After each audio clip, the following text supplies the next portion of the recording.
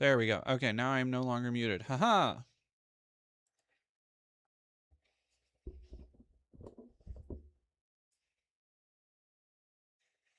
Pibblepunk, thank you for following. Hunt Rouge, thank you also for following. Johnny Viral, thank you for posting those in chat. Hair is today is giving, thank you. My hair, yeah, I washed my hair today, so it is all fresh and fluffy, fancy free.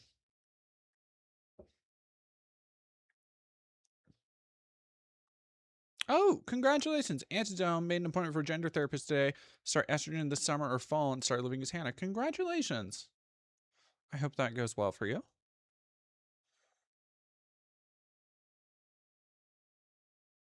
Canadian Goose, goodness gracious. Thank you for $5. OMG, hi Vesper, looking great today. Any advice on growing out your hair? Been trying that myself recently. Find what works for you at each phase. Otherwise, you're going to be left with long. If you've never grown out your hair before, look at different hairstyles you would want to kind of emulate. So not so that you never want to go to a barber or a cosmetologist or just any hairdresser and show them a picture and say, hey, make me look like this.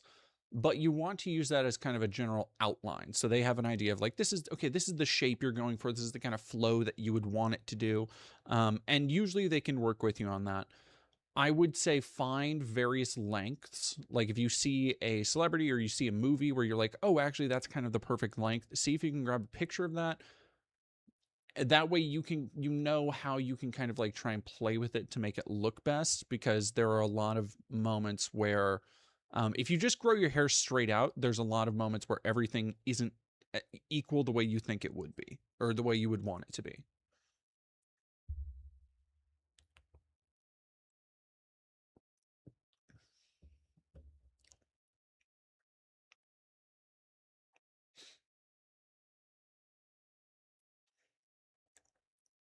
I love your makeup today. Jealous of being able to do eyeshadows. My eyes are way too hooded.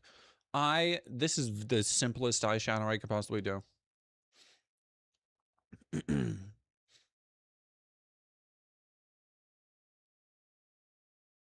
Try going bald and regrowing it. Yeah, well, I went pretty damn bald at one point. Yeah, it was years ago now, but after I stopped doing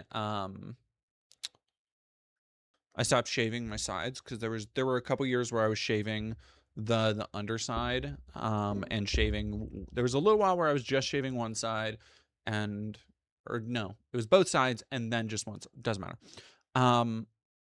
The point is that yeah, regrowing is a bitch, because there was one point where I did go down to like nothing, just because my hair had been so fucking cooked by doing like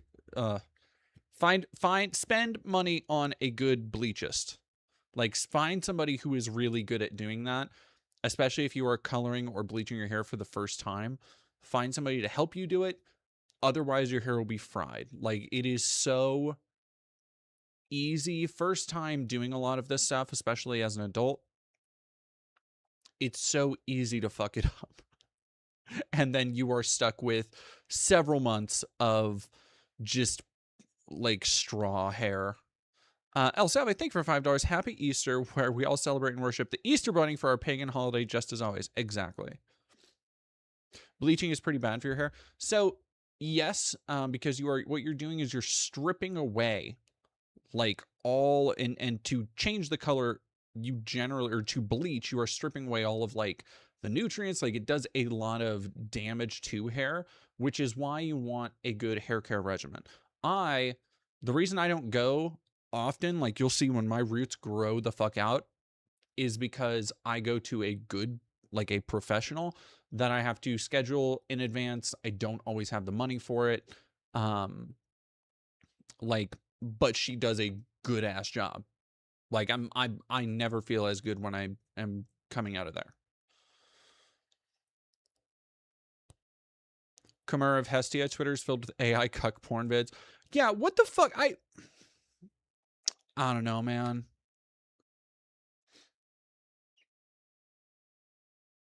What'd the test work?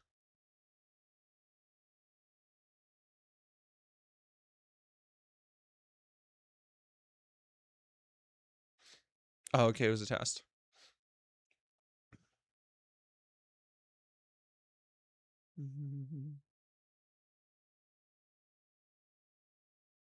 Suchi Gaming, while you're alive, I am live. In the flesh, so to speak.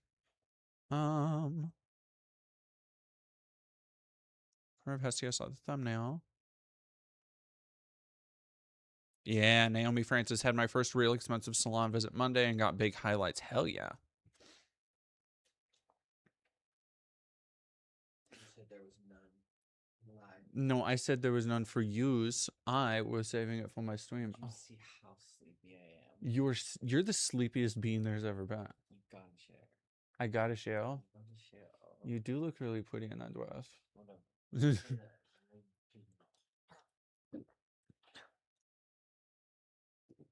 All right, don't finish it. Let me have a little bit. When you light up, give me a little bit of wonk. It's even nice and crisp and cool for you. You better savor the flavor. Ooh, you better savor the flavor. Hey. Hey. I love you. Canadian Goose, thank you for $5. Also, is anyone else incredibly EP and depressed today? I feel like that might just be me. Yeah, I feel that. It's a rough one today. There's been a little bit of a, no, you can have more. Go for it, babe. The real Denji, is that your roommate? Yeah. Historians would say that, yeah. What do you say? No, you're my partner.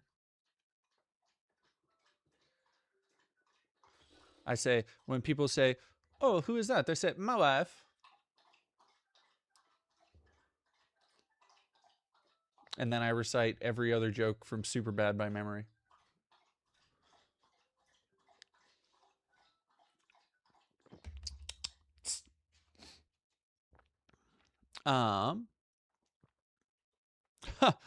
If you're on PS2 Game Kick, have you played the Pirates of the Caribbean video game? Do you mean the At World's End one? I have played that in the past, but for 360. Colleen Watley, Tulsi Gabbard is next. There will be no femoids in Trump's boys club, not anymore. I wonder how much that has to do with things. And I don't think Hegseth is canny enough. Let's go over to some of the Hegseth shit.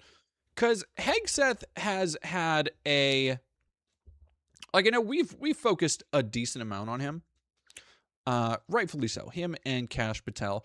But I feel like maybe just because of, I was thinking of this the other day, the category of blunders. Like, how does one rank the meteoric failures of Trump's cabinet when stacked against each other? And I came to the conclusion that, well, by default, Pam Bondi wins. Like, it's a harsh, there's a lot of harsh competition. But everybody else is playing, everybody else doesn't have the handicap that Pam Bondi does, which is that she covered up the fucking Epstein files. She has seen whatever is in those files and has worked to cover them up. Mark Levin will become, oh my God. Fuck, man.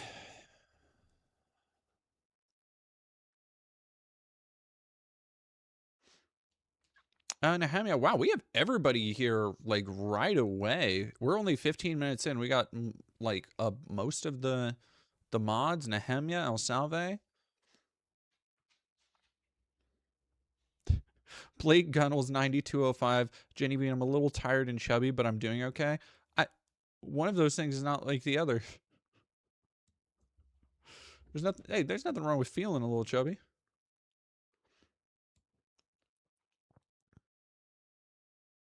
What's Brandon Herrera's politics? Bad. Bad.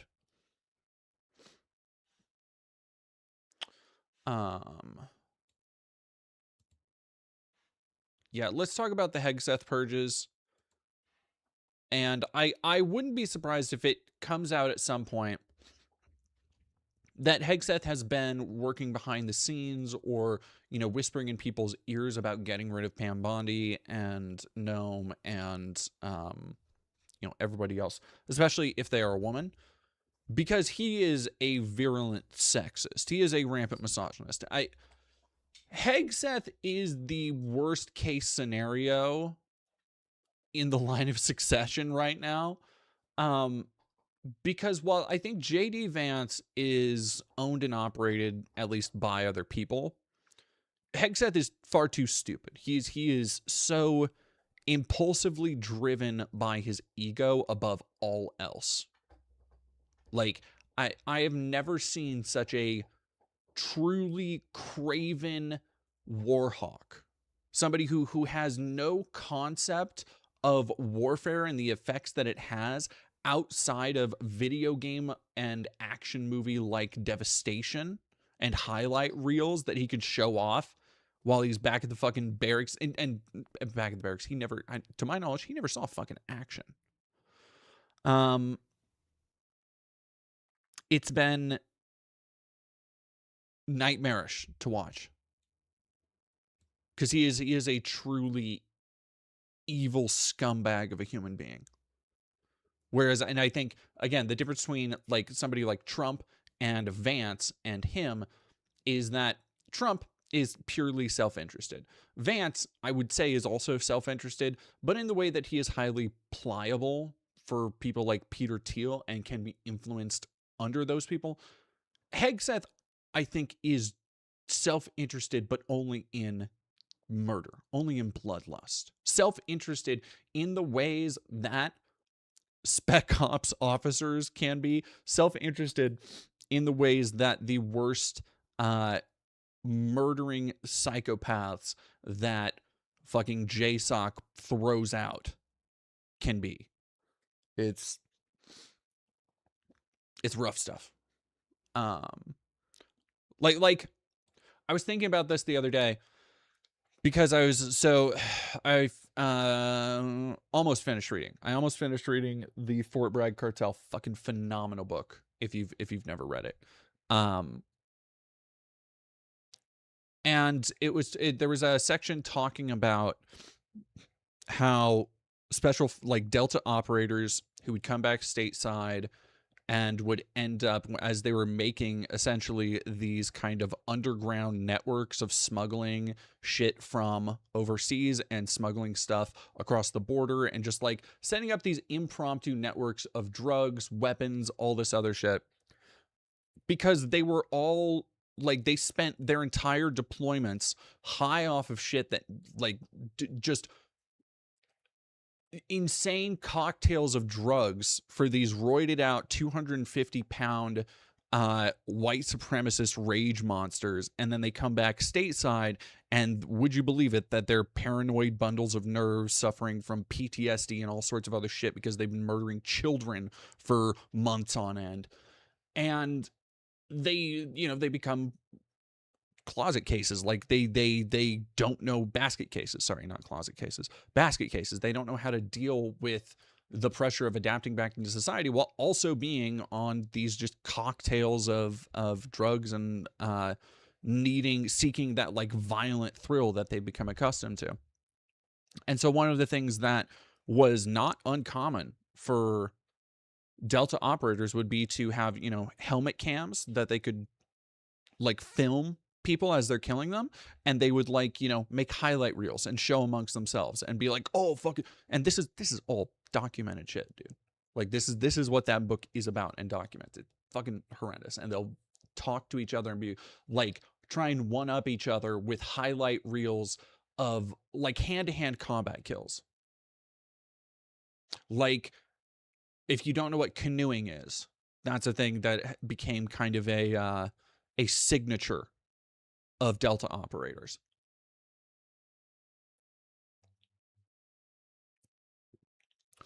And I was thinking about that in terms of like, okay, all these soldiers on the ground, there are helmet cams, there are gun cams, there are drone cams, there are cameras fucking everywhere on the battlefield now.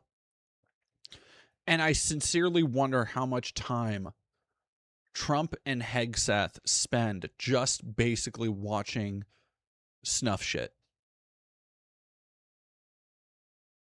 Because I'm willing to bet it's a non-zero amount. The real Denji, you see Candace Owens' videos titled "Dear Erica"? No, I did not. Let me go. I'll pull that up for today.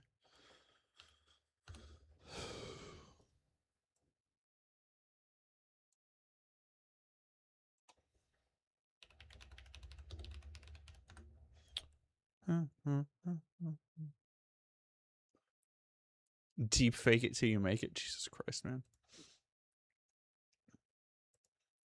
It is very funny to me. Bride of Char. Oh yeah.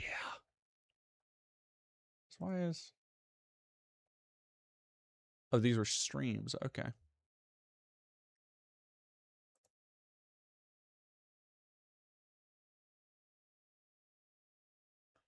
Frequent liar lies.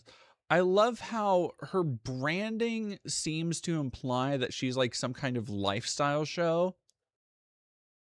Like it has but even between the outfits, the sweater, the color palette, it just seems like a mid 2000s daytime talk show.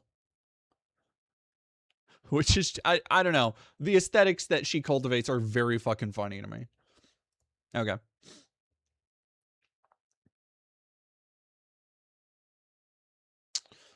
Hegseth has interview. Oh, sorry.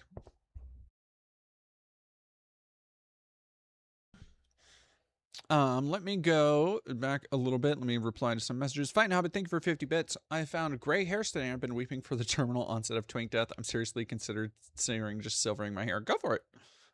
Silvering is I liked having like really silvery hair.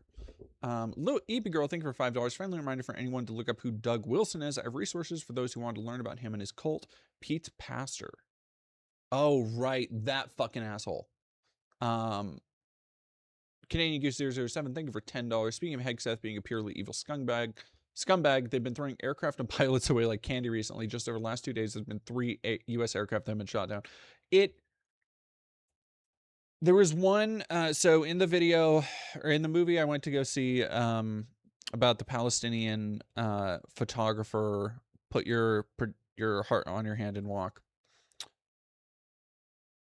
There was a moment, one of the phone calls that the journalist interviewing the Palestinian photographer in Gaza, there's one phone call they share where you can hear in the background the Warthog gun.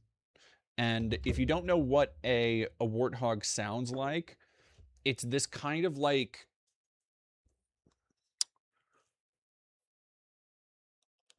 it's kind of like this bass heavy static because it's just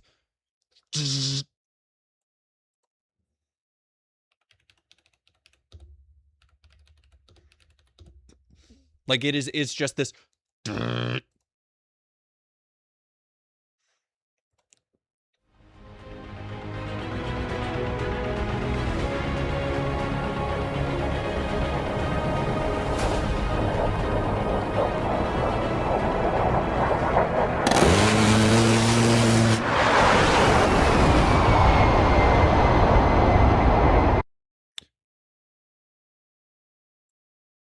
Yeah, it kind of sounds like a heavy duty drill. Yeah.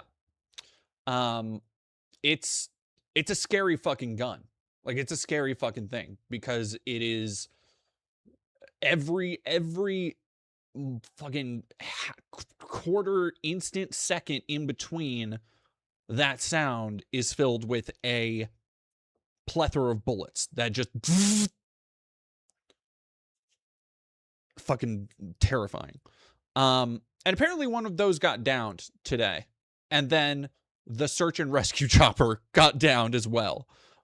It's not, nobody's quite sure if they were Iranian military. There was some speculation that it was maybe one of the more nomadic like tribes people who are, you know, not in big cities and stuff, who usually have, there was a video that kind of was going around today. Again, the problem is when it comes to Middle Eastern war, and just in the that entire region, it gets flooded, and it's been so much fucking worse under Musk. It gets flooded with so much misinformation, so many videos that are reused from past conflicts, and it's so fucking frustrating to be like, oh yeah, I saw this, because almost every time without fail, somebody will be like, oh, that didn't happen this time, or that did happen but it happened last month, or it did happen but it happened in Libya or something, you know. But I saw a tribesman, like, looking at, and who had shot down with the way it phrased it was an ancestral, like, hunting rifle, a bunch of US drones.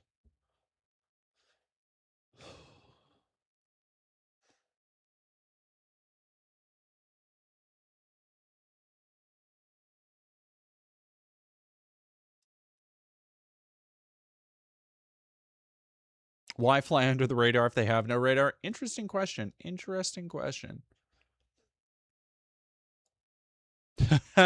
Joey Staley, the fucking boomers that would see combat footage. I saw another one of those, the Arma 3, like, flight combat videos, which always gets me at first, and then I see something like glitch out with the visuals, and I'm like, oh, fuck, it got me. Because if you don't zoom in, it does look pretty damn good as video game footage goes. Like getting fucking rickrolled by Ace Combat. All right. So before we get to Hegseth's list of purges, I want to go over this story. Hegseth has intervened in military promotions for more than a dozen senior officers. Defense Secretary's efforts to block or delay promotions to general or admiral for some officers has raised concerns. He may be targeting them because of race, gender, or affiliation with the Biden administration. Let me give you a hint. Yeah, he's fucking racist. There is not a doubt in my head that he is fucking racist.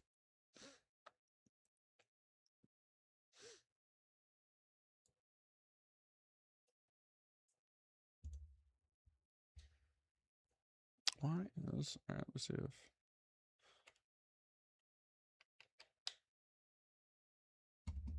that'll help. Okay. Yeah, the Deus Volt shit with this asshole was not a fucking joke. He is a white Christian nationalist. And by the way, Christian really far fucking down that list. He has taken steps to block or delay. Like, imagine doing a war, doing all the shit that he's doing,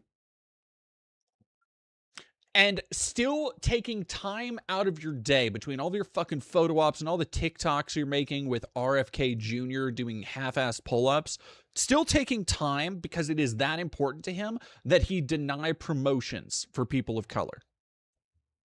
Like, do you know how fucking racist you have to be to still be on the top of the stack and still try and kick other people down who have worked so much harder than you to be there?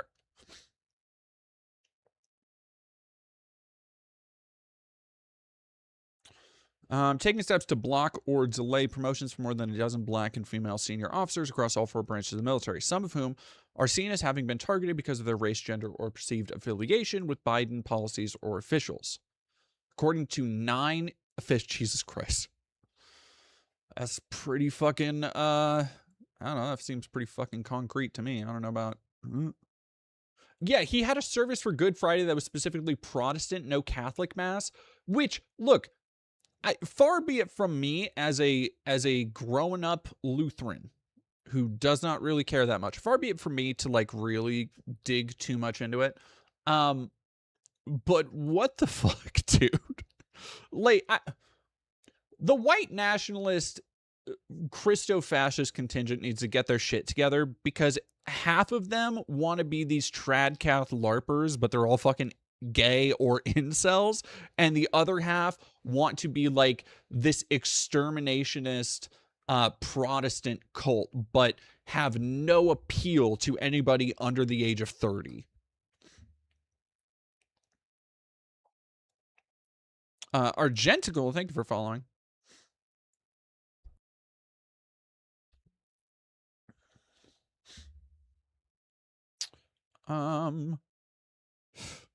There's not a single service that has been immune to this level of involvement by Hegseth. Two of the officials said there are concerns in the military and the White House specifically. He is blocking or stalling qualified officers from receiving promotions through the ranks of general and admiral because of their race or gender. There's also concern Hegseth could be signaling out military officers who he views as aligned with officials or policies of the Biden administration. On Thursday, Hegseth fired Army Chief of Staff General Randy George, whose term was expected to be 4 years, ending in September of next year. George, the Army's top officer, was senior military assistant to Defense Secretary Lloyd Austin during the Biden admin. He recently asked to meet with Hegseth to discuss Hegseth's blocking of promotions for Army officers, which seemed to focus on women and black men. Hegseth refused to meet or discuss his decisions. Hegseth, who declared an end to woke culture at the Defense Department, has criticized DEI initiatives. Yeah, we know all this shit.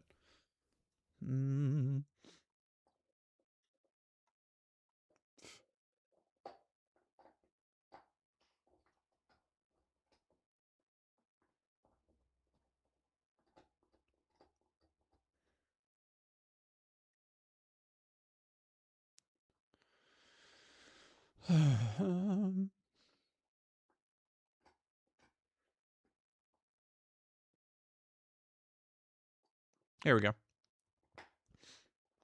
In recent weeks, Hegseth blocked 3 Marine officers who were expected to be promoted or appointed to new roles, 2 women and a black man, according to 5 of the U.S. officials familiar with the decision. None of the Marines were the subject of internal investigations that might raise concerns about moving forward with their promotions, according to 2 of the officials. Marine Corps leaders recommended their promotions, but Hegseth refused to allow their selection to move forward despite attempts by the Corps leadership to intervene. So everybody, like again, military, what the fuck ever. But everybody in the military who had been there for years, all of their leadership were like, yes, promote these people. These are good people. These are smart people. These are people we want running shit. And Hegseth was like, no, black and women, get out of here. Christ, man.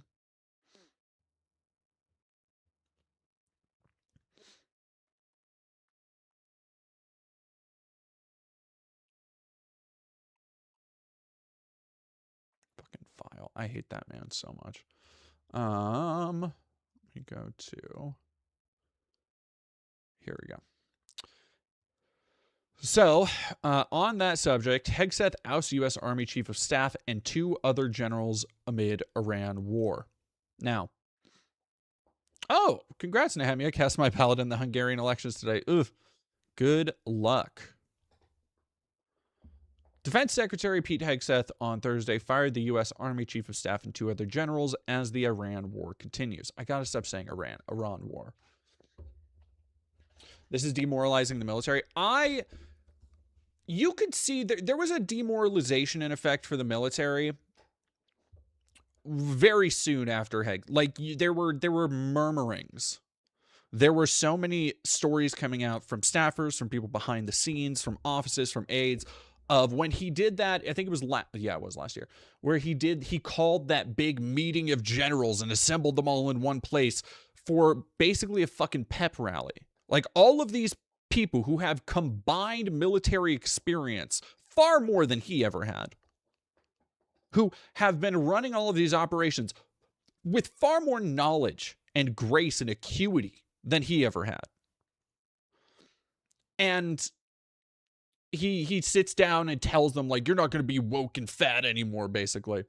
Yeah, no, he wasn't super beloved for that action, if you can believe it.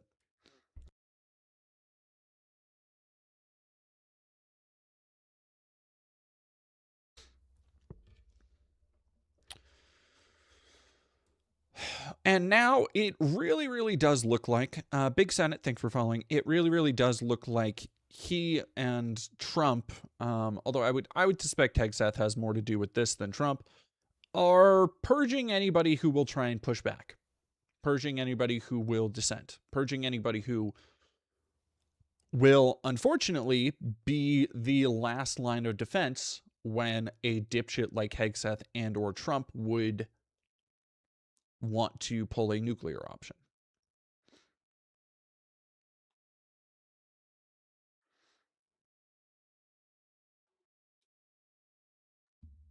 You're a socialist. Oh, hello, Joey Staley. I know people in the military that fucking hate Hegseth. Oh, I don't doubt it. I do not doubt it. I feel like most people who have served would loathe that dipshit.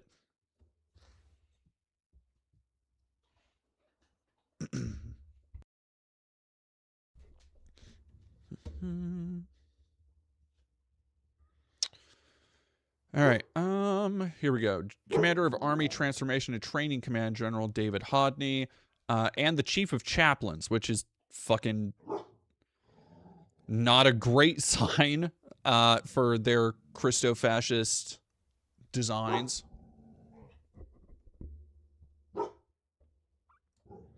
Hegseth moves comes a day after President Donald Trump's address to the nation in the Iran war. On the Iran war. In the speech, Trump signaled the U.S. will intensify strikes on Iran after earlier suggesting U.S. could be done with the war within 2 or 3 weeks.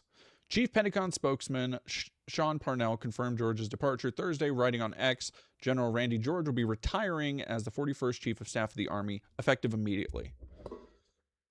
See, this is what you always want to hear in the chat. Have you ever had a job, by the way, where you come in and somebody's just fired? Like this is when I worked at Macy's. My first job was working customer service at Macy's as a sales associate in the men's department. And Macy's, if you've worked there in the last 15 years, has been on a firm downward trajectory. And so our store was it closed about less than a year after I left, actually. And I was like, one day I literally came into work and I was like, oh hey, can I talk to such and so about something, because each floor had a different like head, and I was informed, oh, you didn't hear? Yeah, they just left. Like one day they just left, and then a couple days later, I use one of the long ones in there. If not, I think there's a green one on the desk or on the table.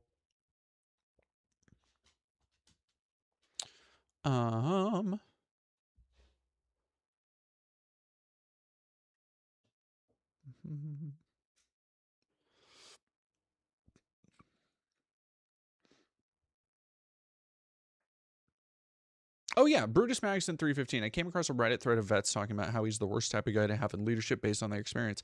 No, he is the kind of unhinged, gung-ho, meathead dipshit who will he is the kind of guy that like does war crimes in the field.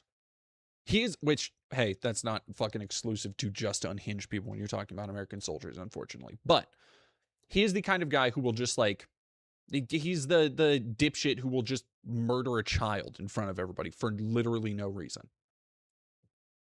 Which again, it also describes a lot of other people in the U.S. military. I left that last drink for you.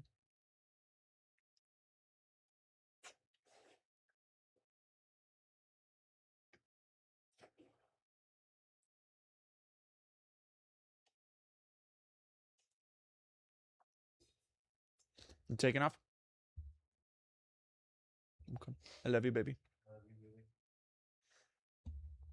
Fighting Hobbit, thank you for 50 bits, retired Navy here. Not only can I confirm that I personally hate Hegseth, the idea that we could just do a quickie in Iran is wacky nonsense. Yeah, again, to me, any time he has talked about Iran, it has him or Trump, which it is so clear. Susan Wiles, Trump's chief of staff, who is kind of we've talked about Susan Wiles before, where she's regarded as like the Trump whisperer, has told people, hey, stop fucking lying to him about shit. Stop fucking lying to him about the numbers and what we're doing. Like, be honest about how fucked up all of this is, because we are fucking, like, the amount of shit that he is aware is being fucked up is completely askew from the reality of the situation.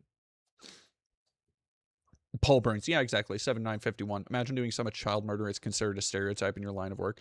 I mean, it is a type of guy I am talking about. It is the fucking, it isn't just the kind of guy that would do a war crime. It isn't just like Delta operators. It's the kind of guy that would, end up working in Blackwater, end up doing contract work, end up working as a contractor in Ukraine or some shit. Like glory hound mercenary types who only care about, like, the only thing that gets them off is murder, is death.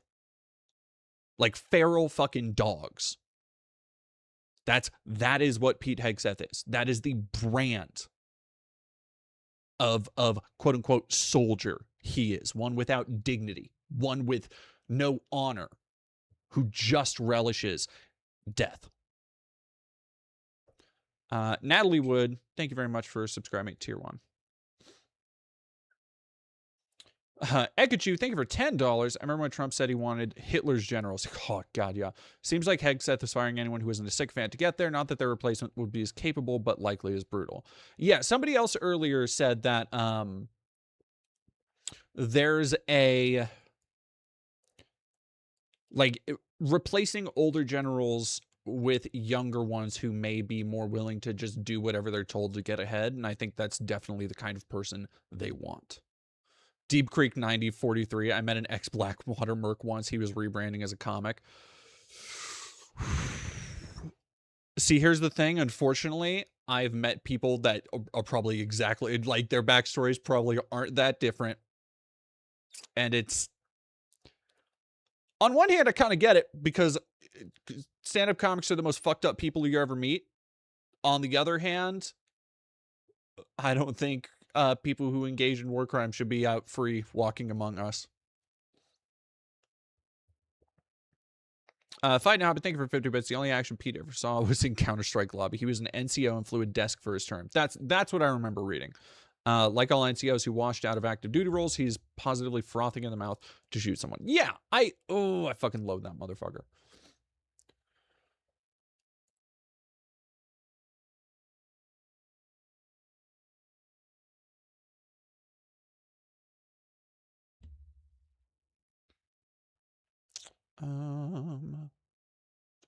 Here we go. George found out a phone call from Hegseth on Thursday while he was in a meeting, a second U.S. official said. He later spoke to his staff in person about the announcement, and his staff was very stoic when receiving the news. Yeah, no shit.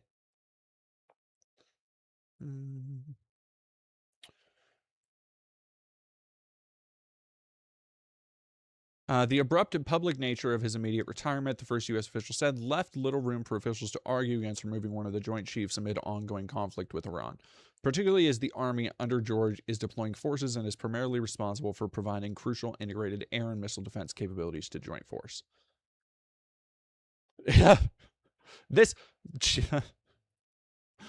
It doesn't feel like a very thought out decision, the first U.S. official said. What? Stunning analysis. You heard that all the Georgia anti-LGBT bills didn't pass? No, I hadn't heard that. That's wonderful news, at least.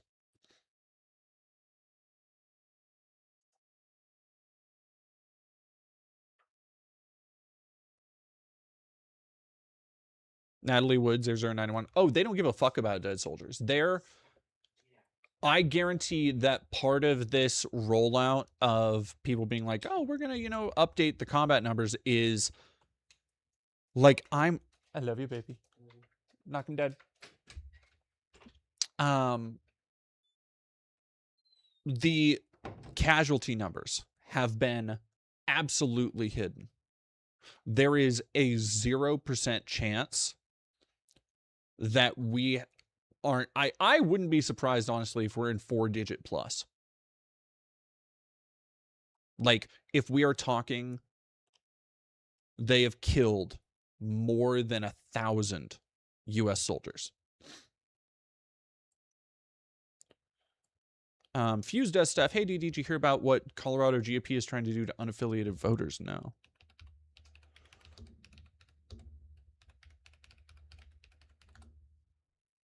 In the past 30 days. Well, okay. So by the way, do not take that as me saying, oh yeah, for sure. And I have like a secret source. I don't. That's my speculation. That is me. And that is mostly based on, I'll be honest. That is me doing some like, oh, I just feel it in my gut. That's me doing some Alex Jones shit, right? That's me doing some, oh yeah, it's just you can feel like, That is based on nothing but intuition. Which, and look, will not hold up in court. So I don't want to see anybody responding or repeating that and being like, oh, Dead Domain said it was this. Come on now. Republicans want to opt out of Colorado's primaries, get major boosts from federal judges ruling. Requirement 75% of the Colorado GOP or the Colorado Dem Party must support opting out of the primaries before it can happen. Constitutes a severe burden on the major party's right to association, is therefore unconstitutional. All right, hang on. Mainly out of opposition to how unaffiliated voters are now allowed to cast ballots in them, receiving a major boost late. Requirement that 75% of the Colorado GOP Central Committee must. Provision creates a severe burden, making it highly unlikely that an opt-out motion will succeed.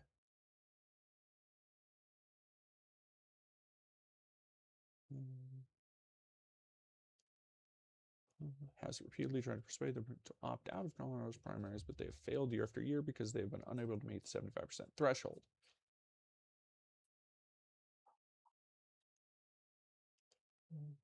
Weird.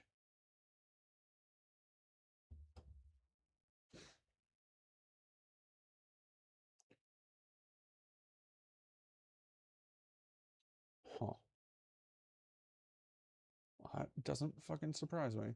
The ruling won't affect. Oh, well, hey, the ruling won't affect this year's primaries. In the odd number year preceding partisan primaries. But it opens the door to Republicans who oppose to be successful in their opt-out vote attempts. This could reshape culture. These sneaky motherfuckers. Opting out of the primary, so this is what it would accomplish, would affect unaffiliated voters who now make up more than half of the electorate from helping decide on the party's general election nominees. What? No, it's to make sure that the only people voting, the only people deciding during primaries are the most fucking sycophantic, hard line possible. Is through the caucus and assembly process, which is notoriously chaotic and frequently not representative of voters' opinions. The most partisan candidates do best in the caucus and assembly process, while more moderate candidates gather voter signatures to make the primary ballot. Without a primary, Republican candidates wouldn't have the option of gathering voter signatures to bypass assembly. Signature gathering allows major party candidates to make the primary, but it's not a route to the general election. Spam Bondi. Spam Bondi is pretty good.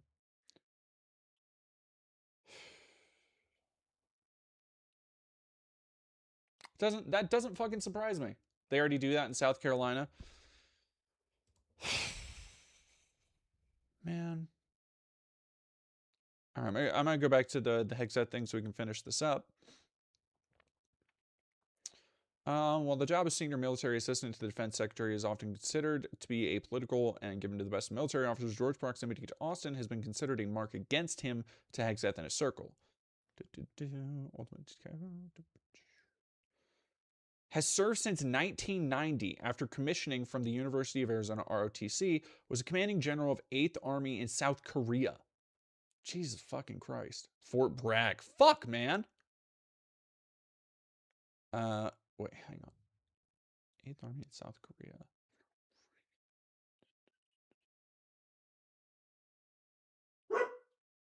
Typically a 2-year job, left roles less than 2 years, moved to a special assistant to the commander of U.S. Army Forces Command before moving to South Korea.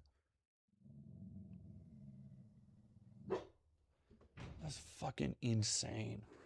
Yeah, look, speaking of the camp war crimes. Puppy. Somebody said puppy.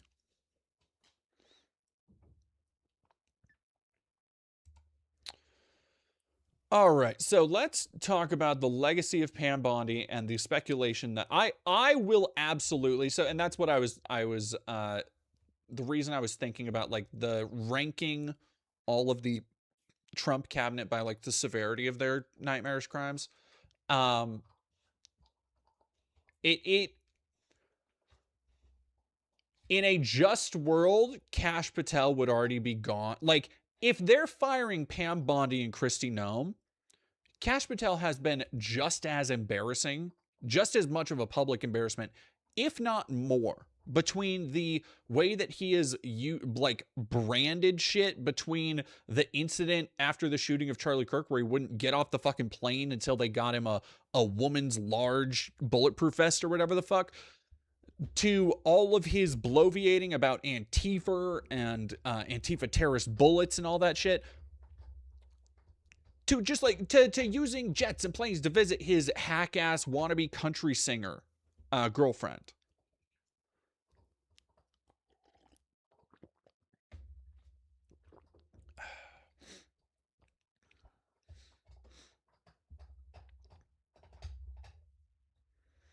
Yeah, Kegsworth wants all military to be war fighters. Yeah, no, it is. That's the thing, is that as I was reading through Fort Bragg Cartel,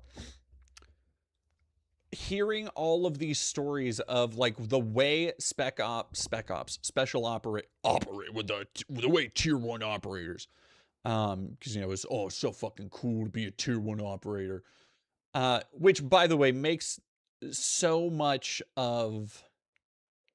many games from like the jingoistic era, not even Modern Warfare, like shit like Medal of Honor, which were like, we're even more badass. We have tier 1 operators with beards. And knowing that they essentially were just like roving, marauding barbarians, like just these absolute troglodytes that would go in, murder entire children, and just act like completely unaccountable fucking biker gangs. Trump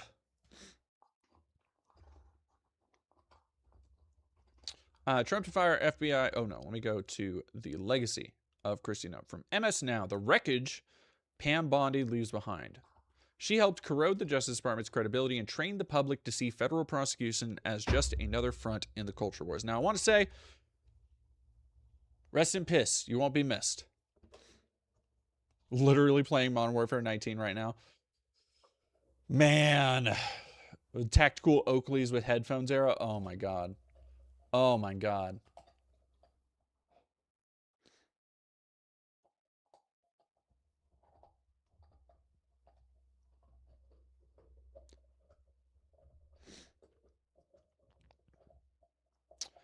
In remarkably short tenure as Attorney General, Pam Bondi helped drag one of the country's most respected institutions deeper into grievance, spectacle, and political alienation.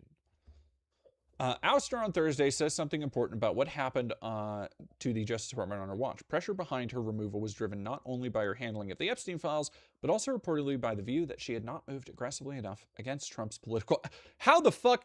No, that's what it is. They wanted people to be already lined up against walls. That's why these people are being fired.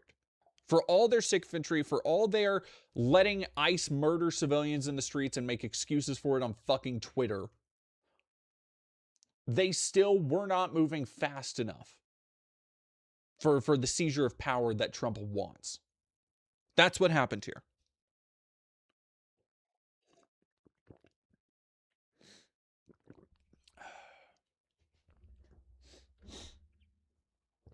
Didn't her husband just do a thing? No, that was Christy Nome.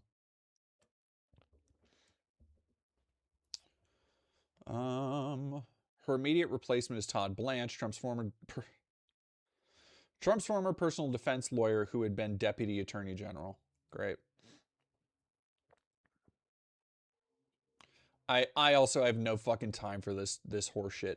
Bondi's tenure was brief but revealing. For this, you fucking look. I know it's MSN, but like, did we learn nothing from the newsroom? Did we learn nothing from the West Wing liberals? Jesus Christ. For generations, the Department of Justice stood for something larger than politics: rigor, discipline, restraint, and the idea that immense state power should be exercised by people trying, however imperfectly, to get things right. Bondi helped replace that culture with something smaller and more cynical. Department, like, the things that Trump, people like Bondi, Kash Patel, Hegseth are exploiting about the system, they did not introduce into the system. The level of inscrutability, unaccountability, defensiveness, being able to remove any actors that might threaten you, those are all things that have already existed in this system. They have already been used and weaponized for international aggression, foreign conflict, subjugation, aiding in genocide. They have already been used to silence people here and abroad. What happened to the people criticizing Israel's genocide under the Biden administration? What did we see targeting specifically protesters, teenagers on college campuses? It is so important, if there is to be any continuation of America as a cohesive country, any kind of national healing, de-Trumpification, anything like that, it needs to be first and foremost understood that Trump is not what made these issues exceptional. Trump just exceptionally used all of these things to excessive degrees that we had not seen previously. All of the shit that he's doing, all the profiteering, all the swindling, all the moving shit around, the shell games, it's all stuff that other presidents have fucking done. If not them, then other politicians around them. Like, it's so frustrating.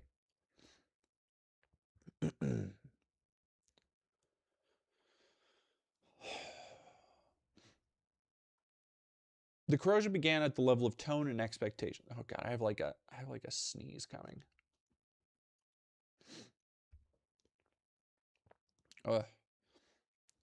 Bondi did not arrive sounding like someone who believed she was inheriting an institution whose independence needed protecting. She talked about rooting out internal opponents, embraced Trump's rhetoric of weaponization, responded to allegations of politicized law enforcement with more politicized law enforcement. What was packaged as a campaign to restore integrity looked from the start like an effort to revisit Trump's resentments about prosecutors, investigators, and public officials he regarded as enemies, which is true.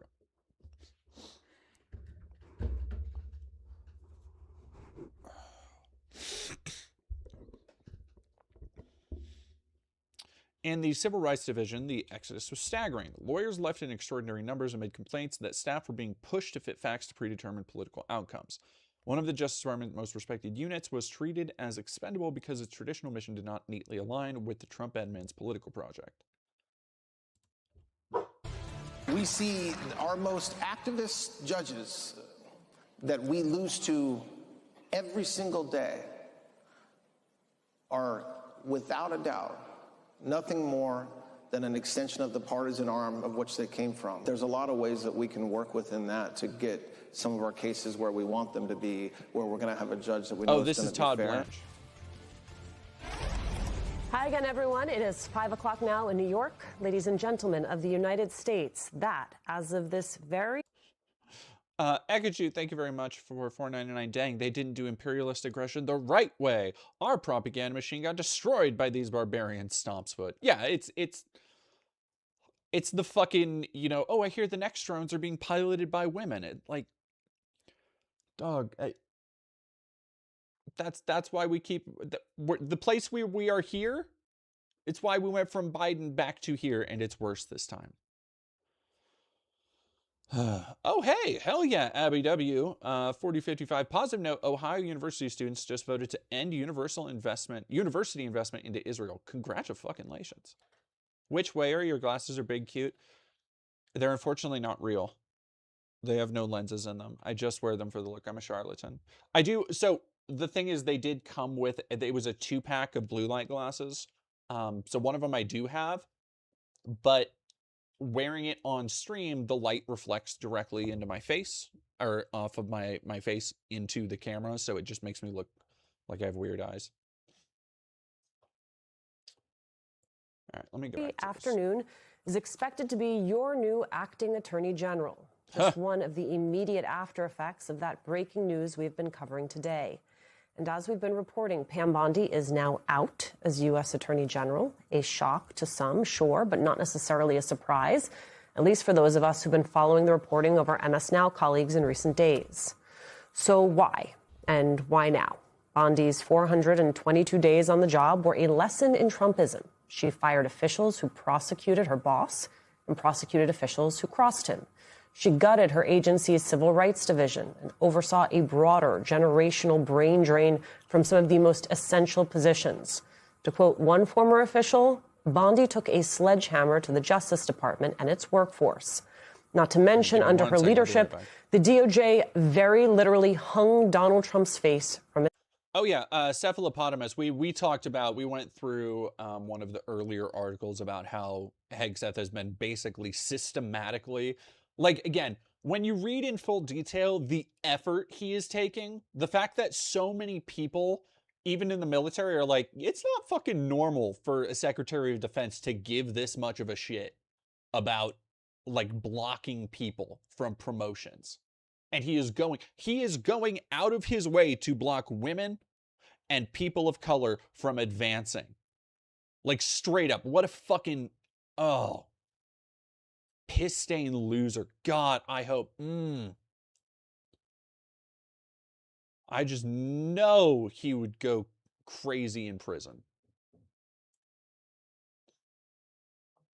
Pete Hegseth new grooming guidelines. Oh, I haven't heard about this.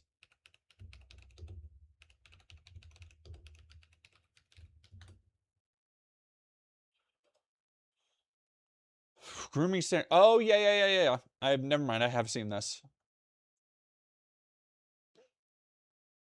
Religious shaving waivers.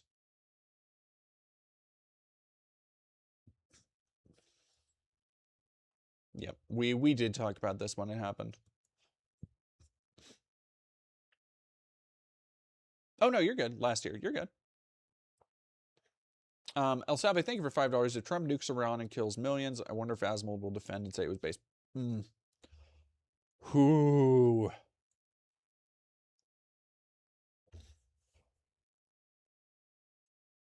God damn, the idea of, I mean, I think a slug, a cockroach like that absolutely fucking would. Like, his immediate reaction to Renee Good and Alex Preddy saying, like, rip bozo. Yeah, sorry. Shouldn't have gotten shot.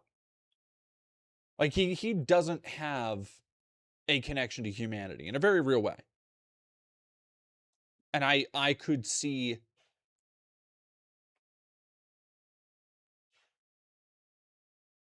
I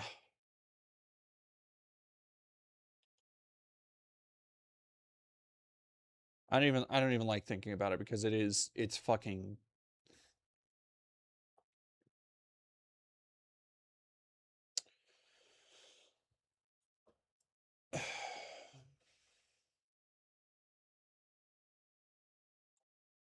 I'm going to keep going with this and I'll be right back. Its headquarters.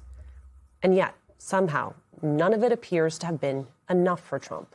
Sources tell our colleague Ken Delaney that Bondi was fired largely because Trump grew dissatisfied with her inability to deliver on prosecuting his perceived enemies. But again, not for lack of trying. There was just never enough there. Which begs the question, what's the now acting Attorney General, Todd Blanche, supposed to do differently? In what way can Bondi's eventual replacement go further to properly satisfy a president evidently hell-bent on political revenge? Trump may not like the answer, and perhaps the American people won't either. And that is where we start this hour. Former Chief of Staff at DHS during Trump's first term, Miles Taylor, is with us.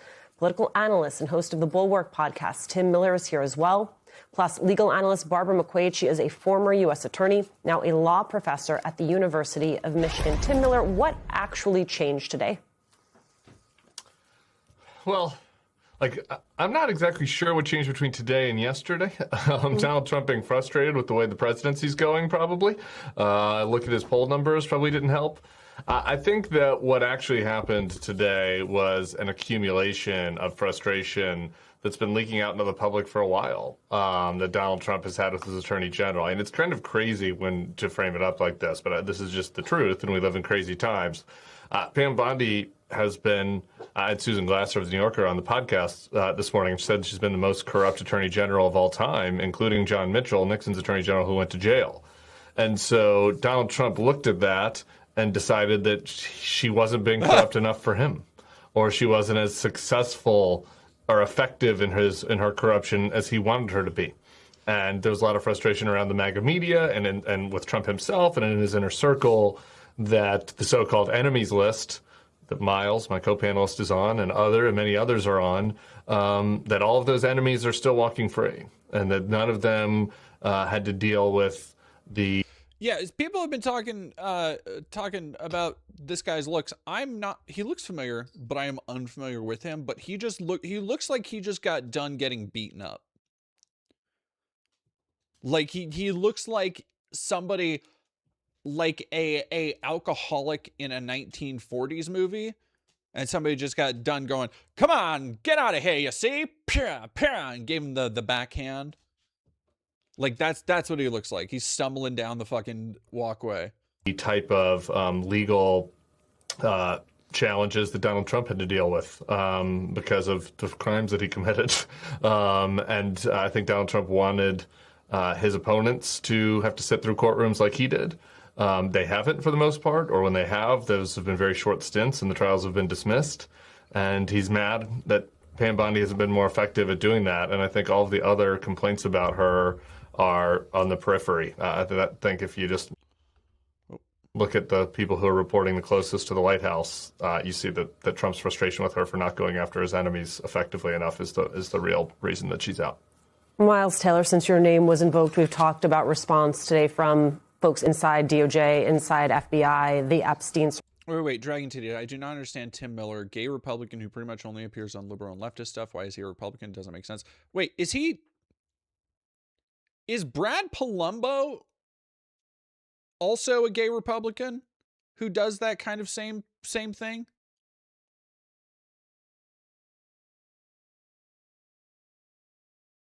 Survivors. Your reaction as someone who has... Because I'm like, wait, no, I know that's somebody else's gig. That's something somebody else does. Gone toe-to-toe with this DOJ and this AG. Well, first I'm going to say this. I'm glad that you opened with that banner, Alicia, because my response to your question is to point to that banner of Trump's face that now hangs outside the Justice Department.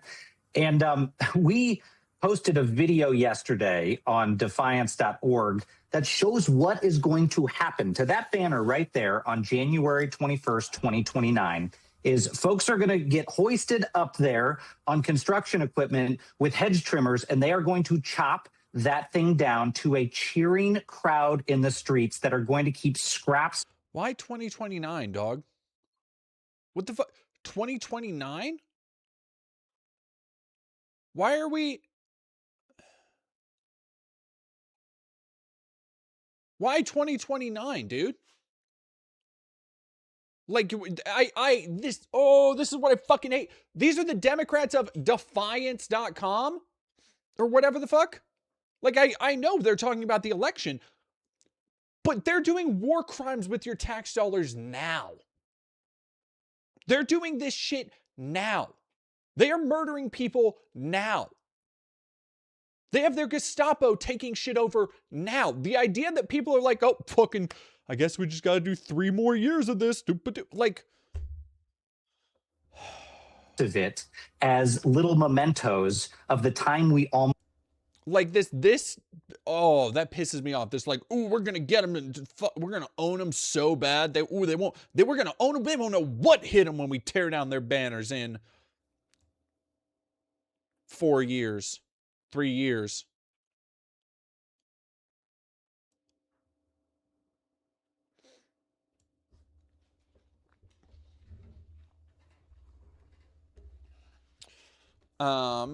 What would Ninja Jesus do if the midterms don't flip? I mean, like,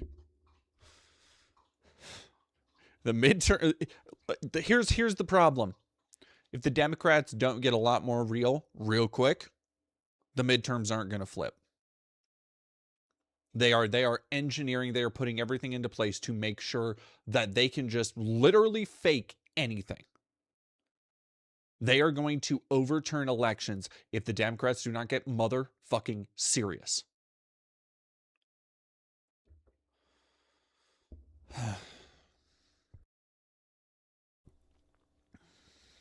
And listen to them. They're not getting fucking serious. They aren't getting serious.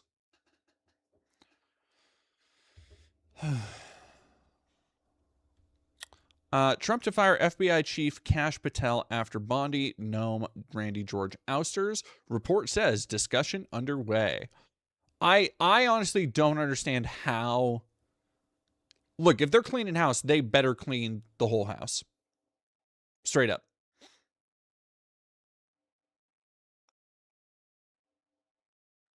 Report by The Atlantic says there are ongoing discussions. Let me see if I can. That's not what I wanted.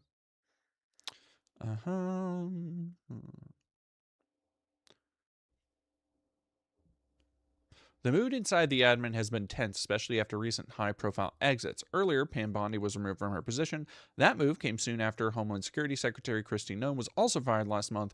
Defense Secretary Pete Hegseth recently removed General Randy George.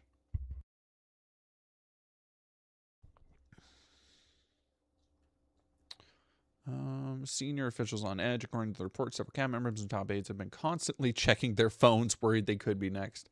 Good. You fucking deserve it. No, these people deserve worse. These people deserve worse. They're gonna get a fucking cushy job at Newsmax or on Fox News or whatever the fuck.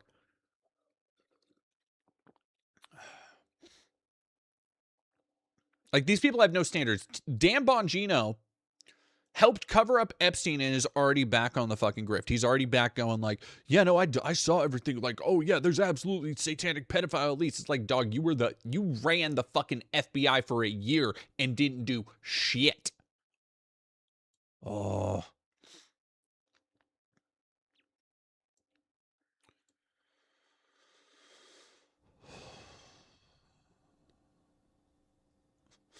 Patel's tenure has been under scrutiny for a long time now. By December, the agency he leads was described as having, quote, being internally paralyzed by fear. A detailed 115-page report by a group of current and former FBI officials said Patel was in over his head and described the FBI as a rudderless ship. Apart from internal criticism, he's faced public backlash, has been accused of misusing a government jet paid for by taxpayers to attend events where his girlfriend was performing.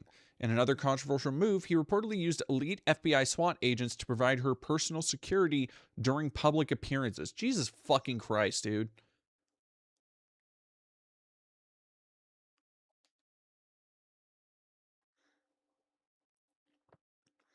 Pam Bondi's exit is being linked to her handling of files related to Jeffrey Epstein. Interestingly, Trump's post on Truth Social did not mention this issue at all. Really? And instead presented her departure as a resignation. You know, oh yeah, he doesn't want anybody mentioning those. Ah, geez, wow. However, reports say the president has been unhappy with her for some time, not just over Epstein, but also because she had not gone after his political opponents. Noem's removal, on the other hand, came after a culmination of her many unfortunate leadership failures, according to few officials. These included fallout in Minnesota, controversial ad campaign, allegations of infidelity, staff mismanagement, and frequent clashes with agencies like Border Patrol and ICE.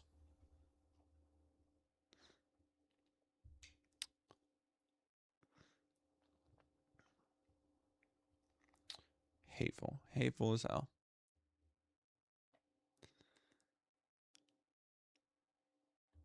EMAT, off-topic thoughts on the new Animorph series being developed for Disney Plus. I never read Animorphs as a kid. I was Goosebumps and Bionicles. That was like, those were like, well, and like Spider-Man. But when I was like 5 or 6, that's what I was into. So I know that there are people who fucking love them some Animorphs. I have nothing against it. I just like, you know, when I was reading books, it was Series of Unfortunate Events, fucking Artemis Fowl, old H.G. Wells shit, some Laura Ingalls Wilder, Hardy Boys, like that kind of stuff.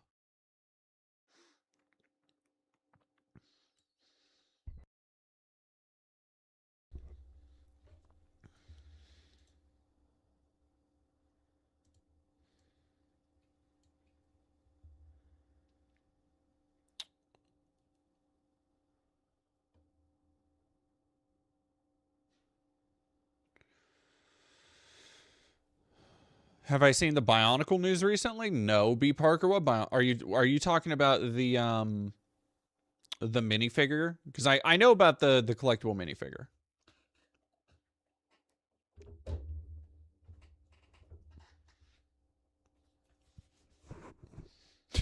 Me and my daughter ape shit over Artemis Fowl. I remember liking those. I got really into any kids book that had like decoding shit, like if it was like a language or anything and they gave you a message decode. Ooh, I was all about it. Hey lady, stop it.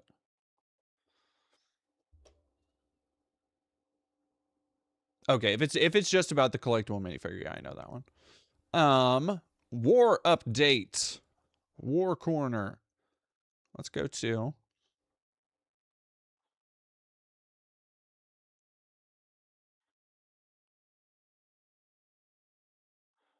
absolute panic in Tel Aviv on Fox News. Live footage shows highways completely paralyzed as Iranian missiles strike. Drivers are forced to abandon their vehicles and desperately hide under bridges. Iran has completely disrupted the From our Zionist point of view, at entity. least, at this here, and as you look down on the main roadway there, you can see the hazard lights of vehicles that have pulled over during this alert. That is something we see pretty much every time. Obviously, everybody is told to go to the shelters the minute they hear those sirens. A lot of people who are, if they're in their vehicles, just pull over under those bridges to find whatever cover they can. But for the moment, Kaylee, it appears that all we've heard so far are high-level interceptions. Another one I just heard just off to our left again. Then we'll keep you posted. No.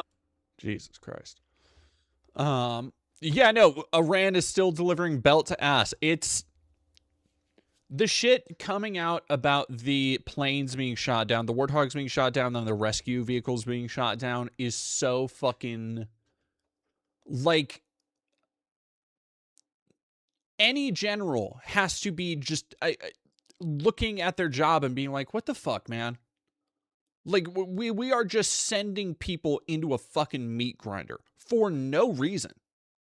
For no reason.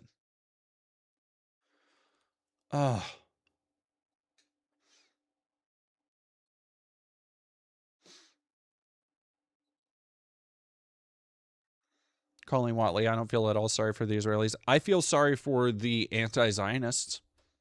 I feel sorry for the people who do hate the Netanyahu regime, who have been against the Zionist entity. The people, the conscientious objectors who go to prison for not serving in the IDF. There are people in Israel I do feel bad for. At this point, anybody who is proud to call themselves Israeli, who is proud to take part in the ethno-nationalist project that is fucking Israel, I cannot feel sympathy for. If they have stood by for years now, if they have grown up their entire lives seeing other people as being worthy of subjugation, murder, rape, and they are getting what Iran is delivering to Israel is a modicum, a minuscule fraction of what Israel, the terror, the pain, the death, the suffering that they have used to attack others. I think there's something cosmically justified about it. Bruce Magson, thank you for $10. Whatever they're trying to stop you from doing is probably what you should be doing. Might be a good mantra for the near future, at least. Honestly, yeah, you're not wrong. Amphabet Soup, thank you for tier 1 for 2 months. Dragon Cat Overload, hey DD, how do you feel about reading kids' books as an adult that you missed as a kid? I don't feel... I don't know. It depends, because there's some stuff. There are games. Usually the things that I'm like, oh, I didn't get to this as a kid is a video game. You know, like the PS2 thing I've been doing. I picked up a copy of True Crime Streets of LA because that was a game I remember picking up a lot as a kid at Blockbuster, and like my mom would never never fucking gonna let me play an M-rated open world crime game. No way in hell. In the prime era of Grand Theft Auto, get the fuck out of here. But I played it now, and it's stuff like that that I'm like, that's the kind of thing that, oh, I remember this from when I was a kid. I remember looking at this when I was a kid. Books, I've really tried to focus what I read. Not in a way that I don't want to sound too pretentious about it, where I'm like, I only want to read high arts and literature, because I still read a fucking bunch of comic books and shit. I mean, in like horror comics, and I don't read a lot of like cape shit. It's just, I don't know. There is stuff that I want to check out. There's stuff that I think looks interesting, and very rarely does that overlap with stuff that would have appealed to me as a kid, I think, is where I go with that. One of the other things I think really kind of, in terms of video games, broke me from that was playing old handheld games, like games I remember looking at in Blockbuster, GameStop, whatever, on the shelf, and playing handheld games on an emulator, like, a Game Boy Advance or DS, and realizing how bad they are after like 10 minutes. 3 minutes, if that. You fucking start some of those games and you're like, oh, I dodged a fucking bullet.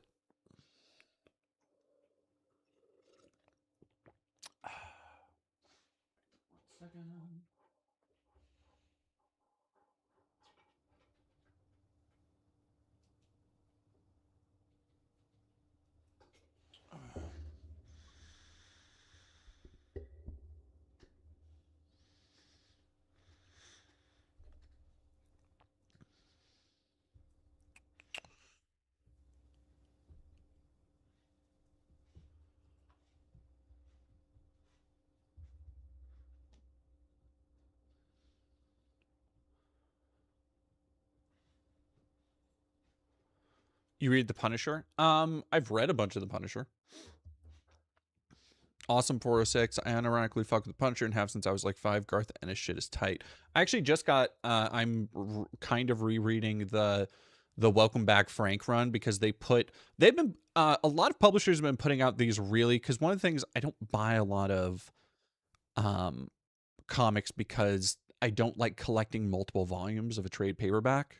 Like, I want a story. If I want to sit down with something, I want it to be the book, or at least a lot of that story.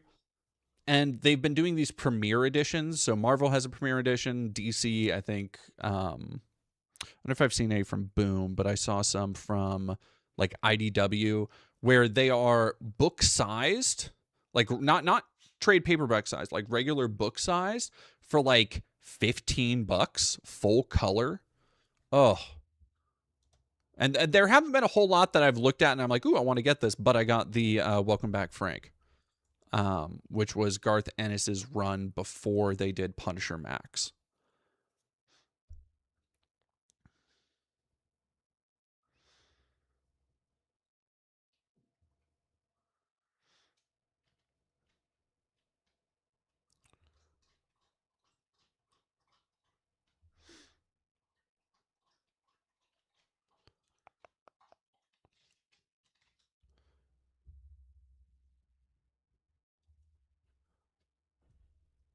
Garth Ennis Ghostwriter is into the chat.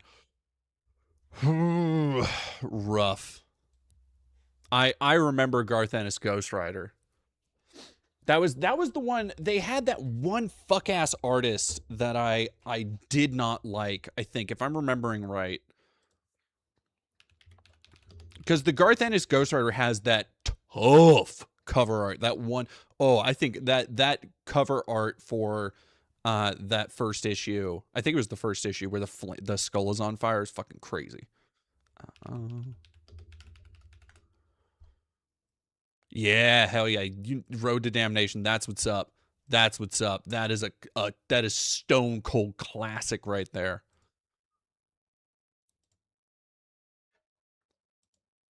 Fucking tough, dog. Unfortunately, I thought the book was cheeks. The book itself, Mondo cheeks to me. Oh wait, no, I liked the art. Did I? I don't remember. Now I'm remembering this. I went through and read almost all Ghost Rider a couple years back. And around this era, some of them blur together for me.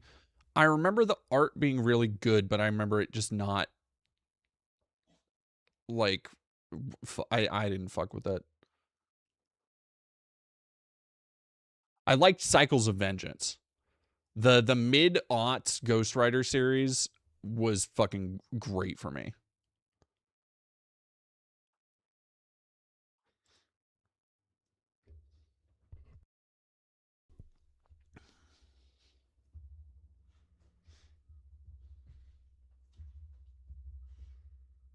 I'm a fan of all new Ghost. I liked Robbie Reyes too.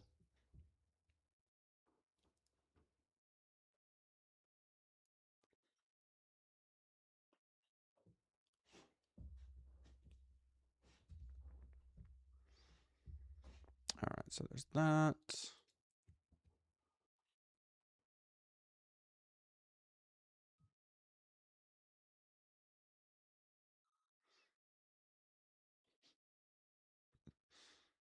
2000 Edge Slop feels nostalgic to me. Well, it's like there's this kind of part of one of the videos I've started working on is a video essay on The Suffering 2. Because I kind of want to do more videos. I'm trying so hard. I'm gonna really try and rein it in to be like a half hour, 45 minutes. Because I want to do more stuff that is focusing on like the themes of a work, rather than trying to take every video I do and making it this massive, expansive thematic breakdown with all these citations and shit. Which is another video I'm working on currently. And so in talking about The Suffering, I kind of have to place it in a time capsule, and I wrote part of the script today that was talking about that, where it's like the time and place it came out in, you had so many different trends going through media. What was I doing?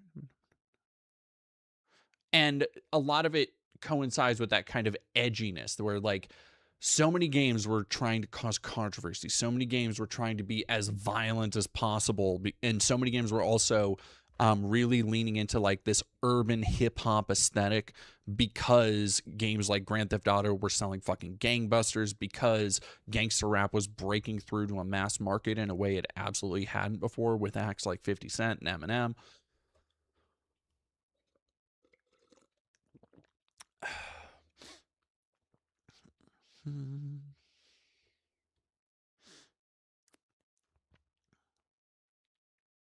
And so like kind of placing it in that time period is what I think makes that game so interesting.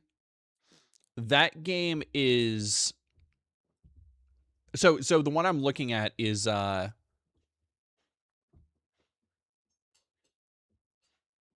lady, you stop it please. Thank you. Is the second one, Ties That Bind, because it is crazy. It is crazy how woke that game is. In the all right. This is a game that explicitly deals with like the racist tendencies of slave catchers being passed on to police. This is a game that explicitly deals with the interrelation between inner city violence and cultures of violence that are maintained with the help of police. Like, it is, for a game that came out in 2005, The Suffering Ties That Bind, it is bonkers.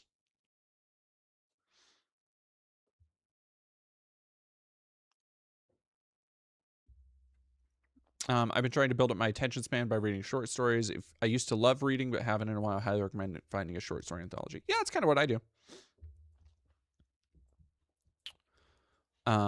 Lady, hey, you, knock it off. I'm gonna wiggle my camera, ding dong. All right, so we've been talking about this a little bit the whole day.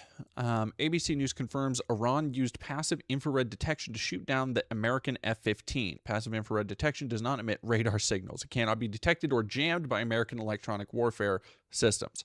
It is invisible to the technology America has spent trillions building its air superiority around. Colonel Gagnard, what does this mean for U.S. jet strikes and other aerial missions moving forward? Oh, yeah. Al Nashetri, I remember the Suffering and its sequel. Those games went way fucking harder than they had, and you're right. It's crazy. It's so, like...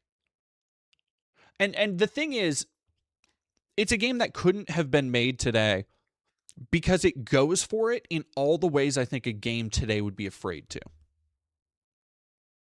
Like, it is still in that era of, like, there's a griminess, there's a tactlessness, there's a crassness to the way it handles these subjects that feels real. It not real, but it feels far more grungy and realistic than the way I know these subjects would be sanded down now, right? Like, so for example, one of the main parts of the game, you're going through a drug den basically, and you are surrounded by people who are fiending, who are talking to themselves.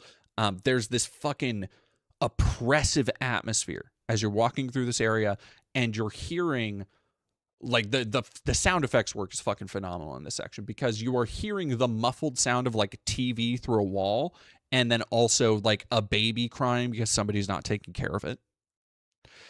And it's shit like that is like, okay, no, this is illustrating for the players, you're going through this, the effects of addiction on people, on a community. Like what it does to people, what it fucking looks like when you are in a trap house. It's like, and it is using that as an environment, not to, and this is another thing, like comparing and contrasting it to other games that had these kind of edgy or urban designs back in the day, where it is using that to make the player try and empathize with them rather than like turning them into a punchline or a parody like you would see in Grand Theft Auto or, you know, other games like Narc or what the fuck ever. And you compare that to like today, if a game wanted to approach issues like drug addiction, they would have a character that goes through, like, I picture a Life is Strange situation, right? They would have a character where you have completely instanced cutscenes where they explicitly tell you all about their struggles and their issues with addiction and how they've recovered and how they will come pre-packaged completely unproblematically and with every aspect of that identifying factor, that part of their character, sanded down until it is all but unrecognizable when you compare it to reality. It's that kind of stuff where people were more willing to, I don't know if it was that they were more willing to fuck up rather than they weren't as afraid of, like, I don't know, offending people or something.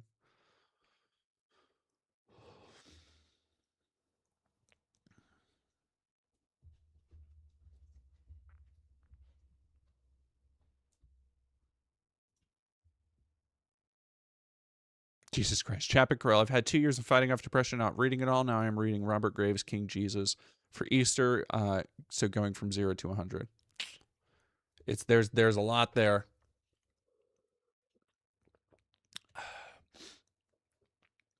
Anyway. I think games usually play safe because of stockholders. Well, and that's the other thing that I kind of compare and contrast is that you had publishers back in the day realizing that when it came to crime games, when it came to open world games, especially around Grand Theft Auto, the people knew there was gold in them hills, but they didn't really know how to extract it outside of making games more violent, trying to court controversy. And so you had all of these different games that had these kind of urban aesthetics that you didn't really see in the following generation. Like, you got Condemned, and that was kind of it for like a decaying urban environment. Meanwhile, you had fucking Def Jam, you had like 25 to Life and Narc and 50 Cent Bulletproof, and like the list fucking went on for that kind of like grungy street level experience. The Punisher is another one. Yeah.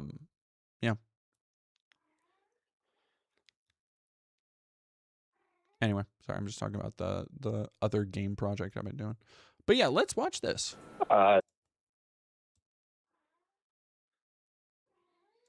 That the skies are not. Mark echoes Get Up, Content's Under Pressure. Let's fucking go. What's that one indie game that got blacklisted recently by Steam and IO? The horse game? Scarface. That's what I was thinking of. All screwed. I was thinking of Scarface, Sopranos, Godfather, also all kind of in that camp a little bit. I kind of want to I should try finding that Scarface game. That's another one I never got to play.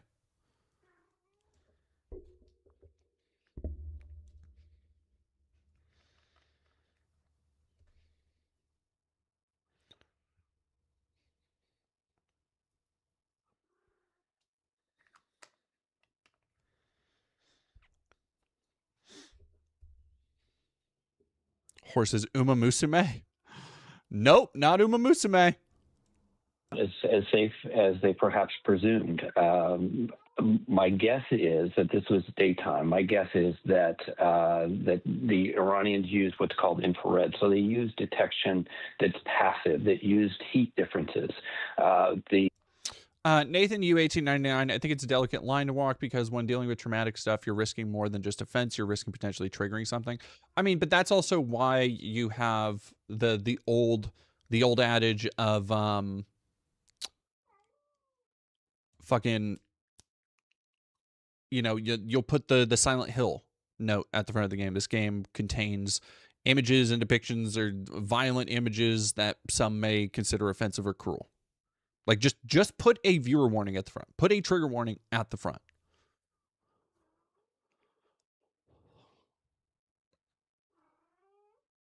Oh yeah, no, we're going to talk about the Jonathan Majors falling out a fucking window apparently on the Daily Wire action flick, leading crew to walk off set. We'll talk about that. The president did say that their radars rolled down, and so he probably can claim that legitimately. But the fact that there are still anti-aircraft kinds of capabilities that are based on heat temperature differences that can identify aircraft and still target aircraft is probably what got this F-15 down. Colonel Gainier, what does this mean for U.S. jet strikes? Jesus Christ. Apparently Horses isn't on IO than GOG? Damn.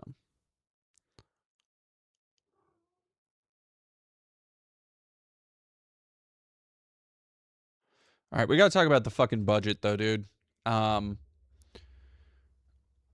This shit is goddamn insane. President Trump's budget for 2027. Trump eliminated wasteful. So if you haven't seen yet, I'm going to go find it on Twitter because somebody itemized everything that's mentioned in this. But I just pulled up the thing as it has been.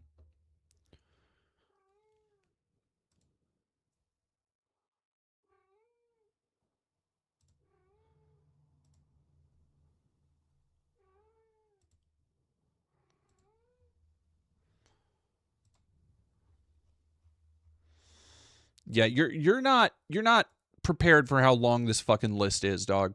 You're just not prepared. All right, I'm gonna go feed Miss real quick, and I'll be right back.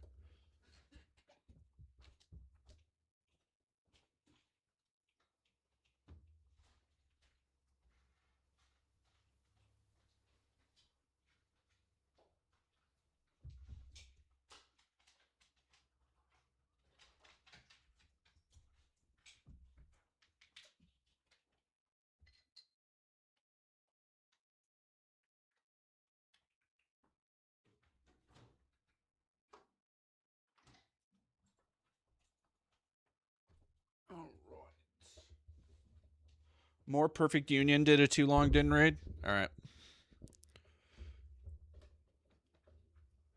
Ethan YouTube is being drunk. Who's Ethan YouTube?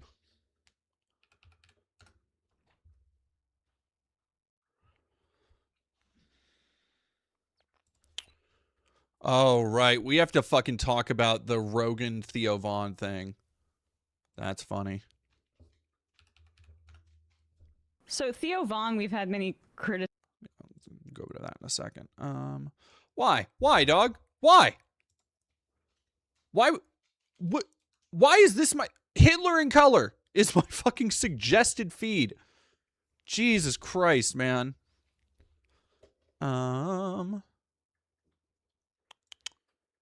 More perfect union. That's what it was.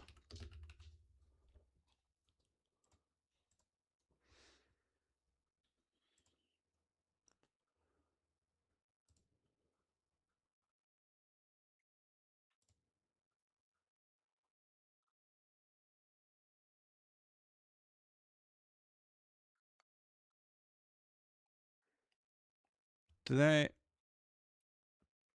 have they posted it yet? Or shorts? Hmm.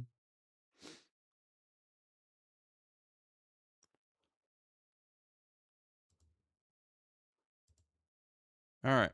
So Hitler's real voice recommended. That's crazy. Can't believe they got Chibi reviews in color. Oh no, Devin Deadhouse. How many chocolate covered espresso beans? That's why they come in small serving sizes. So you're not supposed to eat that many.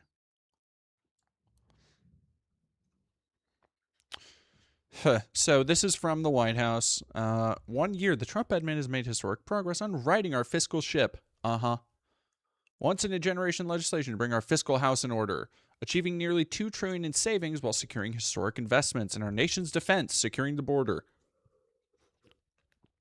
It's the same shit. Ended the green new scam.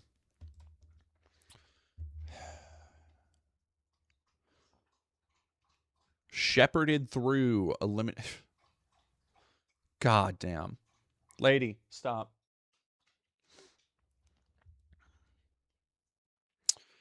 Also brought discretionary spending under control. This also includes the complete elimination of the Corporation for Public Broadcasting. Imagine fucking saying that like it's a good thing, dude. Oh. Did I see the Tuntry ripping a Matt Walsh's dog shit documentary? No. What is that?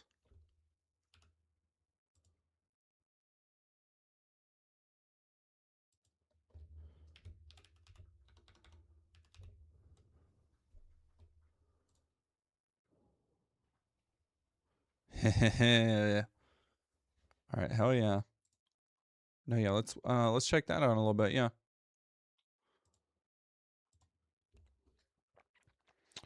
Blah blah blah.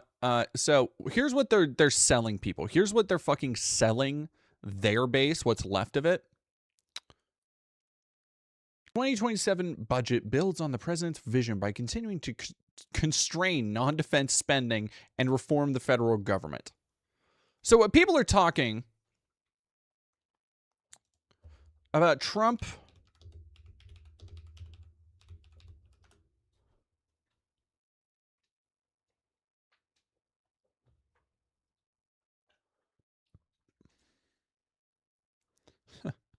Trump wages war on working families to fund $500 billion Pentagon boost.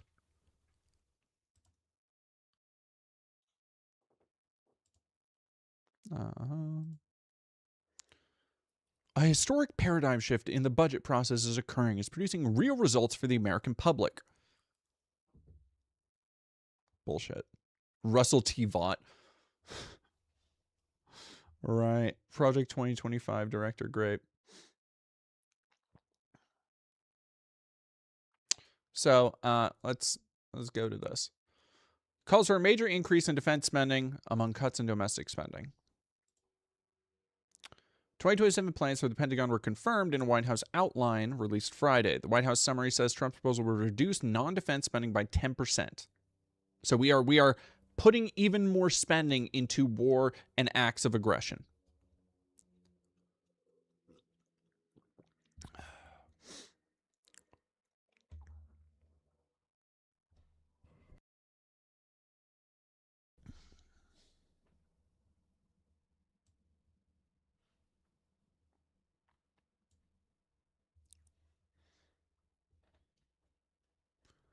Even before the U.S. led war against Iran, Republican president has indicated he wanted to bolster defense spending to modernize the military for 21st century threats. We are the threat. We make all the threats. What the fuck are you talking about, dude?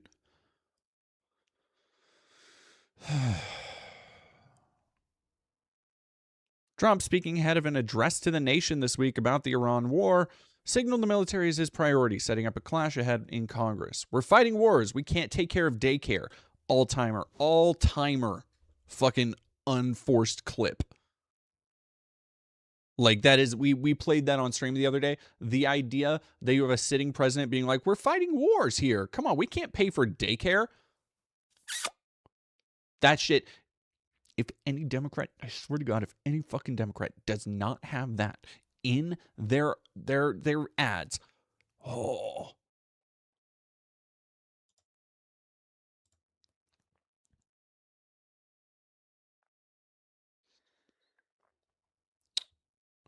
President's annual budget more broadly is considered a reflection of the admin's values, does not carry the force of law. Massive doc typically highlights an administration's priorities, but Congress, which handles federal spending issues, is free to reject it and often does. God, I hope so.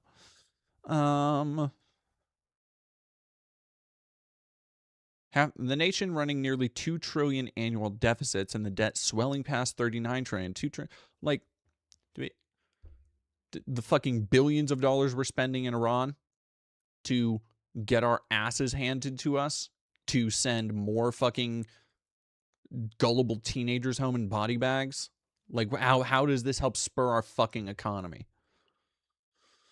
2/3 of the nation's estimated $7 trillion in annual spending covers the Medicare and Medicaid healthcare programs, as well as Social Security income, which are essentially growing, along with an aging population on autopilot.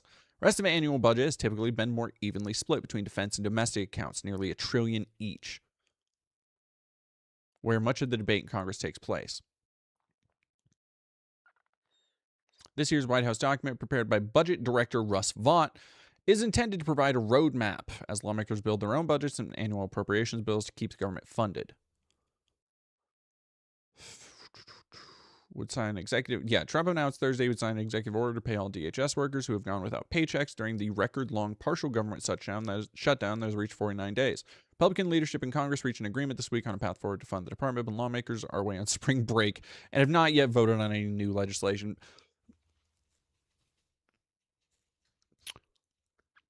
People aren't being paid. Lawmakers are away on spring break, dog. What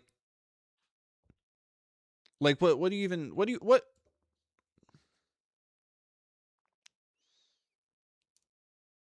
say to that shit? Like, really? What the fuck do you even say to that? The lawmakers, Democrats, Republicans, the fucking octogenarians, septuagenarians that define and decide every aspect of your life, where your hard-earned money goes, how many fucking orphans over in Gaza are going to get their limbs blown off with your tax dollars.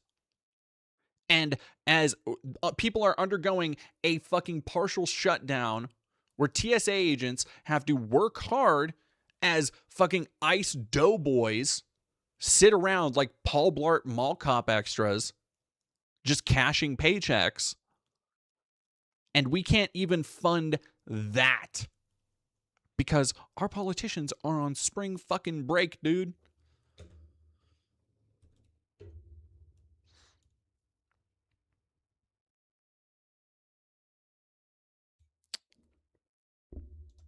I can't even fucking... Fine now, but thank you for 50 bits. To paraphrase my professor in A school, the only people who prosper during war are the coffin makers. That sounds like an old Call of Duty quote.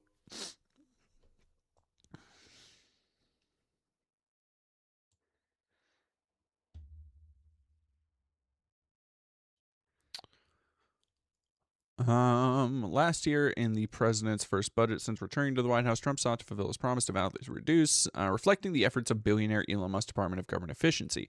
As Doge slashed through federal offices and Vought sought to claw back funds, Congress did not always agree. Trump sought a roughly 1/5 decrease in non-defense spending. Some of the programs Trump tried to eliminate entirely, such as assisting families with their energy costs, got a slight uptick in funding.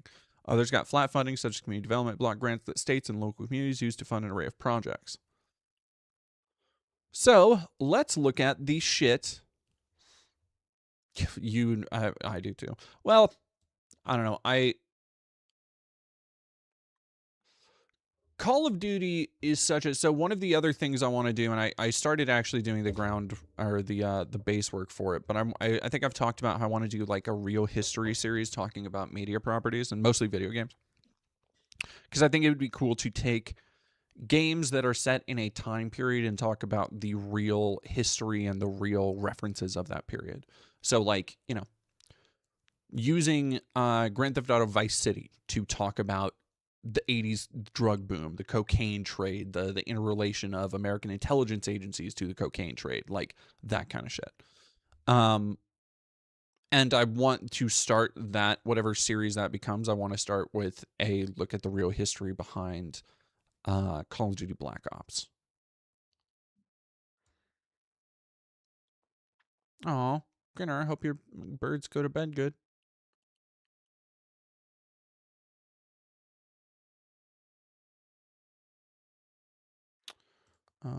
So yeah. Trump is seeking to pay for his new $1.5 trillion military budget by cutting the following. Chat, by the way, this goes on for a bit. For a bit.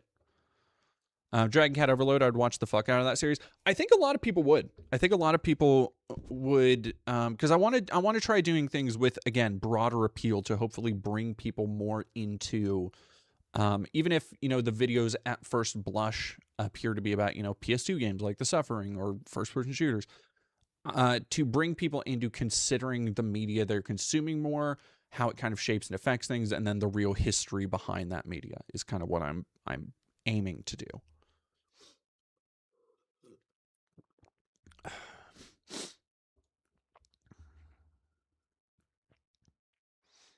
Well, so Joey Staley, I've been fucking craving a series that goes into the real history. It would be, so like, it wouldn't be a series focused on one game. It would be like Black Ops 1 would be one video.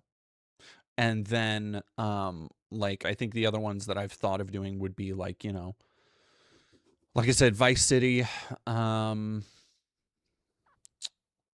the other one I just had? Oh, the Mafia games, I think would be really good. All right. 82 million loans for rural small businesses. By the way, farmers in Trump's America are fucking hurting right now. Let's go to this.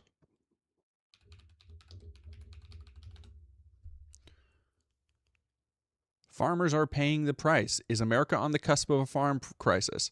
Budget cuts nearly $5 billion from USDA. Seems like a good idea. Seems smart. Seems smart.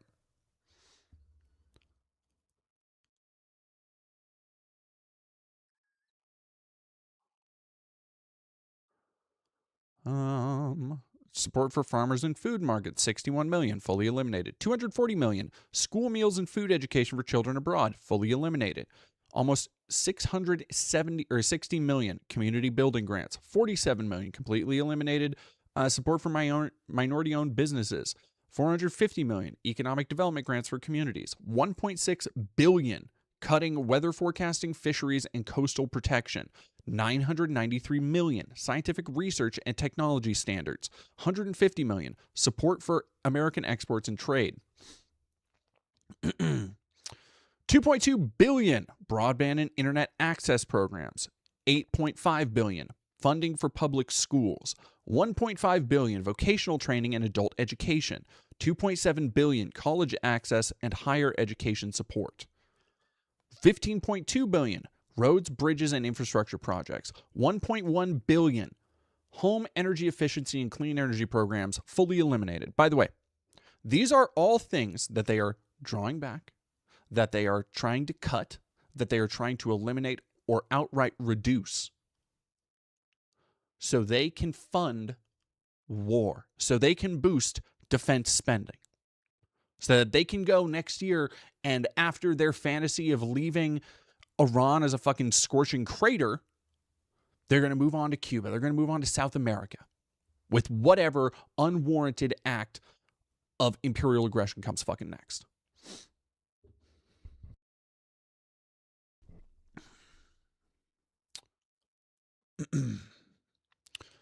They cut 2.7 billion college access and higher education support, 15.2 billion roads, bridges, and infrastructure projects, 1.1 billion home energy efficiency and clean energy programs, 1.1 billion scientific research funding, 386 million environmental cleanup programs, 150 million cutting edge clean energy research, 4 billion help paying home heating and cooling bills for low income families, entirely eliminated, 768 million refugee resettlement, 819 million care and shelter for migrant children, 775 million local anti-poverty programs, fully eliminated, 5 billion public health programs, mental health services, and disease prevention, 5 billion medical research, 129 million healthcare quality and safety research, 356 million emergency preparedness and disaster response, 1.3 billion FEMA community disaster preparedness grants.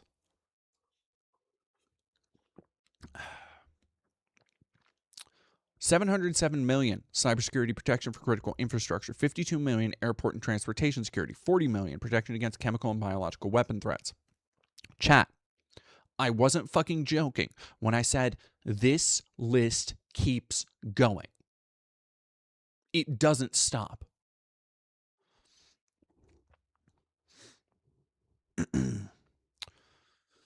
$393 million programs to reduce homelessness, $529 million housing assistance for people living with HIV/AIDS, $489 million housing services for Native American communities, $50 million grants to help communities build more housing, $60 million enforcement of fair housing and anti-discrimination laws, $58 million homebuyer and renter counseling services, $45 million renewable energy development programs, $1.7 billion grants for local law enforcement and public safety, $20 million civil rights mediation, $1.6 billion jobs training for at-risk youth.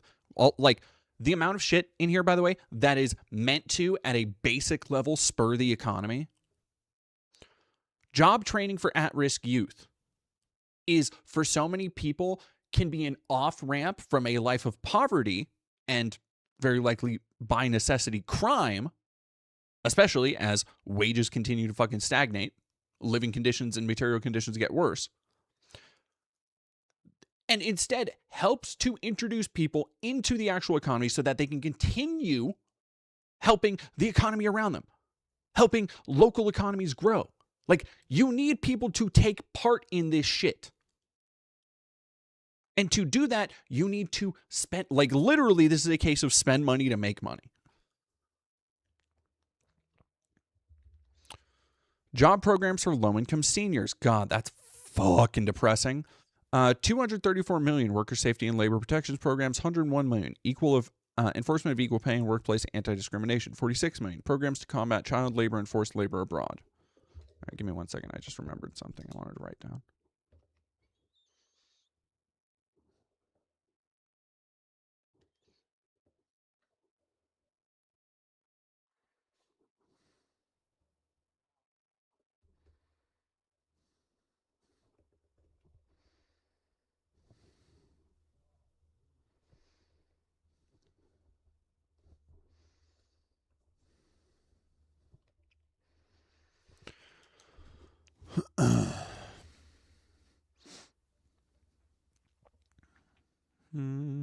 Oh yeah, sorry, we aren't done yet.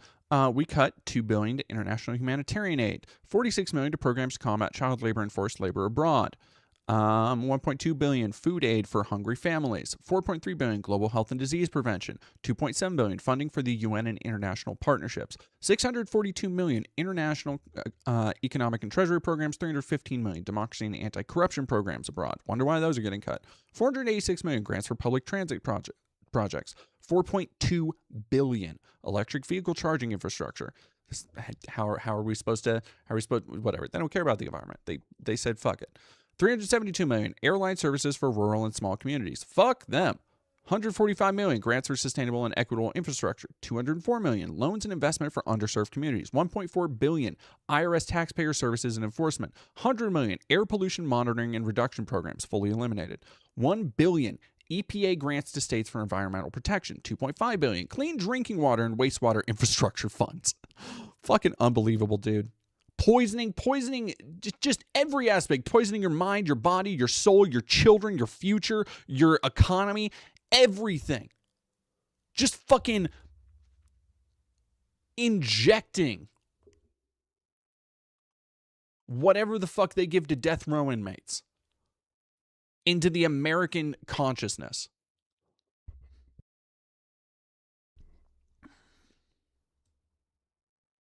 Snart McGard, thank you for following.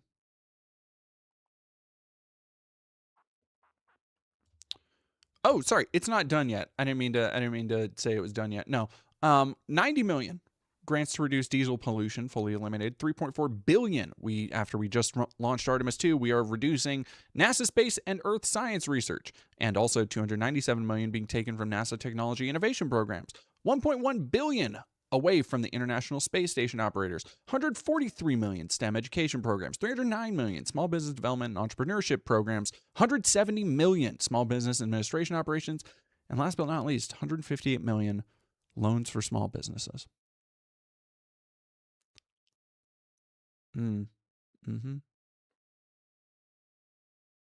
Yeah, the combo of eliminating funding for infrastructure and the goddamn environment. Yeah.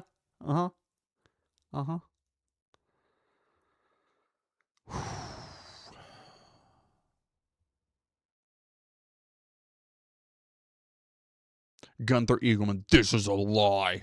1.7 million, you fucking dipshit.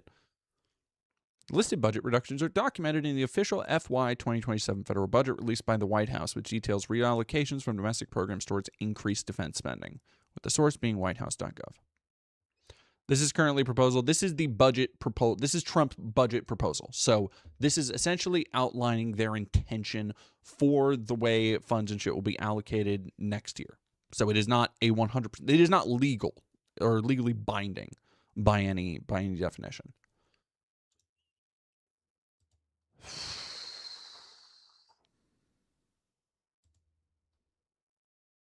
Bleak. Anyway,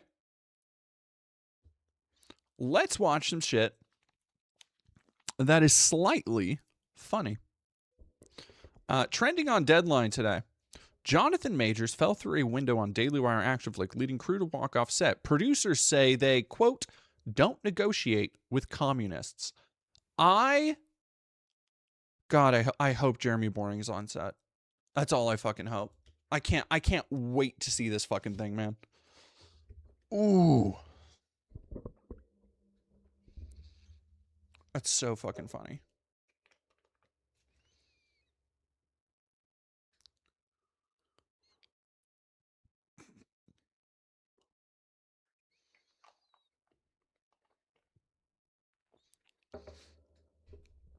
Goodie a palate cleanser.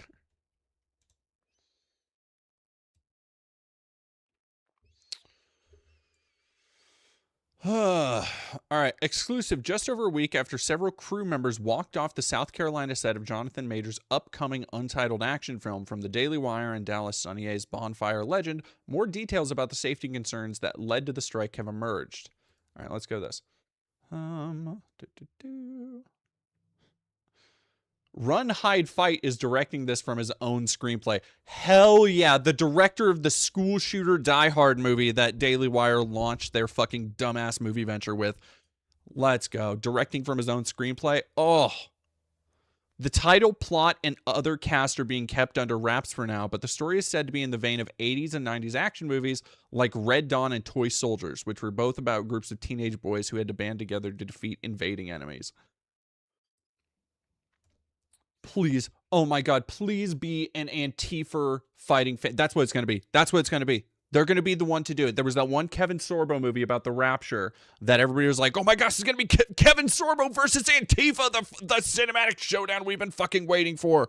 And they didn't have the chutzpah. They couldn't put boot to ass like it needed to be done. And I know Jeremy Boring has enough dipshittery in his heart to try. I know the people at the Daily Wire, the Reliant, yep, Kamur of Hestia, you know bad movie ball. I feel it in my bones. I feel it in my heart. This is going to be a video about resisting an Antifa invasion of some stripe. Ben Shapiro and Dallas Sonnier are producing, respectively. Travis Mills, Lillian Campbell, of the Pendragon Cycle, and Sydney Ackerman, Terror on the Prairie, are also producing. Great.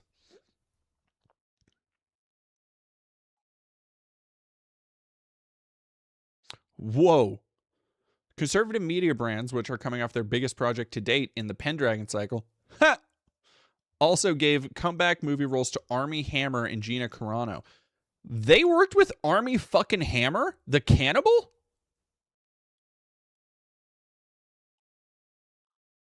Ugh.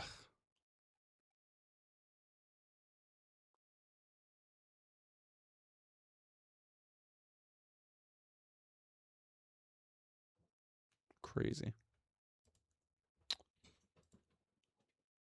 All right. As we previously reported, IATSE called a strike against the production on March 26 over a series of labor issues. All right, here we go.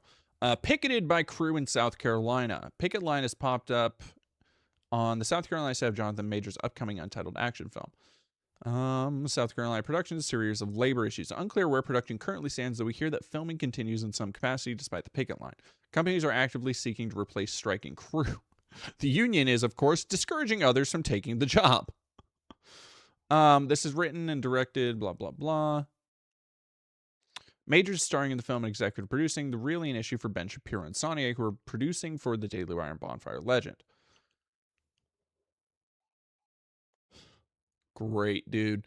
In a statement to Deadline, Saunier said, "We are too busy being badasses, blowing shit up, flying helicopters, and killing movie terrorists to concern ourselves with 4 assholes with signs on the sidewalk and their illegitimate strike." Badass, dude.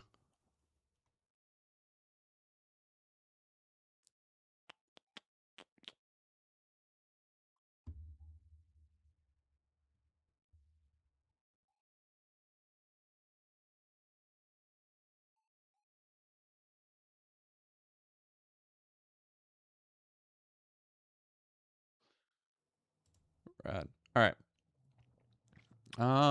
Initially, the union attempted to sign a contract with production in order to secure payment into the union's health and pension funds.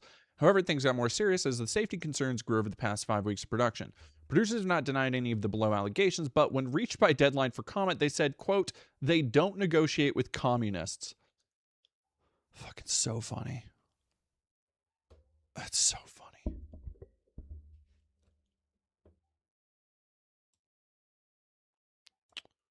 Deadline spoke with several crew members who have since stopped work on the production to say that the strike effort gained steam at the top of last week after Majors and co-star J.C. Kilconey accidentally tumbled out of a window while filming a scene. The incident was captured on video obtained by Deadline, which is embedded below. Multiple sources confirmed to Deadline the accident occurred after the window was replaced with an unsecured sheet of tempered glass to be purposely shattered in a later stunt that did not involve any of the actors. That's fucking crazy. Why is that so fucking loud, dog?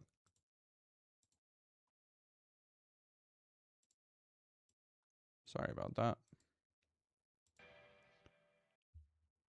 This was inspired by a lot of different stories, but one in particular. Wait, this is not the thing I want. What the hell? Yeah, I want to watch this.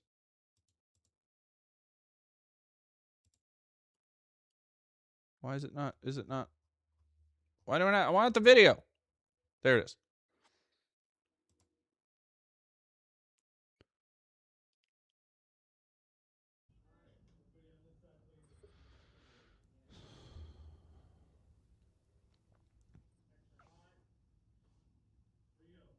And camera set. Here we go, guys. Ready? In 3, 2, 1, action! No! Oh!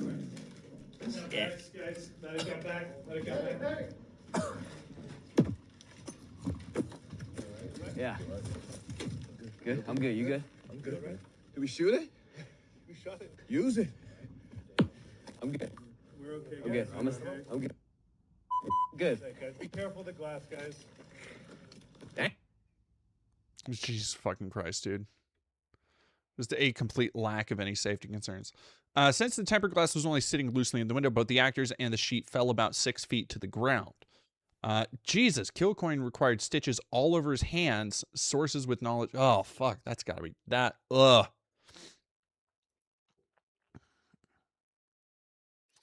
One crew member said they arrived on set after the incident to help reset, told Deadline on condition of anonymity. When I got there, nobody mentioned anything about people falling out the window. It seemed weird to me. Reps for majors have not returned Deadline's request for comment. Reps for Kilcoyne wrote that the actor is, quote, doing well and is taken care of immediately by production. They did not feel unsafe on set and continues to have a positive working experience on the project, okay? You tell them that it's the most positive working experience you've ever had, and you absolutely feel safe on the set. While that seems to have been the inciting event for the strike, crew members who walked off tell Deadline it was just the tip of the iceberg in terms of their concerns. Multiple workers corroborated incidents involving props falling onto crew, including a rigged tree branch that hit the set medic. Jesus fuck, man. This is like fucking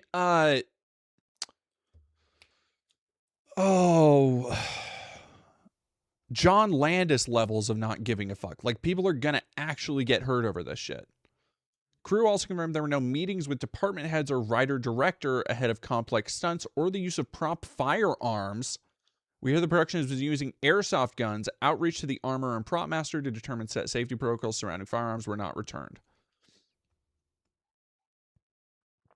In fact, one crew member with decades of experience told Deadline they witnessed no normal production activities on set, such as presence of a unit production manager or even a crew list. Yeah, because that shit takes money.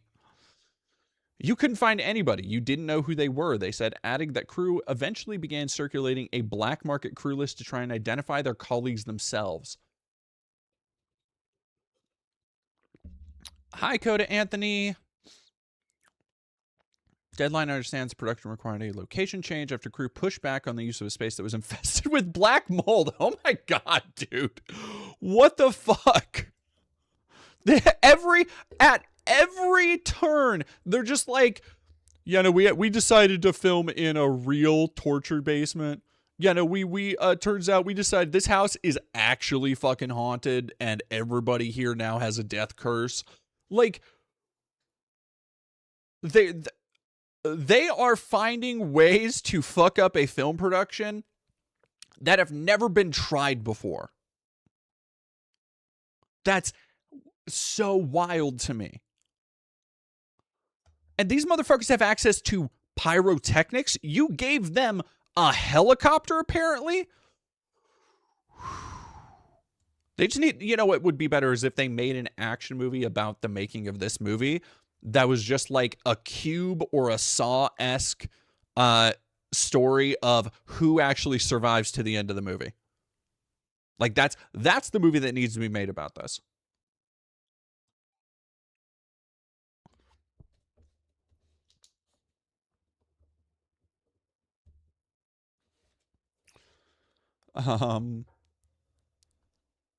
They don't really care about long-term effects on the crew. One of the former set laborers told Deadline, I don't think it even crossed their minds because they're so inept.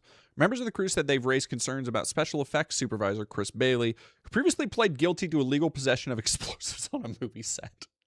He was prohibited from handling explosive materials because of a prior criminal conviction, according to a 21 press release from the DOJ.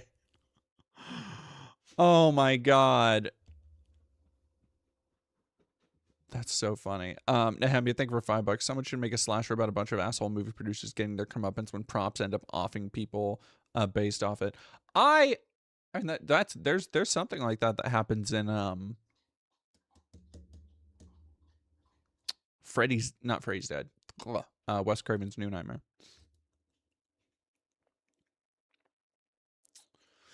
By the time that the crew went on a strike late last week, more than 60% had signed union cards affirming they wanted a collective bargaining agreement. However, the film's producers have made it quite clear they have no intention of doing so. In a new response to Deadline on Friday, Sanier said the entire industry is in free fall due to strikes, and now that their members are out of work, they're trying to sabotage the few people who are still producing. We don't negotiate with communists.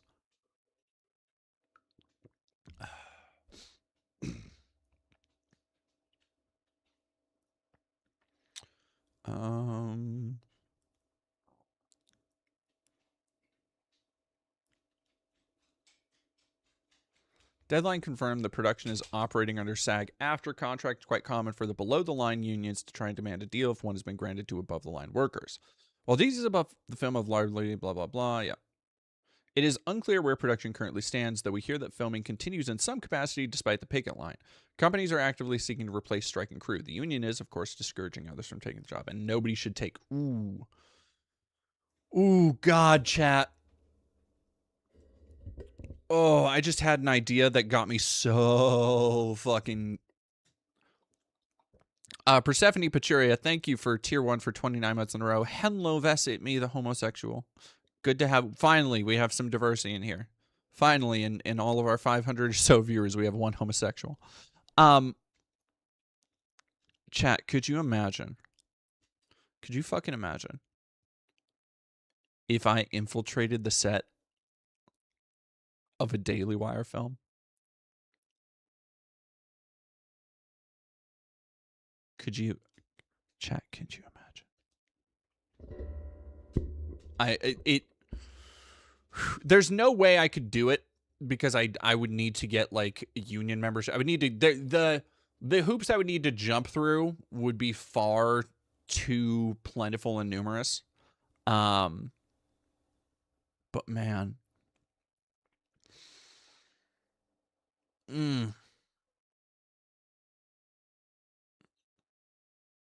Sorry I'm late, but when have helicopters and high explosive ever caused a problem on set?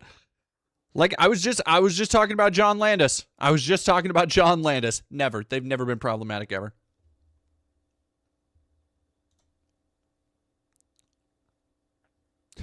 Mirror X Shard, thank you for $2. Very Spartan pilled. If you survived, you failed.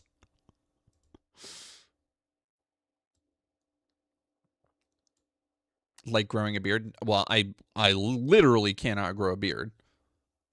Like it is literally physically impossible for me to do that.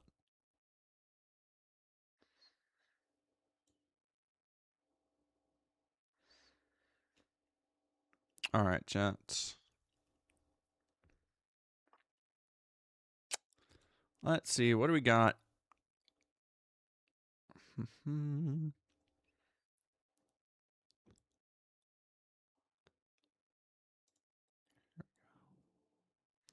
I'm gonna be browsing some stuff while we watch a little bit of this from.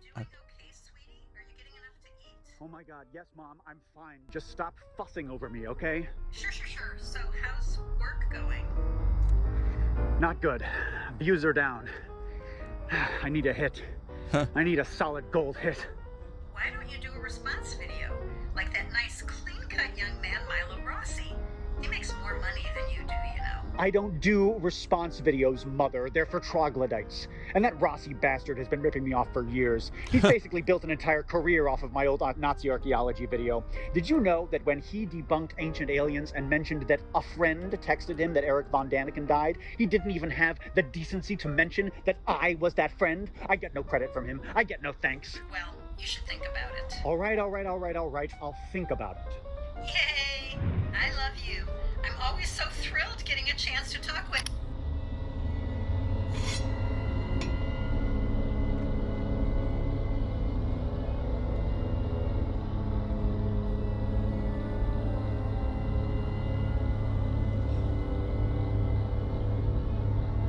Matt Walsh's Real History of Slavery. That could work.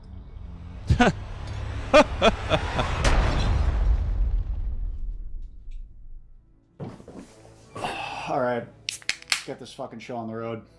I guess Milo had a game. All right, chat. You wanna see something really cool, really quick? Here is the A-10 getting shot down by Iranian air defense. I don't know, chat. What do we think? Do we think he's okay? He'll walk it off. He'll walk it off. He'll be fine. He'll be fine. Drinking game. I guess we gotta play one too.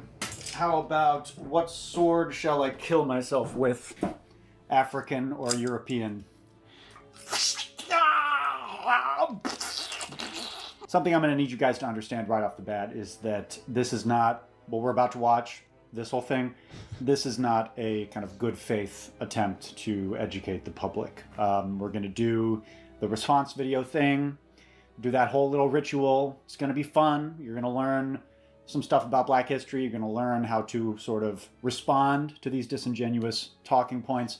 But let's be very clear here about what this is. This whole media operation, the Daily Wire, initially got going because of funding from the oil and gas industry. The fossil fuel industry pumps an enormous amount of money into conservative kind of culture war causes. 80% of anti-trans media operations. I'm going to put up the article to, to fact check myself because I might be sort of half remembering here. But 80% of anti-trans media operations take fossil fuel money. Matt Walsh is a stooge of the fossil fuel industry, and he is telling us a story that will distract us from the destruction of the biosphere of planet Earth by the companies that own him. And so we will sort of talk about this, and we'll argue back and forth about this, that, or the other thing. Oh, who had it worse, the Irish or the blacks or whatever. Meanwhile, fossil fuels set the planet on fire. And the executives to whom Matt Walsh is but a lapdog can continue to make ungodly amounts of money while we die of preventable man-made famines. That's what's going on here. And if there were any justice in the world, all of these fossil fuel executives, basically anybody working above, careful what you say. Careful what you say. $60,000 pay grade at any fossil fuel company would be in fucking prison. Matt Walsh would be rotting in fucking prison if there was any justice in the world, but there isn't. I would say that's being generous to what they deserve for the massive amount of shit that they've wrecked on the planet that everybody else has to deal with. So let's watch the real history of fucking slavery. For more than half a century, anti-American propagandists have waged a demoralization campaign against us. They've waged intellectual warfare against our founding fathers and national heroes. Robert E. Lee founding fathers and national heroes. Holy shit. They desecrated their reputation. Oh, what such a genuine reaction. Just being like realizing how bad it is. If you only knew how bad it is with fucking Matt Walsh, he'd be like, Robert E. Lee. Holy shit. Tore down their statues. One professor from the University of Wisconsin spent 11 years administering historical literacy tests to his students. He discovered that they overwhelmingly believed that slavery began in the U.S., was almost exclusively an American phenomenon. So let's find out what the college fix is. Something tells me it's not going to be a reputable news source. We're launching a monthly series setting the record straight on various historical topics. We'll give you the facts that the propagandists and idiot school teachers have left out of the... Okay, so idiot school teachers, clearly this sort of rallying cry of anti-intellectualism, right? I mean, this is sort of, deny the evidence of your eyes and ears, deny the experts that might be saying stuff like fossil fuels are destroying the climate. Here's the data. And then you can say, oh, but you're just an idiot intellectual academic. I heard from the Daily Wire that that's not happening. Listen to me, failed screenwriter and stooge of oil and gas, Matt Walsh. This guy belongs in fucking prison. What we don't learn in school is where those slaves actually went. Just under half of them, an estimated 5.4 million, went only to Brazil, and many more went to the Caribbean. 1.2 million went to Jamaica, more than 900,000 to St. Dominique, and 889,000 to Cuba. The grand total of slaves brought to the future United States was about half the number brought only to Cuba. Okay, so this is obviously meant to kind of absolve the United States of sort of guilt from slavery specifically. Here's why this is fucking stupid and makes no sense. So basically, in overwhelmingly driving all of this human trafficking were European powers, right? England, later Britain, France, Spain, Portugal, these sorts of places, right? Now, all of these empires, these Atlantic empires, had colonies kind of up and down the seaboard of the Americas, right? I mean, so this sort of cordoning off kind of the future 13 colonies or the sort of contiguous United States all right, I want to show as its kind of own separate entity when another little thing. Oh no. Oh, I lost it. Oh, damn it.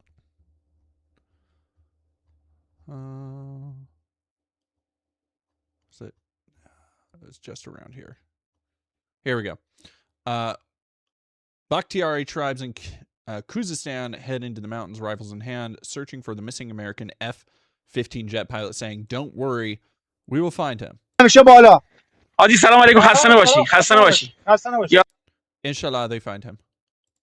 Inshallah, the transatlantic slave trade was at its height just doesn't really make any fucking sense, because that's just not how the Atlantic world operated. That's not how the transatlantic economy operated, right? You had British interests in, Savannah and Philadelphia and Boston, but you had sort of intertwined interests in places like Barbados, right? In places like Jamaica that were very heavy sort of slave factories for the British, right? So it would be one thing, right, if he sort of was trying to sort of argue that the Portuguese and the Spanish were worse somehow than the British as this sort of form of cultural chauvinism. Like, at least there you'd have like kind of a little bit of an argument. But as is, it's nonsensical. And the reason is because this is not in good faith, because Matt Walsh is a stooge of the fossil fuel companies and belongs in fucking prison. The ones who came to the 13 colonies were the lucky ones. In the context... He's not wrong with where Daily Wire gets their funding from and the overall interests of Matt Walsh aligning with capital, but I take more issue with the fact that Matt Walsh is a literal fascist. He's a Christo-fascist, ethnic nationalist asswipe. Like, there's a lot of reasons to dislike Matt Walsh, and I think when you're not exposed to as much Matt Walsh as I have been, you don't understand that he is just a genuine hater. He is just a hateful person who reflexively hates things that are different or don't align with his preconceived notions. And he will do something like these videos for the love of being a fucking hater. Jake Kunk, thank you for $2. Daily Wire is DEI for creepy dudes with no chin. Of global slavery getting put on a ship to New Orleans was really a best case scenario. Fuck you, dude. Fuck you. I live in New Orleans, right? Recently, we filmed an interview with Dr. Ibrahim Hegseth, who is the director of research at the Whitney Plantation, which is over on River Road, about 40 minutes outside of the city, as part of my docudrama, The Vampires of New Orleans. And Dr. Hegseth was telling us about how enslaved people, when they came to New Orleans, when they came to Southeast Louisiana, they ran away. They formed their own communities in the swamps. They joined forces with the indigenous Natchez people to attack French settlements. He even told us of some enslaved people, like when they first got there, who drowned themselves in the Mississippi River rather than face the indignity of being enslaved for life. I don't think that any of those Africans who were brought here to Louisiana would have seen it as the best case scenario. And I don't think Matt Walsh, who, by the way, belongs in prison for knowing disinformation that is designed to unravel democracy itself and propagate the needs of these fucking real life vampires in the fucking oil and gas industry. This fucking guy, if he was in that situation of an enslaved person here in Southeast Louisiana, I bet your fucking bacon that he would not have fucking been like, oh, I'm so lucky. By the way, I've got a video called The Cannibal Slave Ship, which is about the Portuguese schooner Aragante at the height of the illegal slave trade in the early 19th century. If you want to get an actual good idea of what it was like for enslaved people on those ships, I'm going to link that in the fucking wherever, in the description or wherever the fuck. The Kingdom of Dahomey. The kingdom's wealth, its military power, and its cultural splendor were built entirely on the systematic capture, sale, and export of human beings. A Dahomean king named Gezo described the slave trade as the ruling principle of my people. It is the source of their glory and health. Okay, yeah, fuck this guy. Fuck this king. Fuck all kings. Like, how does this somehow absolve Europeans at the helm of the transatlantic slave trade of their responsibility in this? And by the way, again, what he leaves out, something that Dr. Sek was telling us when we were filming our movie, is that who is encouraging this perpetual warfare, right? Who is creating this demand for human trafficking? Was it the kings of Dahomey? To some extent, sure, but maybe a slightly bigger factor was that West Africa at this time was becoming sort of enfolded in the global network of capital. Economic pressures were coming into the region, right? People were becoming dependent on this global network of trade, and Europeans were at the helm of it. And in order to play, these West African kingdoms had to fucking pay. And that meant that they had to wage war on their neighbors and create that, that supply of flesh for the Europeans. Doesn't absolve them, the Dahomians, not at all. It doesn't absolve them. It's not a question of like that they are blameless here. Like, of course, fuck them. But let's have an idea of the bigger picture here. The Dahomey Amazons. They were the chief slave catchers of the empire. The Amazons would raid nearby towns and return with large contingents of slaves, along with the heads of anyone who resisted. According to one historian, quote, when the Amazons walked out of the palace, they were preceded by a slave girl carrying a bell. Sound told every male to get out of their path. God, he really fucking hates black women, doesn't he? So, buddy. Oh, you so don't the even know. obvious You don't even implication here is know. that, like, this is what wokeness gets you. It gets you. Yanzo628, have I ever tried to pawn something just to pay rent and bills? Many times. Although I'd never really pawned, I would just outright sell. Like, I'm just selling shit. If I need money, I don't need to be spending money to buy it back. I just need, like, I sell shit. By chance, how far? We're probably like 20 minutes, 18, 15, 11, Jesus. Black women with spears who will kill all men. This is what feminism will do to us if we let it. I think that's what he's going for here. It was far preferable to be sold to Europeans than to remain in Dahomey. In 1893, the Sacramento Daily Union reported, quote, hundreds are annually put to death with the most savage tortures. They are dismembered limb by limb. They're tied to posts, and hounds are set to worry them to death. Okay, so he's getting an article from an American newspaper in 1893 to talk about how, barbaric the Dahomians were, conveniently leaving out that this is happening kind of at the tail end, right? 1893, this is happening at the tail end of the French invasion of Dahomey.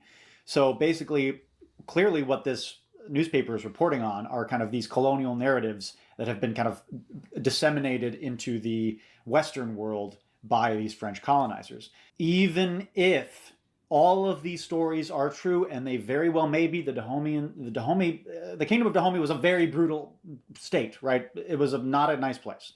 Even if this was completely true in every way, Matt Walsh and Daily Wire would still be repeating colonial propaganda uncritically. Who's writing this? Who's writing the article? Where are they getting their information? Why don't we look at the sources that the Daily Wire has put in this the description maybe of the video. Oh, look, there are none. There are just ads for more hit documentaries and the Pendragon Cycle Rise of the Merlin, which is now streaming exclusively on Daily Wire Plus. On the accession of a present ruler, so great was the number of those wantonly slain that a large trench was made in the ground in which a canoe was placed. The blood of the murdered men was conducted by conduits into the trench until its quantity was sufficient to float the boat. This was the level of barbarism that defined the intra-African slave trade. Yeah, obviously very racially charged terms, right? Barbarism, like savage, right? He's really going for it. And, I feel like I'm watching somebody rediscover Matt Walsh from First Principles. Like that's what it kind of feels like. That's what's driving me through this more than anything, is somebody correctly understanding and looking at Matt and how he interacts with the world and how he sees everything, and being able to immediately clock that shit, which is, I feel like once you get to a certain, I think the more analytical a person is, the less time it takes them to be able to read somebody. And then that doesn't go for everybody. But I think when you have people who are video essayists, who spend a lot of time researching things, who just spend a lot of time reading in general, reading, and this seems like that's his bag. But it bodes well for my opinion of this person, because I didn't really know them before, that they're able to like really nail it right on the head. Like, they get it. African slave trade, right? The sort of read between the lines. He's talking about black on black crime, right? That's what he's talking about. That's what he's emphasizing.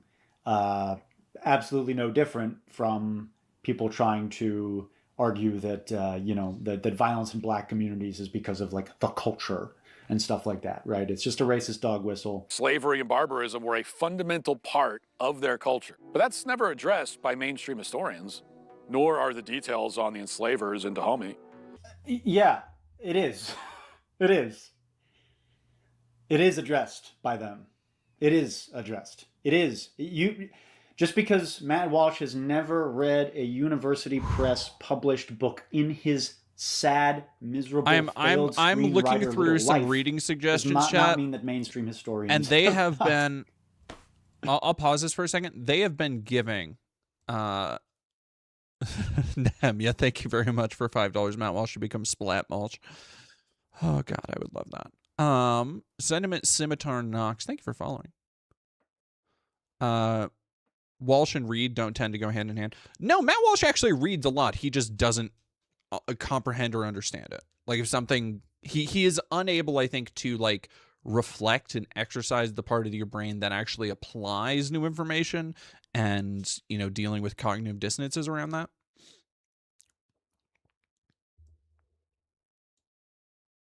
But they're giving me some real Gentiles Guide to Kabbalah. Woof.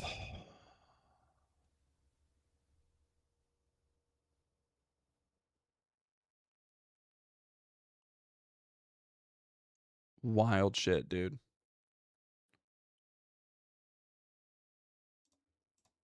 have not talked about the kingdom of the Dahomey. I guarantee you that they fucking have.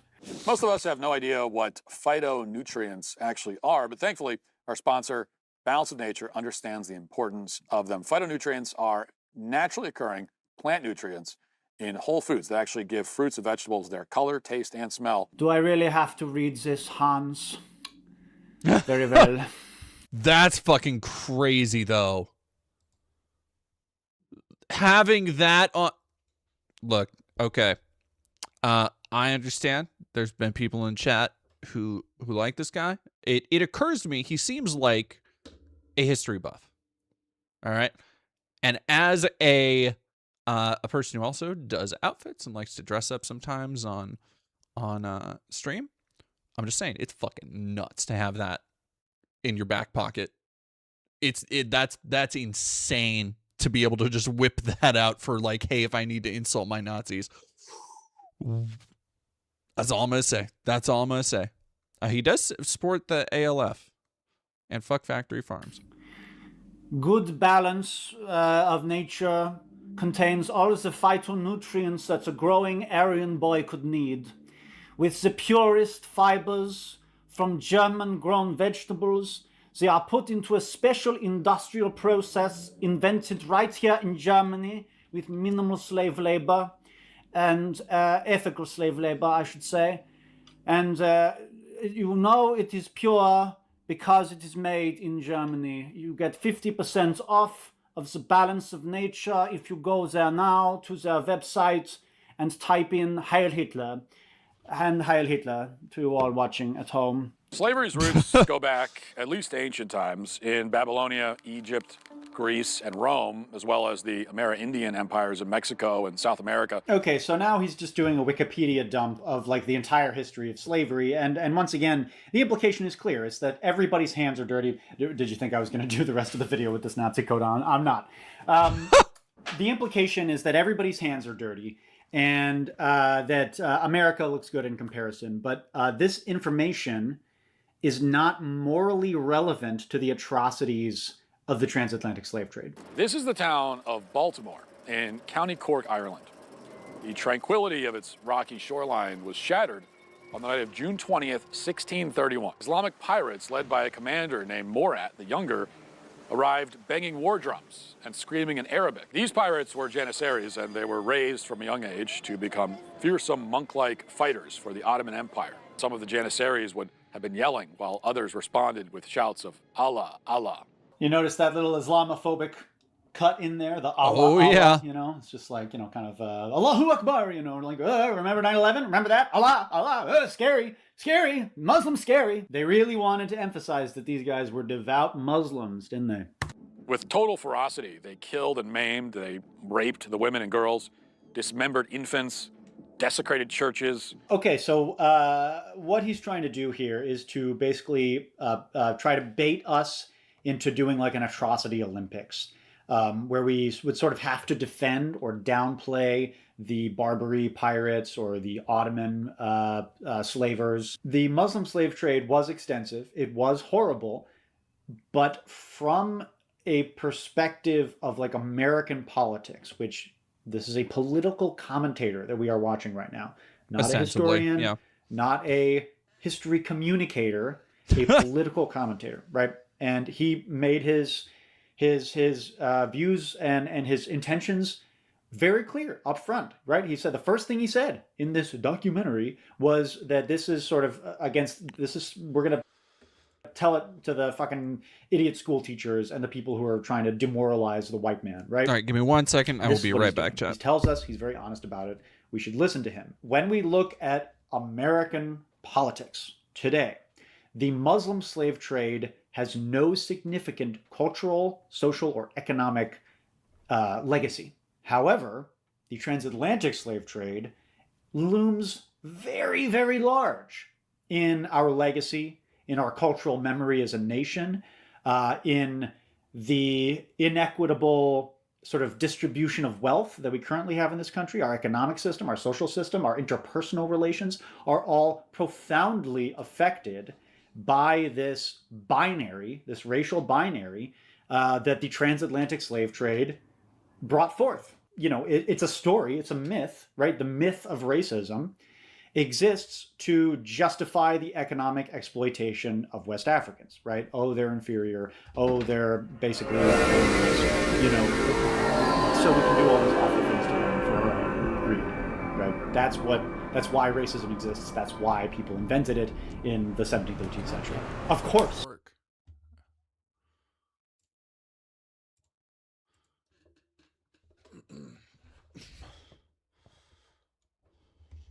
Sorry, give me 1 second, chat. My fucking mouse is freaking out again. I didn't mean to blast ears. Still, I want to make sure.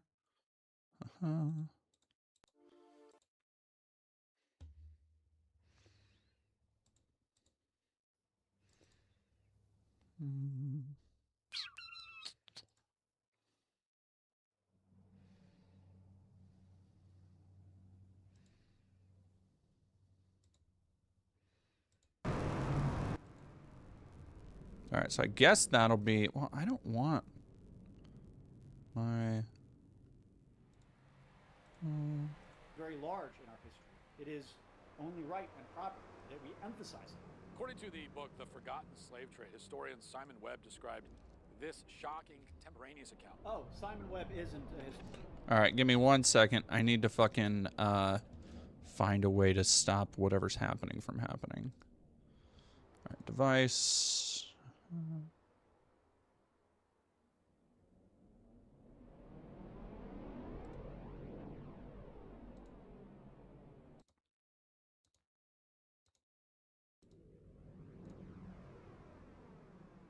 Why is it doing this to me? Chat. We get to play the game of now I have to figure everything out again. Because it doesn't do the fucking...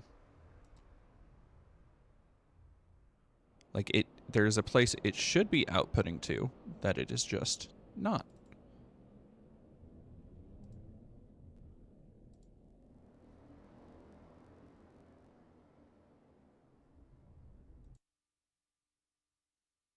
All right. Well.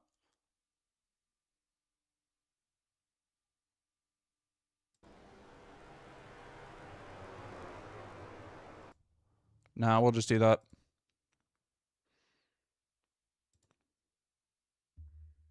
Yeah, that'll work. Let me go and we'll press play. Sorry, and he's a racist YouTuber. Here he is defending hate crimes. All right, let me go put it into disc really quick. In recent years, we've become used to the constant propaganda relating to hate, which includes, of course, hate speech, hate crimes, and so on. Here he is calling for an English ethno-state.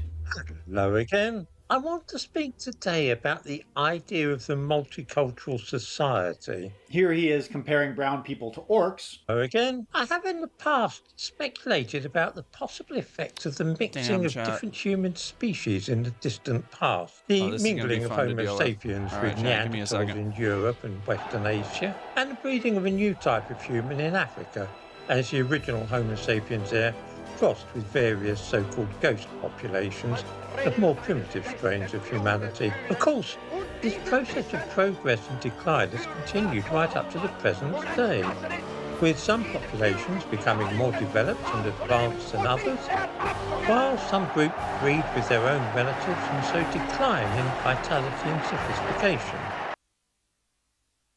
Hi. Periodic reminder that if you appreciate what we do here at Atunche Films, consider supporting us on Patreon. One of the most shocking slave trades did not involve Europeans at all. It involved an Arab-run slave trade operation in East Africa, roughly around the same time as the Middle Passage was bringing slaves from places like Dahomey to Brazil. Zanzibar became the biggest slave market in the world. By some estimates, as many as 17 million East Africans were sold into slavery over 1,300 years, dwarfing the transatlantic slave trade. Now, the reality is that the East African slave trade, which exceeded the West African slave trade in its duration, barbarity, and quantity of slaves, has received relatively little attention from academics and journalists. That's because it's not a useful tool for a demoralization campaign against white Americans. It's not useful as a demoralization campaign. Okay, well, I think that's pretty rich because you don't actually give a fuck about African history beyond what you can sort of scrape for your propaganda, do you, Matthew? You'd think that the Zanzibar slave trade that he's talking about here, since it lasted over 1,000 years, would merit a bit more of a mention in this real history of slavery. But this whole section was like 3 minutes at most, 2.5. Maybe he could display the same perceptible moral outrage about this violence against Black Africans as he did about Muslims raping Irish people. But of course he won't do that because he hates black people and thinks that you guys are subhuman. When it comes to protecting yourself and your family, it's better to be prepared. That's why I'm a member of Ammo Squared. Ammo Squared lets you build an ammo reserve of your calibers steadily, month by month, without drama or excuses. Your options are endless. They have 75 caliber variations from over 85 ammunition manufacturers. There's also no need to have extra storage space laying around your house. They handle all the storage for you so you can get what you need when you need. When you are defending yourself from the Red Army that comes screaming over the hills, you will need Ammo Squared to hold onto your ammunition for you. This makes sure that in the event of a Bolshevik attack or a Jewish conspiracy, that all of your ammunition that you might need to defend your blonde-haired, blue-eyed family is not available on hand. It is in fact in a warehouse somewhere in Dusseldorf. The reason that you should pay for this incredible service instead of simply keeping your ammunition at home where you can actually access it is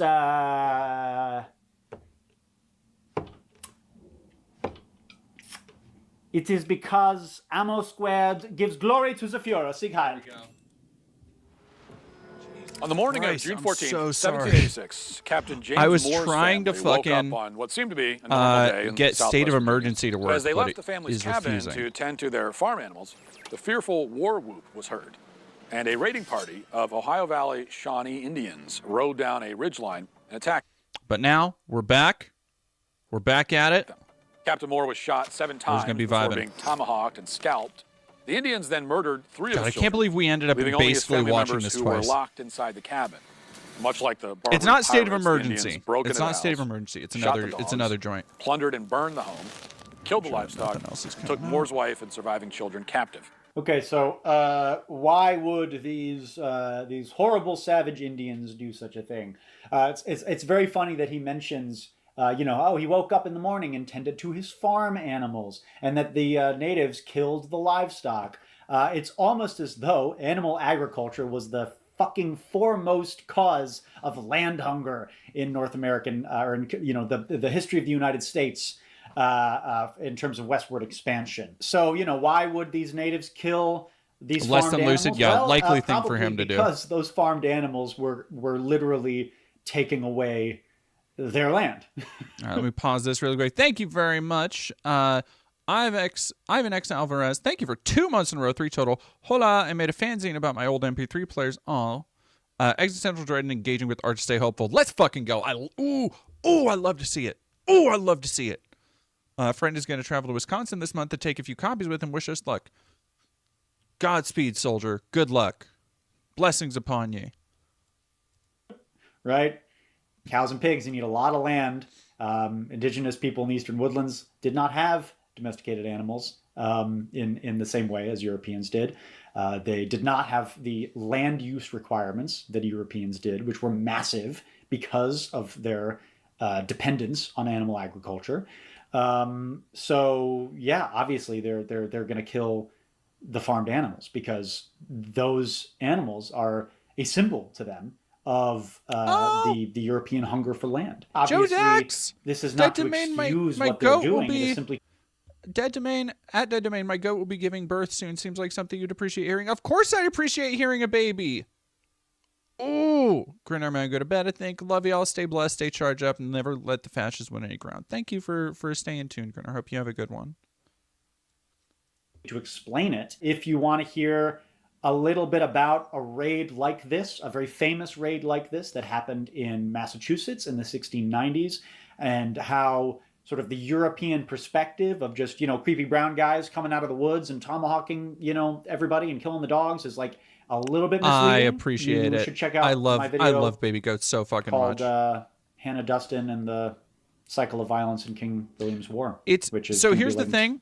This game is super weird. If you've never played this game is fucking weird because it follows basically the exact same formula as like Lego Star Wars, but it's a third-person shooter. Nehemia, thank you for $5. What Gentiles think Kabbalah is. I cursed a goy lol Kabbalah in real life. If you take the first last letters in the Torah and reverse them, you get heart. Aw. Somewhere around here. To give you a sense of the savagery of the Indians, when one of the surviving sons, John, fell behind on the journey, an Indian split his head open. Ivan Alvarez, I can send you a PDF. Yeah, go for it.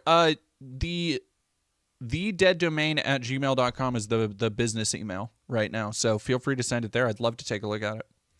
With a tomahawk, they reached Detroit in December, where in a drunken frolic, one of the surviving daughters, Mary Moore, was and it sold also into controls slavery like a for really few weird gallons of Resident Evil rum. 4. Those drunken, savage Indians. So once again, he is just taking a colonizer, a sensationalist colonizer account totally uncritically. Once again, even if everything in this account, what he's saying, was totally true, and I'm not familiar with this incident he's talking about that happened in Virginia, and it very well may be. I mean, yeah, Native warriors did fucking unspeakable things in this period. It's still obfuscating and ignoring the context of land theft and economic entrapment, which often precipitated indigenous groups taking captives. You would think that Matt Walsh would be a little bit interested in why these indigenous war parties are doing this, but I would assume that he just sort of chalks it up to their savagery and their thirst for blood, just like with the Muslims and everybody non-white in this scenario. That is a fair assumption, honestly. And genetically predisposed to violence and savagery, and that's why they're doing what they're doing. Can't be any kind of like motive of vengeance. There could be no sort of sense of economic gain. The Rakshi looks so fucking cool in this game. The Barbary pirates, that would be like kind of a big part of it. There's just no perspective whatsoever given to the non-whites in this story or in any of the stories that he's telling. The vast majority of white slaves in the United States were owned by fellow whites. Somewhere between 60 and 70% of white immigrants to the American colonies arrived in bondage, often involuntarily. An estimated 350,000. Yeah, see, you weren't even playing as arrived Jawler. between You're just playing as, 1620 like, and 1776. Oh, right. Numbers you that likely switched. far All right, there exceeded we the go. number of black slaves who arrived in the 1600s. Mortality rates on the journey to the colonies often exceeded 20%. Many of them were legally classified as indentured servants. Okay. Indentured servants had a contract, dude. Indentured servants had an expiration date to their service. The slave had no hope of freedom, and neither did their children or their friends or anyone in their culture. I would say that is a pretty significant difference. Many were subjected to conditions of such brutality, duration, and heritability that historians increasingly regard slave as the more accurate term. There's no question that indentured servitude was slavery. And in colonial America, white and black slaves often bonded, according to NPR, which admits America's first slaves were white. One thing I talk about in my documentary series, The Birth of an American Town, This is a critter. is about how often relationships would form between English, sort of Puritan teenage girls and Scottish, male indentured servants of a similar age. There's actually minor point of like bone of contention I have with this game is that you're playing as these Matoran, or what were the Matoran on Matanui, but your weapons are like this is Liwa's axe that's been converted into a shotgun for some reason. Why? What? I don't know. Couldn't fucking tell you. Real Denji, gotta go to bed. I understand.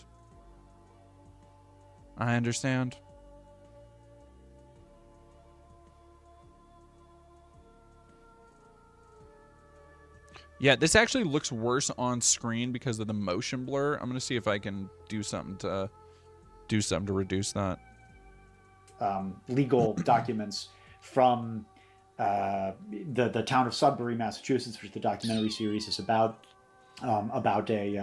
a teenage Puritan girl being sort of found out for fornication, for sort of having sex with the cute Scottish boy who works for the family, and basically her being horrified by the prospect that she had to marry the dude, which is relatable. But obviously, right, that is a very different scenario versus what would happen if, say, in Virginia or Georgia at a similar period, I gotta restart it. If a black slave had sex with a white, daughter of the planter or whatever, what would be the resolution to that? Would it have just been like a bit of a scandal, and a couple of people got tried for fornication, and some people paid a fine, and it all blew over? I've put it all to biscuits. African boy would have been fucking torn limb from limb. So he would have been torn limb from limb for fucking doffing his hat to the fucking girl, right? So obviously, as fucked up as it was for the Scottish, we are talking about two different animals here, very distinctly, right? And we are certainly talking about two different legacies within American culture today. One report from Virginia Governor William Berkeley noted that the number of white slaves arriving vastly outnumbered black, quote, "We suppose there come in of servants about 1,500, of which most are English, few Scotch, fewer Irish, and not above 2 or 3 ships of Negroes in 7 years." So again, let's talk about the implication, as Dennis would say. So the implication is that Scottish and Irish people can lay claim to the same level of grievance as black people for the legacy of slavery, completely ignoring how the concept of race and whiteness evolved over the centuries, right? Scottish and Irish people today are white. They blend in. They are not a distinct culture. It was not like it was back then, when you had these national and especially religious bigotries and boundaries. Thank you very much, Ivan that were Alvarez. very meaningful. I look forward to looking at once it. Again, when it comes to sort of English bigotries, certainly in my area of expertise, which is the Massachusetts Bay Colony, Specifically, you had people saying after King Philip's War, talking about Native American slaves, that they advocated for harsh treatment of and enslavement of Native Americans based on the fact that they also did it to the Scots, and they would basically say, like, are we going to treat them better than we did the Scots? Like, that's fucking crazy. Like, obviously they're more inferior than the Scots. So even at that time, right, even with this very powerful ethnic bias that the English had against the Scottish, it was not on the same level as their bias and their bigotry toward Africans and Native Americans. And it's disingenuous to pretend that it was. I think but it this wasn't should just the help slaves that were multiracial. Yeah, I it was think the slaveholders too. At slavery's peak I think the in frame 1860, rate is a little bit better. thousands of slaves were owned by Choctaws, Cherokees, Creeks, and Chickasaw Indians. So yeah, they did, because they were emulating white people, because they were trying to fit in with Southern society. There is a reason that white Southerners called these native nations the 5 civilized tribes. Is because they fucking owned slaves, because they took part in this system of slavery. When the American journalist and social critic Frederick Law Olmsted visited Mississippi in the early 1860s, he described meeting a black man who told him there were, quote, many free Negroes all about this region. Some were very rich. He is too fucking comfortable saying that word. I'll be real. Colored men. I'll bet you any amount of money that these guys were, 1/8 to 1/16 black Passe Blanc French Creoles. They were very bad masters, very hard and cruel. If he had got to be sold, he would like best to have an American master by him. The French, black Creole masters were very severe. Yeah, of course, because on the Gulf Coast, there was a completely different system of racial hierarchy than there was in the rest of the South. It was much more tied into the Caribbean and South American ideas of racial hierarchy, which had a little bit more wiggle room. In which, if you you were Passe Blanc down here in Louisiana, if you were Passe Blanc, you could pass for white. Fucking P.T. Beauregard was probably Passe Blanc. P.T. Beauregard probably had fucking black ancestry. Like a bunch of the fucking plantation owners here did. And do you? Nehemia, thank you for another $10. Kabbalah according to Gentiles. OMG, I just summoned a demon. Kabbalah in real life, God fucking shattered when he created the universe, and now we need to put him back together by being good boys. Is that a real thing? That's fucking crazy. That's cool as shit. Oh yeah, Joe Dax. No, I've heard about Fishbeck, James Fishbeck, who might be. Yeah, let's go look at that asshole real quick. Ooh, I also have. When we're done with this, we have great Asmongold video to look at. Fucking the left is completely cooked, guys. Hey chat, do you want to hear why the left is completely cooked? James Fishbeck, Florida school district cut ties. No shit. Let's see if the Wikipedia has a list of controversies yet. Business career, whatever. Here we go. Challenging frontrunner Byron Donalds, a U.S. representative endorsed by Trump. In his announcement video, he criticized Byron Donalds, by the way, black guy. Important to note. Byron Donalds, piece of shit, but important to note for this guy in particular. Later attacked Donalds for his ties to corporate interests, calling him a slave, which is a choice of words. By the way, this dude is a fucking groiper. Like, that's what James Fishbeck is. If you want to know who this guy is, he's a groiper. He is a terminally online dipshit who thinks all of his scathing retorts that he posts to people on 4chan also apply to real life. He referred to Donalds as Byron. This is a fucking another 4chan Tyrone obsessive thing. Accused him of wanting to turn Florida into a Section 8 ghetto. It's just racism. Fishbeck's comments were called racist. No shit.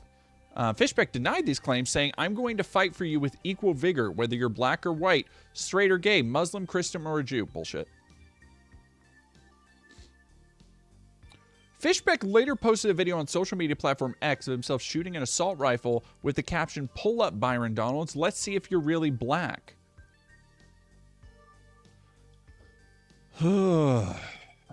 He defended supporters of far-right political commentator Nick Fuentes, saying, I found the audience of young men who follow and watch Nick to be actually incredibly informed and insightful and very patriotic. There you go.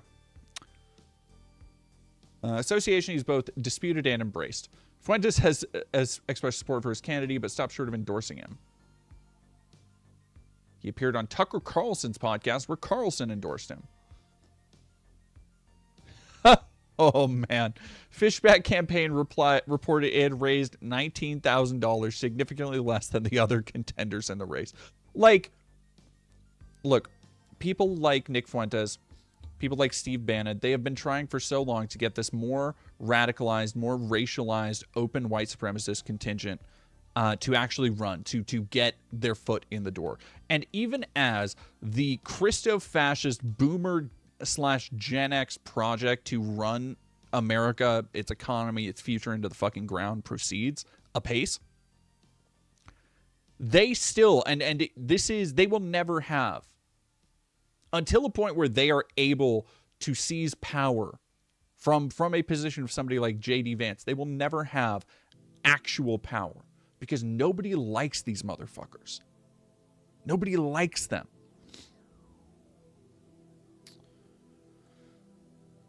He had been banned from all Florida locations of Waffle House after attempting to tour all the chain's locations in the state.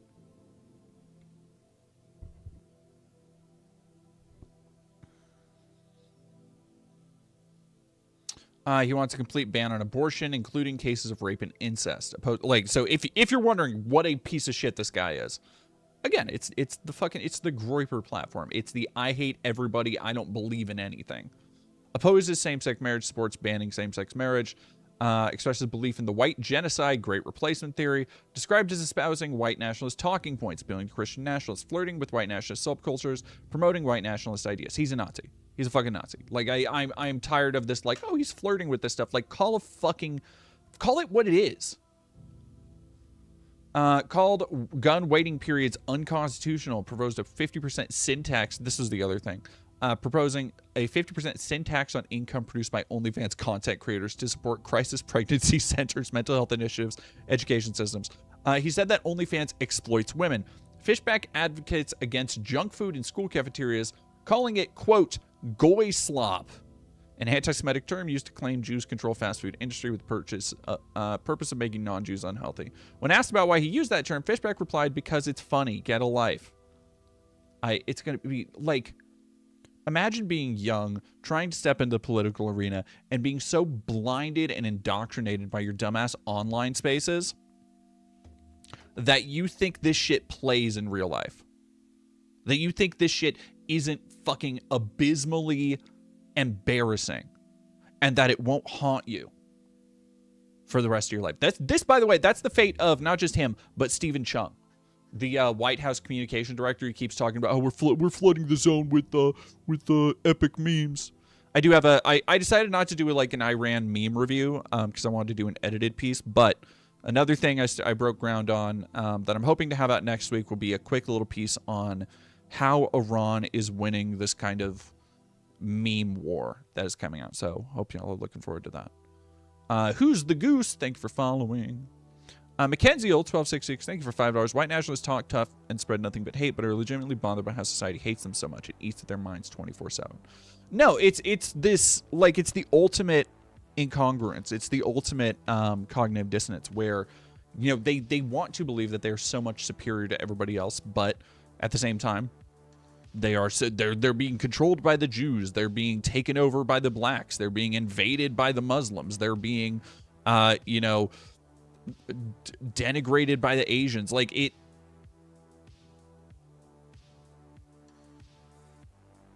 come on now.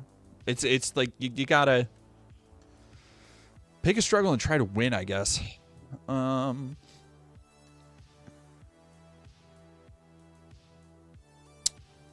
Lemon was arrested. Fishbeck wrote that Don Lemon is lucky he's not getting hanged in a public square for ransacking a church.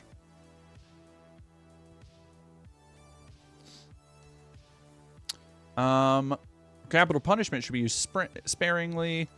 He's called for public execution of the co-conspirators of Epstein. Bullshit. Characterize an economic populace.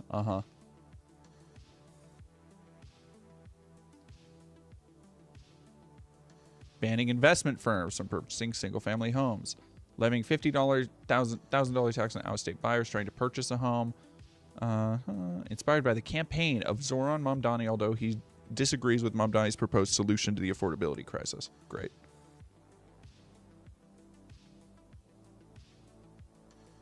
Raising pay of public school teachers by 25%. Supports requiring school uniforms in public schools. What a fucking dickhead. End the presence of international students at public universities.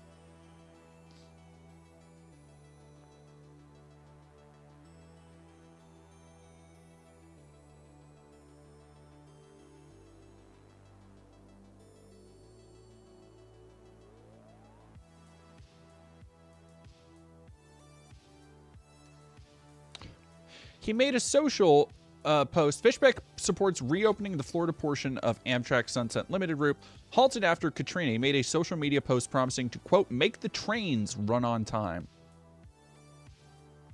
What a fucking... Oh, legal issues. No shit. Sexual misconduct allegation. Inappropriate... Fuck. He was 27 at the time. Cut ties after allegations he had an inappropriate romantic relationship with a 17-year-old.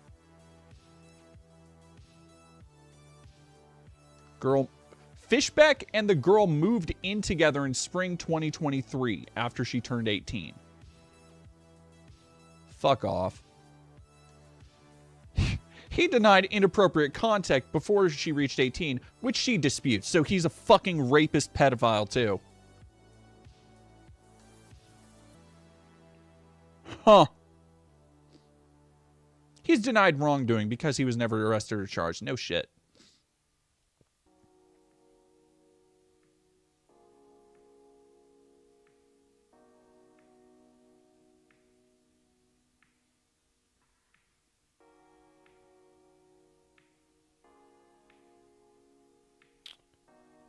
2026 said that a fire in the front yard of his home had been intentionally set and described the incident as political violence. Said the fire came within approximately 10 feet of his house. It was quickly contained and did not damage the house. According to WFLA, as of February 9th, local law enforcement had not launched an arson investigation. Officials from the Madison County Sheriff's Department said there was no active criminal probe and did not classify the fire as arson. Crazy, dude. This is a...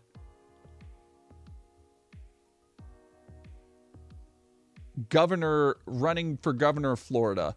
This fucking education Georgetown. Parenthetical dropped out. Important distinction. That's good shit. That's good shit. You know why? Because they're, daddies, granddaddies, and great-granddaddies raped black women. That's why.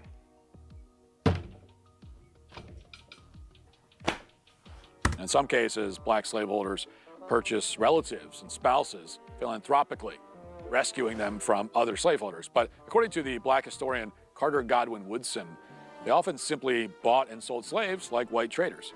He even described one case in which, quote, a Negro shoemaker in Charleston, South Carolina purchased his wife for $700, but on finding her hard to please, he sold her a few months thereafter for $750.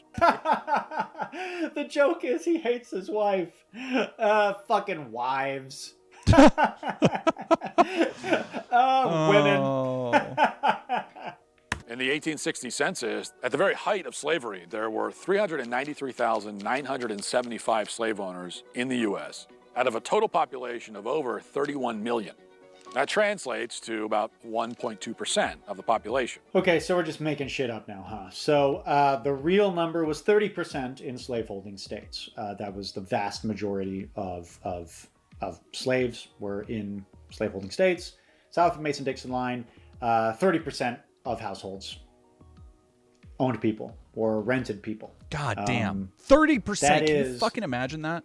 An incredibly entrenched practice. Fuck. Right? It is not the tiny minority. I don't know where he's getting this fucking number, but it is fucking wrong. Like, even people who fucking slide into my fucking DMs and are trying to fucking, splurge on Robert E. Lee and make it my fucking problem, even they have the dignity to say stuff like 3 or 5%, right? Again, also a lie, but 1.2%, like, no. We're talking about 30% in slaveholding states. That's according to the 1860 census. And did I mention that Matt Walsh belongs in jail? The U.S. slaves' population We'll say that's a really kept great growing running after bit slave to imports have. were banned in 1808. Unlike other parts of the Americas where deaths exceeded births, the U.S. ended up with nearly 4 million slaves in 1860, despite only 400,000 arrivals. Now, one reason for the better conditions could be incentives. With the import ban, slave owners' best source of slaves was high birth rates. Buying more was really expensive. Okay, so he is implying here that American masters had, enslavers had a material interest in treating enslaved people well so that they would be more likely to breed. What he's leaving out was the extensive system of forced breeding, which enslavers subjugated black women to. Do you really think they're just going to treat them well and leave it up to chance? No, it's just going to be like at a fucking pig farm today. They're going to fucking forcibly inseminate these women by, getting some big guy that they think has good genes and say, like, go have sex with her and don't take no for an answer. Ugh. This is a system of, after the import ban, this is a system of institutionalized rape of black women that went on for decades. That's what he's trying to excuse. I feel his fucking anger. Our sponsor, Grand Canyon University, is an affordable private Christian university. Oh my fucking God, another fucking sponsorship. In 1800, there was not a single country on earth that had abolished slavery by law. Not one. By 1900, Britain, France, the United States, Denmark, the Netherlands, Spain, Portugal had all outlawed it. Every single abolition took place in societies under European control or heavy European pressure. In a perfect Orwellian twist of irony, it turns out white men are the heroes of the slavery story. God. White men are the real heroes of slavery. Or maybe slavery was no longer profitable in the way it once was. Maybe sort of the creation of the proletariat had made the whole notion of like a cash crop colony obsolete. Didn't mean that slavery was over. Didn't mean that the colonial powers stopped profiting from slavery. Colonial powers and imperial powers continue to benefit from slave labor to this very day. From the clothes you wear to the fucking tech that you're watching this fucking platform on, right? Mm-hmm. There's lots of slave labor involved. But the sort of transatlantic slave trade, chattel slavery, was simply not profitable for Britain anymore. Not in the same way. So they could afford to take the moral high ground. I think I'm done with this. There's only a few minutes left, and I don't think I want to watch anymore. I think I'm done. Come on. You got to go to the end. What can I say? I think this is a great example of how these moneyed interests, these billionaires and their millionaire stooges, are coming for your history, coming for your cultural heritage, and especially if you're watching this and you're black. They want you to forget your ancestors, forget everything they went through. They want to trivialize what they went through and how they pulled through and how they survived. They want to trivialize that. They want you to forget about where you came from. They want you to, obviously they hate you, you know that, but they also hate that your ancestors pulled through and survived, despite all of it. They hate that. And obviously, as we saw from all those ads, they have found a very profitable niche in history denial. I mean, a video like this from a big channel, 3 million subscribers with 4 ad reads. Fuck. I mean, that's tens of thousands of dollars just in advertising, in sponsorships, I should say, that the Daily Wire made from this, that Matt Walsh made from this. Tens of thousands, at minimum. I mean, we might be talking about hundreds of thousands. There are some crazy I don't know about sponsorships it out might there. be. And if there's one thing that I want you to take away from my videos this get video, 30,000 it's something that I don't think I've mentioned yet, which is that Matt Walsh is the lapdog of fossil fuel executives who are trying to dangle culture war shit in front of you to distract you from the fact that they are destroying the biosphere of this planet for profit. Matt Walsh is knowingly spreading disinformation in order to do the bidding of his vampiric Epstein-class overlords. All of the billionaires, except for James Cameron. I love you, James. Big Jim. And Matt Walsh all belong in fucking prison. Good night. All right, hell yeah. Great recommendation. Thank you for $5. If I give you 5 more, you can watch that Kabbalah video. I don't remember what it was called. Let me see if I can. I doubt I'll be able to find it in my Recs again. But let me. Oh wait. Hang on. I might be able to because it was on this page. So give me a sec. There we go. All right. Yeah, we're still. With Israel making moves on Iran during Purim, them invoking biblical stories all throughout this war, with Tucker Carlson's intrigue into organizations like Chabad, Candace Owens' exposés on the deeper history from the Ashkenazi diaspora, and figures like Nick Fuentes explaining deeper theological ideas. Okay, you're a fucking idiot. You're a fucking moron, dipshit idiot. You're sitting here being like, yeah, no, Candace Owens having really deep conversations, and Nick Fuentes talking about really advanced theological concepts. You're a fucking moron, dipshit idiot. You are as stupid as your hair. Man. Goddamn, dude. One word has seemingly come to dominate the narrative: Kabbalah, Judaic mysticism, a tradition. If it is not a bit, I don't know. I feel like you are playing with so much fire to do a bit about Nick Fuentes. Like, do you really want to, even as a joke, even as a bit, think what people are thinking right now? That, like, you're okay with Nick Fuentes? That you think he's just a figure? Dating back to the Middle Ages, that claims its roots as far back as ancient Babylon. Kabbalah has been described by many in the Chabad movement or the Modocs movement as the quote, soul of Judaism, the spiritual after dark special of Judaic teachings. Today, I wanted to take a simple and sourced look into the chaos, confusion, and overall contents of Kabbalah, explained as simply as possible, which might I add, simple and Kabbalah don't really go together. But before I begin this breakdown, please be sure to like, subscribe, hit the bell, all that. I don't want to take up too much time at the intro. Then let's get into the story. Now, Kabbalah, kind of hard to explain. Many have described it as black magic. Some have described it as mysticism. Really, what I would describe Kabbalah as is the study of the universe's source code, if that makes sense. Like reading the back-end log, but of the world. Now, Kabbalah itself literally means that which is received. This is because Kabbalah was an oral tradition for a very, very long, unspecified amount of time. Granted, when I say receive, we have to know what we mean here. Kabbalah, as you'll come to find out, is very rich with symbolism, double meaning, etc., etc.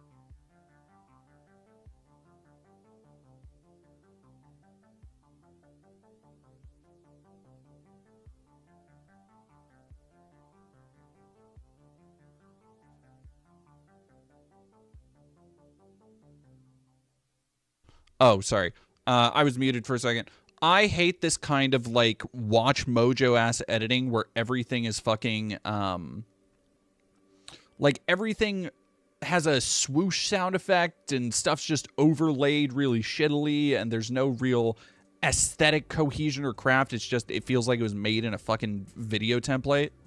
So when I say receive, think of it not only as to receive information, but to receive it, like to embody it or to imbibe it, that it is something that is not only studied textually but experienced by those who look into it. Now, Kabbalah, like all things in Orthodox Judaism, begins with a very, very lengthy compendium of books. A compendium that is now known Watch to Mojo us Coded, or as somebody said the BuzzFeed. Zohar. Now, the Zohar, like I said, is a compendium of books, all of which have to do with the deeper spiritual meaning of the Torah, as well as different like anecdotal stories and commentaries from famous rabbis. Think of it as like Talmud 2, the After Dark special. Talmud uncensored, if you will. It was first publicized by Rabbi Moses de Leon in Islamic Spain, very famous rabbi who he himself claimed it was just a compendium of oral teachings of a very famous rabbi from the 1st century named Rabbi Shimon ben Yochai. Now, the Zohar, it really focuses on, like I said, the source code of the universe. It focuses on how the is this, idea- Nehemiah? How is this lining up so far?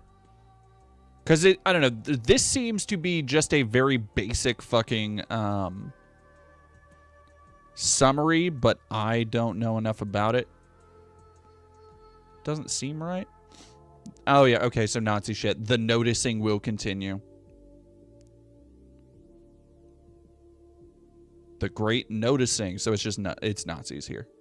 Their hubris. USS Liberty. Oh yeah, no, extremely fuck. Okay, so he is a Nazi. He's literally putting USS Liberty shit on the fucking I didn't even clock that. USS Liberty right here. Oh, he's a hell of a Nazi. Why didn't I look at the fucking background? He's got Camp of the fucking Saints back here. Oh yeah, fuck you. Oh, this motherfucker.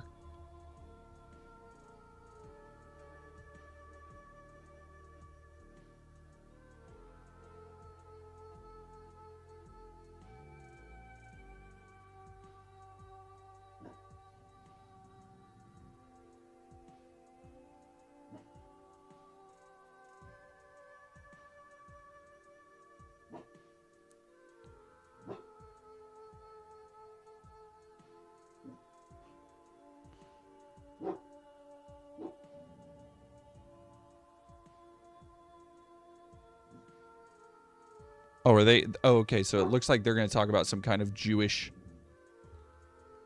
plot under New York, so that'll be fun. Of God, and really where God comes from, where goodness comes from, where evil comes from, what role does God play in all that. It's this very introspective and philosophical text. The book exists for a while, the community in Spain gets kicked out after the Reconquista, and then all of this really kicks off with a guy called the Ari, Rabbi Isaac Luria. So we get the phrase Lurianic Kabbalah from. That is the main study of Kabbalah. He was a leading rabbi and mystic in Ottoman Palestine, so he lived like near Jerusalem in the mid 1500s. Now, he actually wrote like very little. Like, he was not an author, which is surprising for this faith tradition. Actually, like, most of it is based off of writings. He actually was just like a guy who went around and taught things and had a small group of disciples. But those disciples, they wrote everything down. And this is where we get Kabbalah as it's understood in a modern sense. Today, a Kabbalic master is called a Baal Shem, literally a master of the name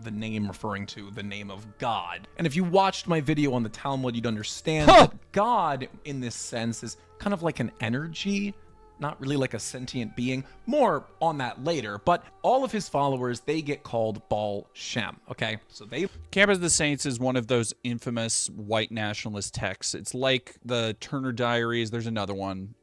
It was one of Steve Bannon's recommended book. Was it Steve Bannon? It was Milo. Somebody like that. Depicts a massive, impoverished migrant fleet from the third world, leading to a collapse of civilization. Yeah.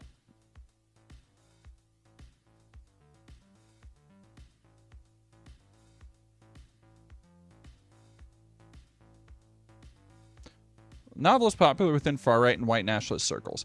It's... and like every other kind of white nationalist text and Nazi fucking... revenge fantasy, in the league of something like Turner Diaries or you know, fucking any of those other ones, Behold a Pale Horse, or, you know, in Secrets of the Federal Reserve, all those just like bullshit texts. The only way you can really know about it, it's not something that you fucking stumble across, right? Like, this is not something that you just like, oh, yeah, so my Kindle is recommending this to me. It's like, you have to be in the know. You have to hear from some other asshole who's telling you to listen to Burzum and be like, oh, yeah, you totally got fucking check out this Camp of the Saints shit. Yeah. Publication history.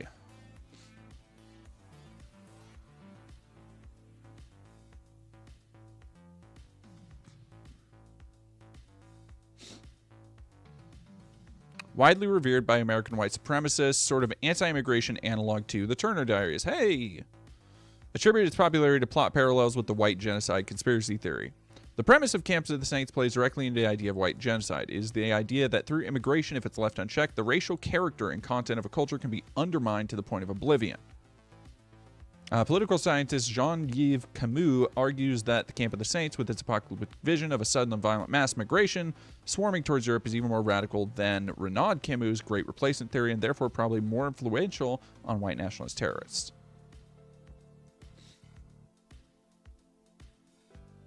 Yep, there it was. Favorably referred to by Steve Bannon, Donald Trump's former chief strategist, and Stephen Miller, GOP Congressman Steve King, national rally leader in France, Marine Le Pen, and Viktor Orban. Shocker. And that's the kind of guy... See, that's not... Having a book like that on your background, and having USS Liberty, which is a anti-Semitic... Well, it's not an anti-Semitic conspiracy theory. Israel did kill the USS Liberty, or did fire on it. But it is used as a, like, oh, they ruined our sovereignty and stuff. It was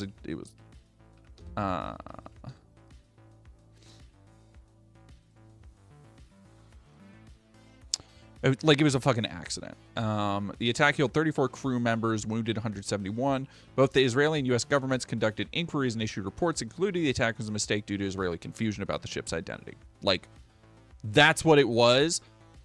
But again, like Camp of the Saints, let me go to the big screen so I can show this off. Like Camp of the Saints, which I don't think we clocked because it was on the smaller screen, and you can't see USS Liberty is over. It's the USS Liberty hat. Let me move this over really quick. Learn from him. Nope.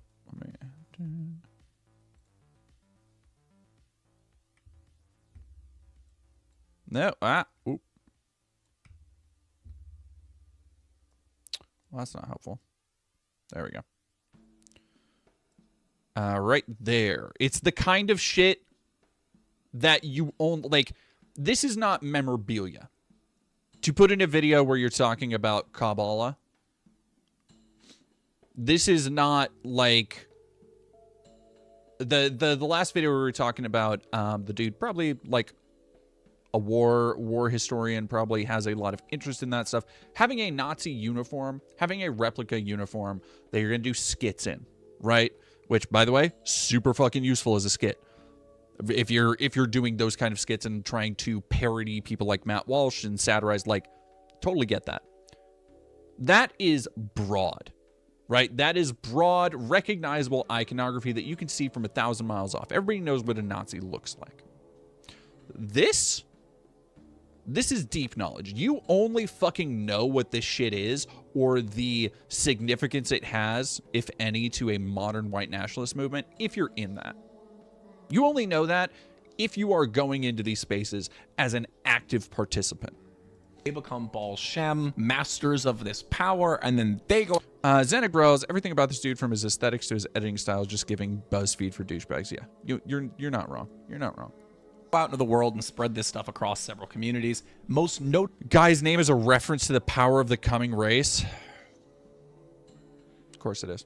Yeah, look, get a load of this fucking Eastern dude. Europe. This is where like the bulk majority of Kabbalah in the modern understanding comes from. And this is where organizations later like Chabad, the other Hasidic dynasties will form, like I spoke about in my Chabad video. Now, this is an incredibly simplified version of the history, because let me note, once we get into the beliefs, we are going to be here for a while. Kabbalah is wildly complicated, deeply philosophical, full of double meanings, and just overall wacky, to say the least. Let me note, the vast majority of like Kabbalic literature is written and commented upon by Ashkenazim, by Ashkenazi Jews, which, as we now know from modern science, have a large genetic predisposal to schizophrenia. I can't prove this. I'm like 75% sure a lot of this stuff was just guys with schizophrenia. Like, it reads like someone with schizophrenia was writing something, and then it's just been recorded and turned into That's a legend. fucking And you'll see insane why thing to say. as I break down what these people believe. What these people, yep, there we go. And playing the the music and everything. So Kabbalah's beliefs. And you know what? Just give me 1 second here. Okay. All right. Lord help us. Okay. Now to start, Lord help us. Kabbalah's- You dork. You should have been pushed into a fucking locker. Oh. If your fucking Camp of the Saints Turner Diary race war ever pops out, you are going to be one of 1,000 concubines to a fucking leftist warlord. You absolute baby-faced buffoon simpleton. Absolute human fucking cattle, these dipshits. You rosy-pinked cherubic dipshit.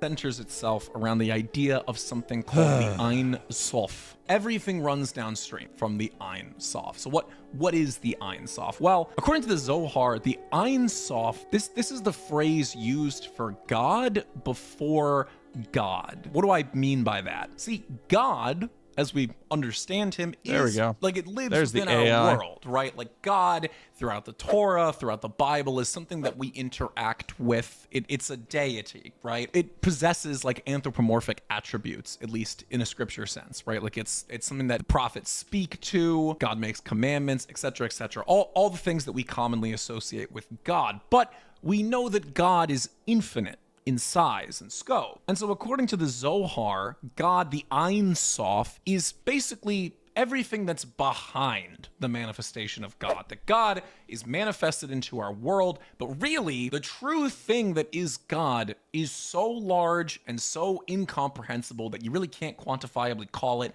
a deity. Think of the Ein Sof and our understanding of God as a company and a mascot. A mascot is a representative. It's an image, it's a thing, it's a costume that you can speak to, it can make statements, and it can like advertise on behalf of a brand, but it's not the actual corporation itself. Like the Geico Gecko doesn't fix your car when it breaks. It's just representative of Geico, the insurance company.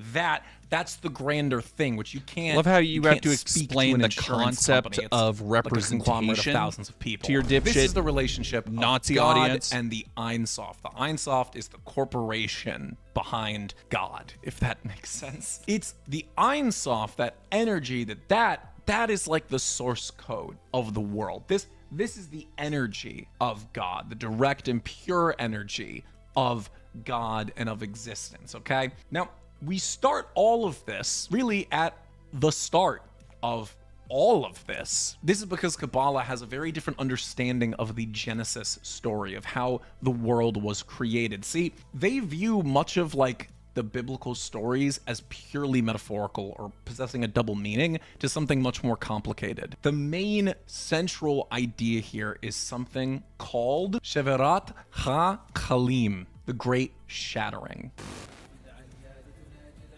In 2004, U.S. soldiers stationed in Baghdad, Iraq, noticed that local peddlers were selling an interesting product. The Osama bin lighter made waves in the U.S. military. Only a limited amount of these were purchased with no tracking number by U.S. soldiers in Iraq, never to be seen again, until one brave man decided to bring back this iconic product. Available for pre-order now, Lord Miles has brought back the Osama bin lighter, now sold in a perfect stainless steel metal casing, USB. What?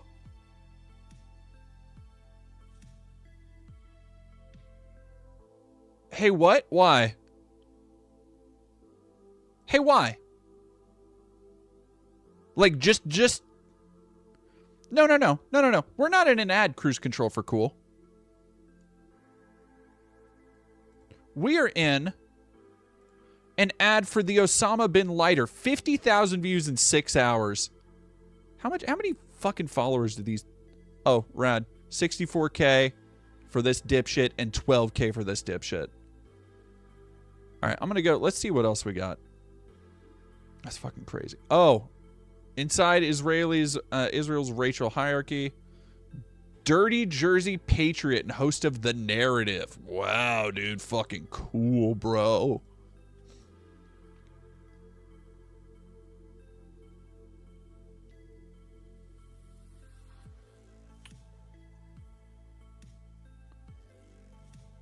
Shabos Kestenbaum, and it kind of seems like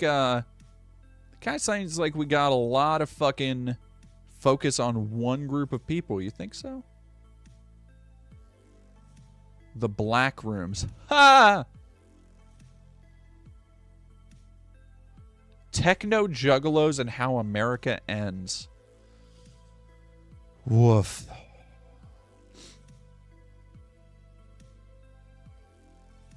Look at how, oh my god, dude. The grifting never fucking ends with these people, man. You go back to their channel. Look at this shit. Look at how it fucking started. Groyper destroys Boomer. Silent spot. Like, absolute fucking slop.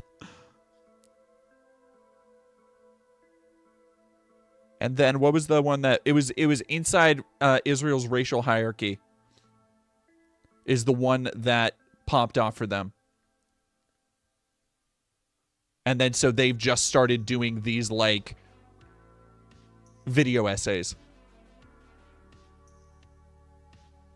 Fucking crazy. Nothing Groyper adjacent. These are just fucking Groypers.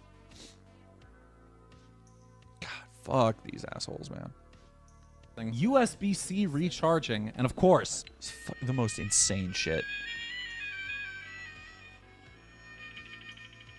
An included soundtrack. Folks, be sure to check the link in the description of this video to get yours today. Folks, time is running out on these.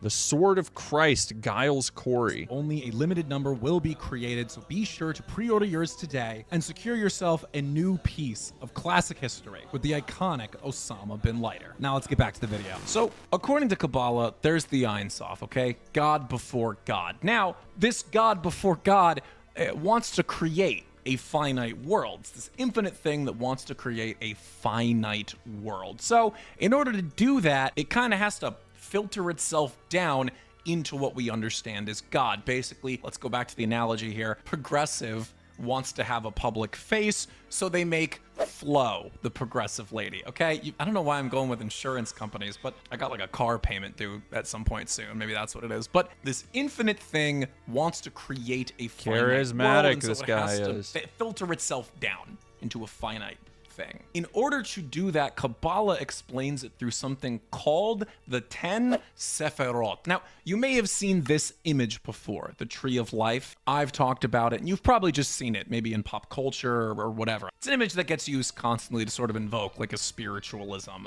This is the Tree of Life, okay? It's just a depiction of what the Zohar describes. The reason it looks like that is because this infinite Ein Sof goes into each of the little circles, and then it all filters down into the bottom, and the bottom, now that is our world. So it all starts on top, energy of the Ein Sof goes in the top, goes all the way down, and then it's in our world. Think of it kind of like a coffee filter. This is a central thing within Kabbalah, because this is how the energy of God is described. I've said before, according to the most orthodox traditions of Judaism, God isn't really seen how we see God. God isn't really above or like commanding the, Israel. It's behind Israel. It's an energy, it's a power that is sentient, that guides and uplifts and empowers Israel. Now, the tree, each little circle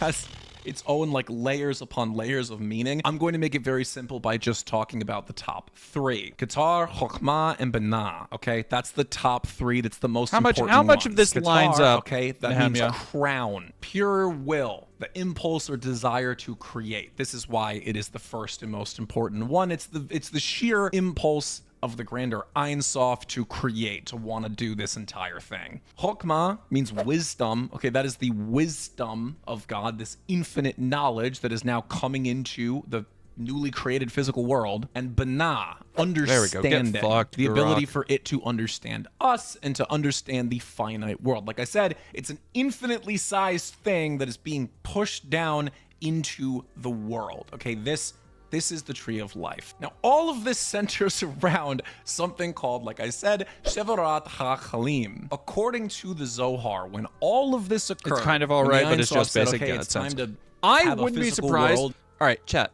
Again, as somebody who knows like what it takes to make a half-hour worth of videos, and the fact that he is using AI, I wouldn't be surprised if he's just summarizing everything with AI. I wouldn't be surprised if everything he's doing is just based on AI fucking summaries.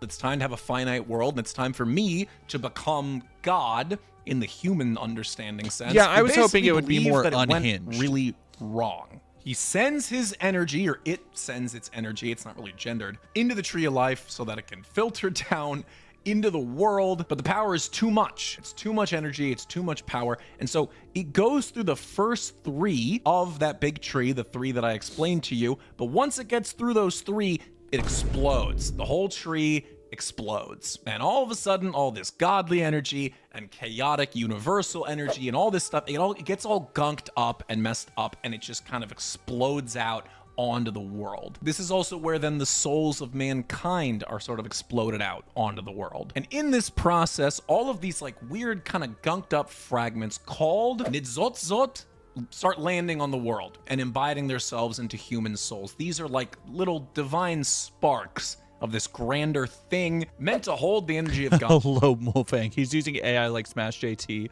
uses ChatGPT to manage his personal problems. Jesus Christ. Coyote Chaos Grok write a 30-minute long video full of racism and anti-Semitism. It's just, well, that's the thing. It's, yeah, it doesn't just do this, it does that. Like, he went from slop tuber to video essayist overnight.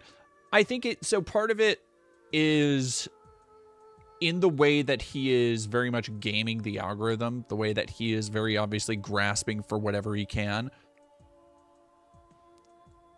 But it's also like, he's a racist. The script isn't. The script is just too perfunctory. Like it's too clinical for something that he is clearly a fucking Nazi about.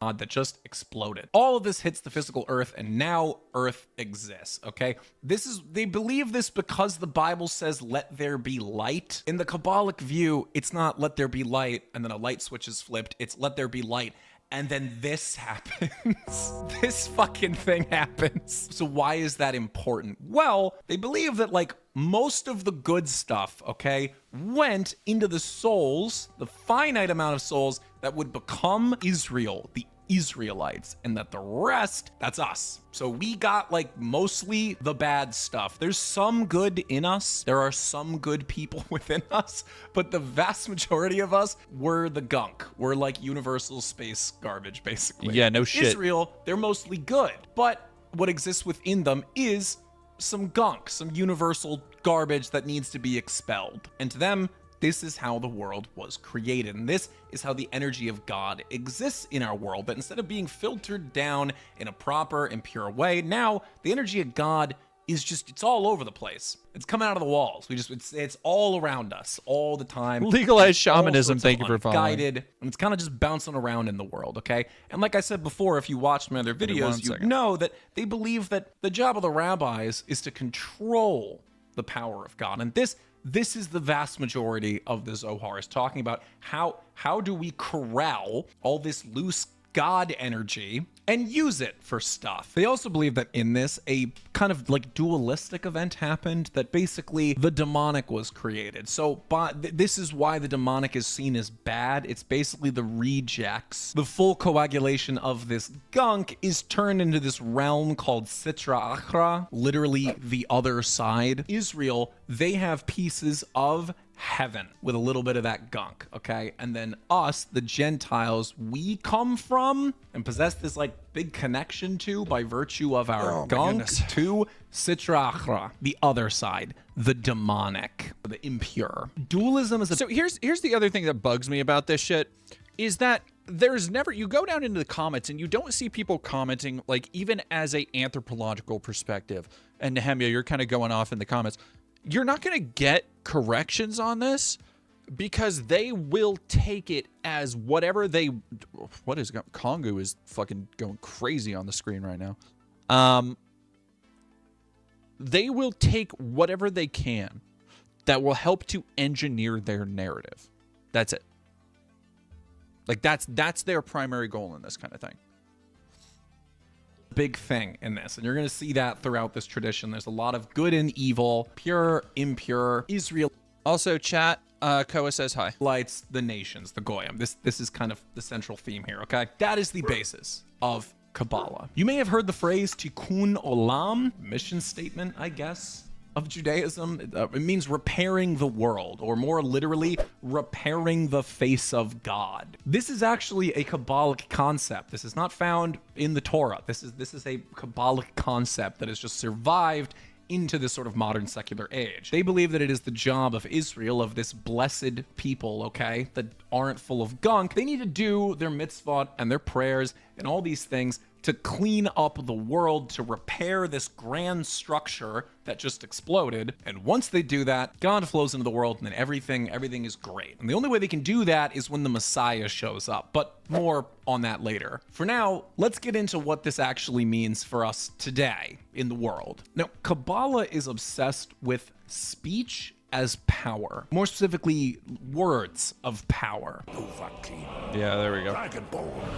No, okay. not couldn't have guessed you what Skyrim, guys. Incantations that one speaks, that really everything that we say is part of this grander expression of existence. Have you ever heard the phrase abracadabra? That comes from Kabbalah. That's an Aramaic term, originally avrachadabra, which literally means I create as I speak. And this is a central idea, okay, in the practice of Kabbalah, especially the mainstream Kabbalah. This is why a lot of their prayers are repetitions or like meditations on words. And across the Zohar, all the stories of them dealing with demons and dealing with magic and all this stuff, it has to do with words. It has to do with like spells. This is kind of where we get the concept of spells from, at least in our modern sort of like Hollywood understanding of it, if that makes sense. Because like I said before, we keep going back to it. The energy of God is something to be wielded and harnessed and then used for XYZ purpose. And the way you do that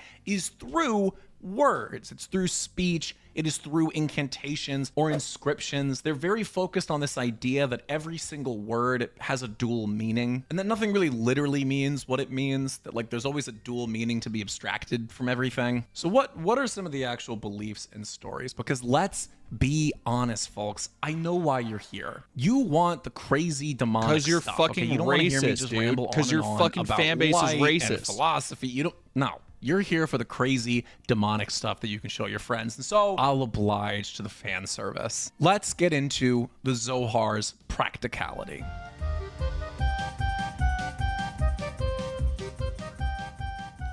Now, the Zohar speaks a ton about the practical applications of Kabbalah. A great example is something like Golem, that Golem can be created via incantations and drawings and stuff to create life, but like a Frankenstein's monster version of life. Now, Kabbalah posits that demons found their start, like their origin, in the unholy marriage of Lilith and Samael. What do I mean by that? Okay. In Kabbalah, they posit, like, it's a lot of stuff that gets added where they're like, oh, well, actually, we found out later that biblical story, here's some extra stuff. Yeah, dude, for the dude with a fucking...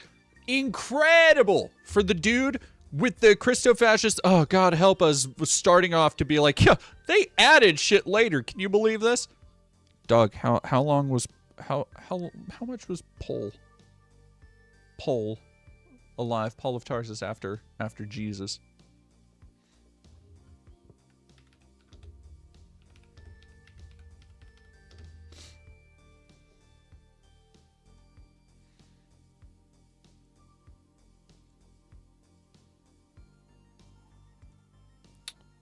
Present at the stoning of Stephen, converted on the road to Damascus for 2 years. Wow. So 30 years after Jesus died. Can we watch what? How is that a palate? I feel like I'm poisoning everybody else. The fact that y'all are like, can we watch the newest Andy Pants video as a palate cleanser? They posit this idea that actually Adam, his first wife, wasn't Eve. It was this other lady called Lilith, but Lilith was defiant. She's the archetype of the defiant woman who won't lay with her husband, and so she becomes the queen of demons. Like, she's kicked out of the Garden of Eden, like out of perfection, and becomes the queen of demons. And then her and the serpent, so the devil, they procreate. And that's where, like, the demonic comes from, and that's where the nations come from. And so, like, that's kind of our origin. I think that's where the Goyim come from, is from there this you go. unholy marriage, kind of. This is also why the men are encouraged not to lay with the Gentile women, because Lilith, she's, like, also kind of the stand-in for the Gentile You woman. will notice he is talking about this as though it fucking applies to every Jewish person. Like, he is talking about it as like, this is why Jews aren't supposed to lay with Gentiles. Like,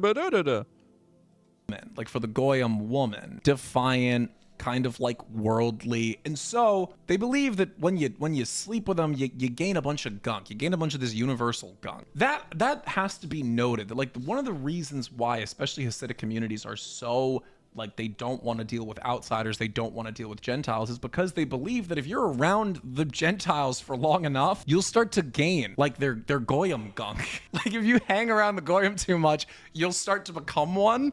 And so that's why they're so, like, let's keep them away. If you eat like them, if you hang out with them, if you lay with them, you'll become like them. And so they keep us very far away to varying degrees, with the Hasidics being the most like, okay, we're literally going to remove ourselves from Gentile society, and people like Chabad having a more friendly disposition. Another great example of the crazy stuff is this idea of dualism, because like I said, Disposition it's very is fucking obsessed with the insane. idea of dualism, of good and evil, of pure and impure, Gentile and Israel, okay? This also involves God. They believe that God is dualistic, not monotheistic, really, that God has a dual nature, the most important being the dual nature of masculine and feminine. There we go. Let's get into the weird gender shit, You ever chat. seen them praying? Oh, Lord help me for this next Have you part. ever seen On the them Western Wall? You ever really seen them praying with their It's fucking crazy, dude. It's not even like even a little bit hidden. The fuck you mean? Have you ever looked at the dude? I've never heard somebody pronounce the three brackets around them. Like, I've never heard somebody be like, you ever see them praying? That's fucking crazy. Villain, and they rock back and forth. You ever seen that? That's called shuckling. It comes from the Hebrew word shuchlan. It means to shake, literally. Let me note, okay, they believe that God has a feminine aspect called Shekinah. Shekinah is the feminine. Also very funny. Again, this is kind of like removed from me, being in any of these religions and not knowing much outside of American evangelical Protestantism, which you'll feel any authority to talk on. It is funny to watch people cast aspersions at other religions for things that they themselves do.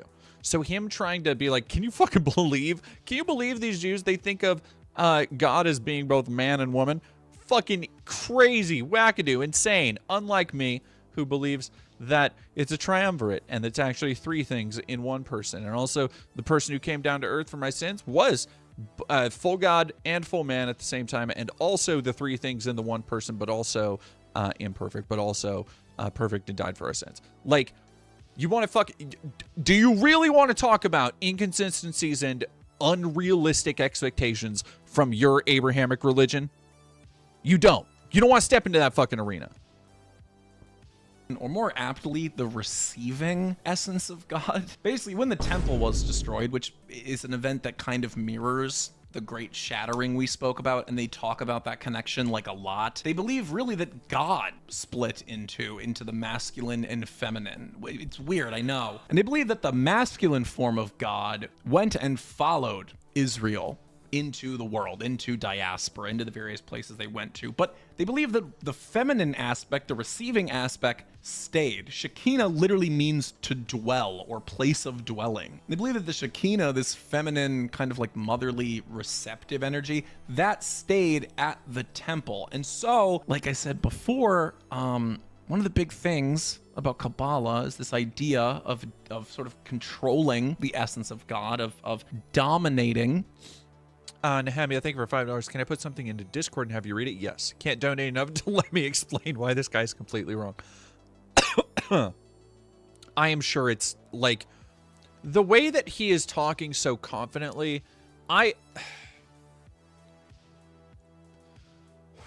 One of the things I really have a hard time doing,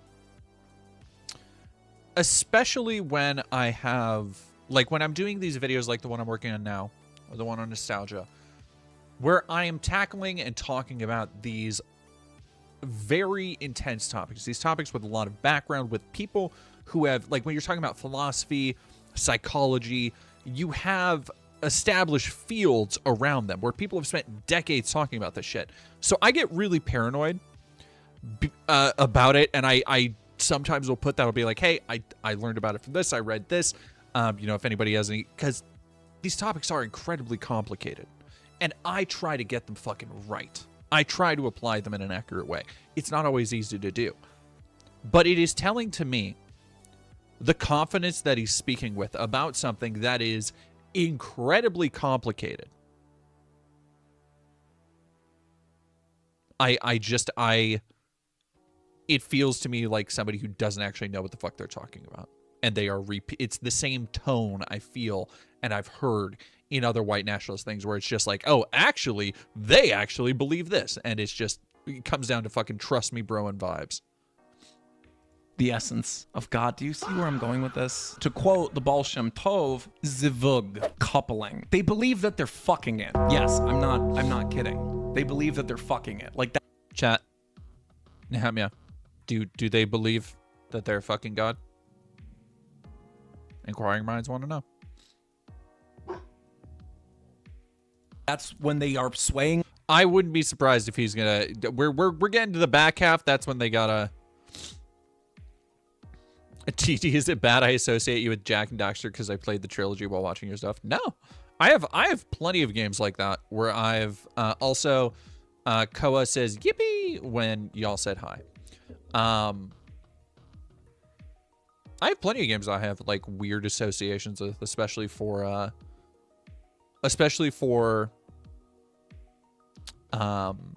like Game Informer and Run Button and like YouTubers I used to watch, a decade or so ago.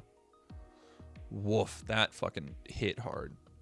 Like that in front of the wall, that's them fucking this spirit. And the reason they do that is to show love, but also to dominate, to take it, because you have to understand this is kind of their dynamic, is that there's giving and receiving, male and female, and all that stuff. They're dominating this energy and thus enabling them to take control of it. This is why they do that. They are literally fucking it. Oh God, help me, man. I don't even want to think about that. Lord have mercy. So this is kind of the relationship, okay? And we spoke about this before with Chabad, with the whole idea of Nefesh Elochet and Nefesh Chabehamat, the idea that they have pure, enlightened souls that are able to connect with God. And we just to be here, speaking of being your PS2 year, we're gonna get you playing Def Jam 5 for New York.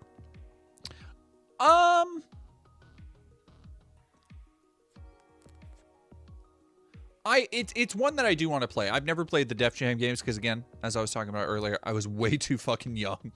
Like I would have been, God, I would have been like when did the last one come out? Fight for New York the last one, or Icon? Icon was the last one. I think, and that came out 2007, 2008. So that would have been all like really before my time. We don't. It ties back to this story of this dualism that ours, we come from Sitra Achra, which is this other side. I mean, when I say other side, you kind of think of hell. When I say demonic, you think of hell. It's not really that. Think of it more as like chaos, like a primordial kind of like universal chaos of like this is supposed to be the world of order, and we come from a world that is disordered. They follow mitzvot. They come from order, the pursuit of justice and righteousness. We are impure. We come from a world of chaos that has no meaning. They receive accusations of it being witchcraft because, like I said, in their pursuit to have order, in their pursuit of tikkun olam, to repair the world, they use a lot of like words and incantations and like actual like trinkets, because that's what they're trying to keep away. They are trying to ward off Sitra Achra. They're trying to ward off what's called klipot, or husks, shells, unfinished, unfull things. That's us. The unfull, or the empty part, meaning Oh yeah, lack I've played divine soul. That they are Black full. and, They're full of this a little bit divine Twisted soul. Metal, but They're I've played full of Black. this godly good energy from this great shattering that is just sometimes gunked up with this evil stuff. And we're empty. We don't have that. And so we're just made of the gunk. Like, we're made of the bad stuff. And that this is the essence of that relationship. That the Sitra Achra and its people, us, need to be.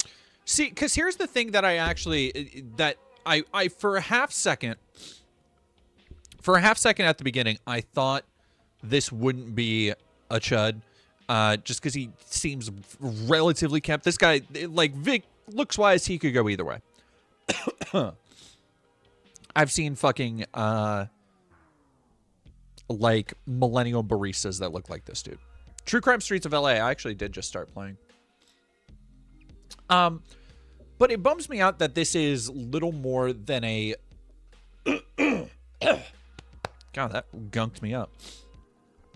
Little more than a anti-Semitic, like, vitriol-driven basic facts piece. Because I find demonology, study of the occult, based on real pagan traditions, based on real ancient religions, I find that shit so fucking fascinating. I have multiple books on, like, demons, demonology, angels, mythology, like, and it's never as intensive as I want, because when you get like those kind of books, it usually becomes a compendium of stuff where it's like, you know, oh, here's, you know, this section on Egypt gods, this section on Grecan gods, and it's like, no, I want to dig in there. I want to get, because I find that stuff so fascinating. Because it, you know, in a lot of ways, I'm talking about, I talked a little bit about this in the video I did on Floating Rocks, where I talk about kind of history of Egyptian dream interpretation, Deir El Medina Village, the oldest dream diaries that have been found in humanity. And a lot of that ties into, you know, I think I find it fascinating anthropologically more than anything else, as a example of how usually we would, you know, how religion, how gods and myths and stories took the place in a lot of ways of things like studies of psychology, psychiatry, science. There's a lot of really interesting dynamics in there. Which is all to say, it's such a fucking bummer that these people can't even exhibit enough curiosity to dig below the very surface of the things that they will spend their entire lives hating others for. Like, that bums the fuck out of me. Be controlled. Yes, this is where this idea comes from, that we can't really be trusted to rule ourselves. Nehemia, thank you for $2. Put something in general chat. I will be sure to look at it when I am off. And this is something that Chabad especially believes in, and I spoke about it in the last video, that we need to be controlled, that we don't really have the ability to rule or lord over ourselves, okay? This is where it comes from. It's not just like nations that need to be ruled by a government. It's everything needs to be controlled so that this grand filter that broke can be repaired, and that can only be fully finished by the Messiah.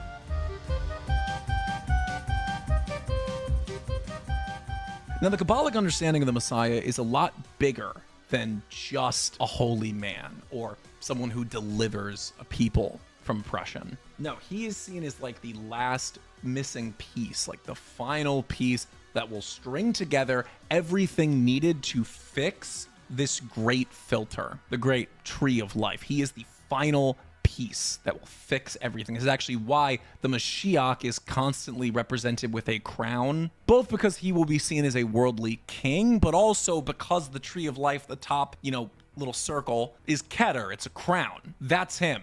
He's missing. That part is missing. He will be returned and fix it all together via the Messiah. This is why the temple is so important to them, because to them, the temple, that's the bottom of the great filter, of the great tree. It's rooted in the temple. And so with the temple not there, the Messiah can't be received. Does that make sense? This stuff's really fucking complicated. And I'm barely scratching the surface with this stuff, okay? Basically, the Messiah has to go down this tree to come into the world, okay? Like, the Messiah is the pure embodiment of this light, of this Ein Sof power, the ultimate master of the name of God. And I guess like the receiving point, like I said before, how the Shekinah receive, I'm getting too complicated here. Basically, he needs to land in the temple. And if there's no temple there, he can't land. He's just kind of like caught in the tree in their minds. The Mashiach, he's up there, he's just caught, and they got to fix his landing pad. And once they do that, he'll land, and then boom, everybody's good to go. And then the Messianic age comes. Everything is repaired. The energy of God comes into the world purely, and the chosen people, they get to live and they get to rule the world as it was intended to be created for them. And we either like perish, okay, like we explode, because like I said, we're all the gunk, all the impure stuff, or the most pure of us, the most righteous of Gentiles, okay, they get to stay. All of their bad gunk is removed, and then in staying, they realize that the best thing they can do is serve as slaves, basically, for Israel, and that by removing all this bad gunk, it kind of removes their free will, and they'll be like happy to serve. Like, they'll be like, oh my God, I see the light now. I need to wash these people's feet forever. It also, the other part of it that's kind of a disappointment is that I was hoping for, because we're almost to the very end. I was hoping for it to be, it's not crazy enough to be really entertaining. It's just kind of infuriating. Like, I was hoping when he's the occult tradition, they're hiding in plain sight. Give me some symbolism. Give me some subliminal messaging. Like, I want to see, like, what Disney movie protagonist is doing Kabbalah on my kids. Like, what, give me some weird shit, man. Do you remember last, I think it was, no, gosh, it was like 2 years now. We did a stream looking at somebody who had a deep video on how the Lego movie, like beat by beat, breaking down how it was doing like Kabbalah magic and shit. Like, come on.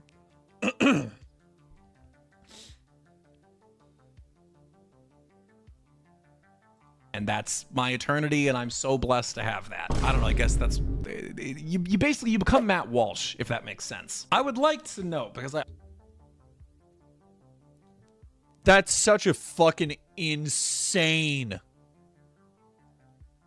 That's such a fucking insane Nazi talking point. Okay, so if you don't know, Matt Walsh, despite being a racist, is loathed by a large portion of white nationalists.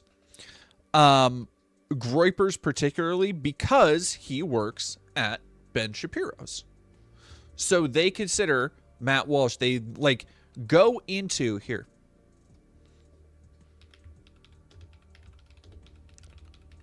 We're going to put on our digital hazard masks really quick to illustrate my point. See if we can find somebody calling him a goy. Bungled the Epstein stuff. Let me see if we can got something.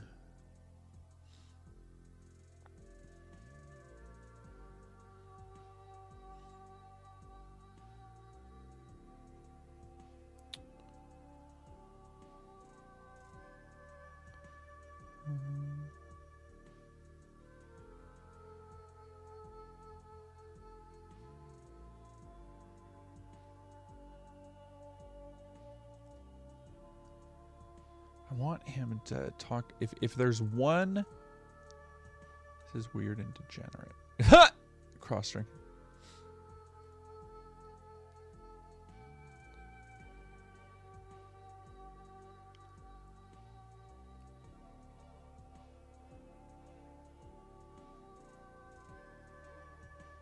Who's?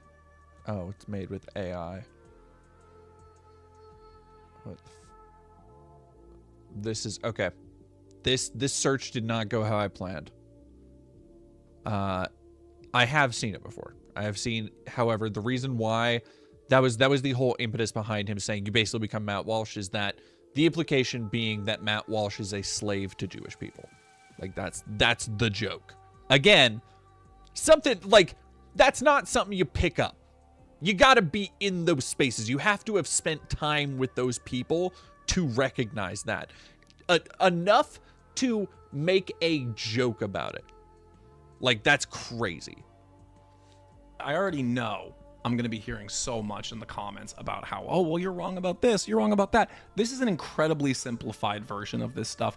Honestly, upon reading this and understanding that, like, these people understand this, like they're rabbis on, like, a deep level, I kind of get why they view a lot of you as, like, dumb goy, because it is like really complicated stuff, like really deep, really complicated stuff. Like I get why they speak about you that way. It makes sense, honestly. But what does all of this have to do with today and with everything going on and everything that you hear? Yes, well, please. All of that has to do with symbolism. Oh, dog, you save it for the last 4 minutes. Remember how I said before that symbolism and things like that are really, really important? That also applies to events in the real world. This is why they do military actions on Purim. I actually want to do a whole video explaining what Purim is. It's very fascinating, but the skinny on it, the Israelites utilize like subversion to defeat their enemy Haman. And so Purim is kind of, it's kind of just seen as a holiday to commemorate all the times they defeated their enemies, usually through intellect, usually through like outsmarting them, not through like physically overpowering them, if that makes sense. This is why they launch military actions on Purim, is because they believe if they do it on that day, they are embodying themselves with this greater spirit and that they'll be able to win via intellect. And it was especially important this time because they're fighting Iran. Iran is Persia, for those who don't know. And this follows a grander line in Israeli military doctrine and tradition. You have to understand that like there is like a loose... This got way more weirdly obsessive. Like there was a tone change here. Following of the rules, that's just of the weird law, for me. Of the grander religious tradition. I mean, really, it's more so the religious tradition, which, like Chabad says, Kabbalah is the soul of this practice. Like, that is where the religion became a distinct thing. You have to understand all the things I just described, all these beliefs, they're forming around times in which Christendom is forming. Much of it is a reaction to Christianity. And mind you, the Zohar itself speaks a lot about Christianity in a very, very bad way, something I've already covered in my other videos about this topic. All of this is to say that the El Salve just got back after watching the Mario Galaxy movie. To become a Kabbalic master, oh, no. to become a Baal Shem, a master of the word, and then be able to fully like control this grander infinite power that exists spread throughout our world. Like I said, their view of God isn't really that of like a deity that kind of lords over us, but rather it kind of dwells amongst us. And it's like this ambivalent, almost apathetic thing that kind of just exists, and that it's the job of the rabbis, by virtue of their blood, their birth, the fact that they are of Israel, that they are able to commune with it and to do things with it. And so if all this sounds crazy to you, you'd be right. But folks, that is going to do it for us today on this episode of The Narrative. I hope that you enjoyed as much as you can. This stuff is terrifying, especially. Oh my god. What a fucking pussy, man. After reading and being like, so he didn't really talk about the symbolism, and he's leaving it on a cliffhanger, but the idea of going through all this shit and all of this esoteric old religious study and philosophy and all this shit, and walking away being like, this is terrifying. Oh yeah, this is so scary. Fuck off, dude. When you remember that like people in power believe this, and therefore, chat, hey, did you know people in power believe this? Is Kabbalah like a regarded thing? Like, is it something that a lot of people believe and fuck with? Because it doesn't seem like it. They see all of us as really kind of entirely disposable, and that crimes committed against us are like not really crimes, because again, we're okay. All right, give me a second. Nehemiah put something important in the Discord.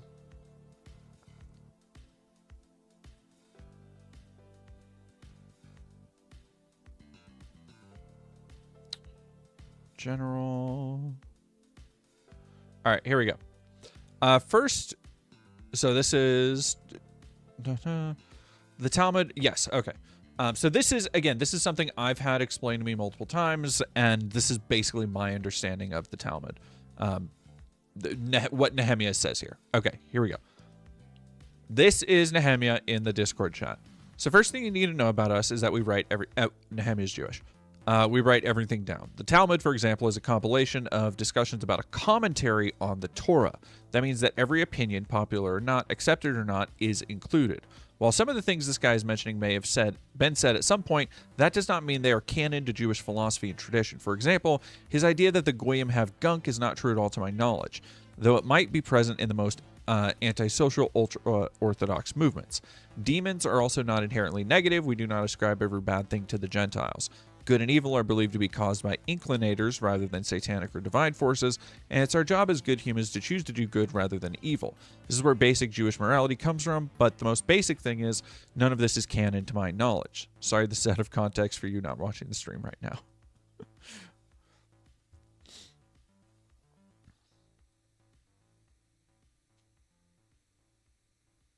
I don't think it is, DT.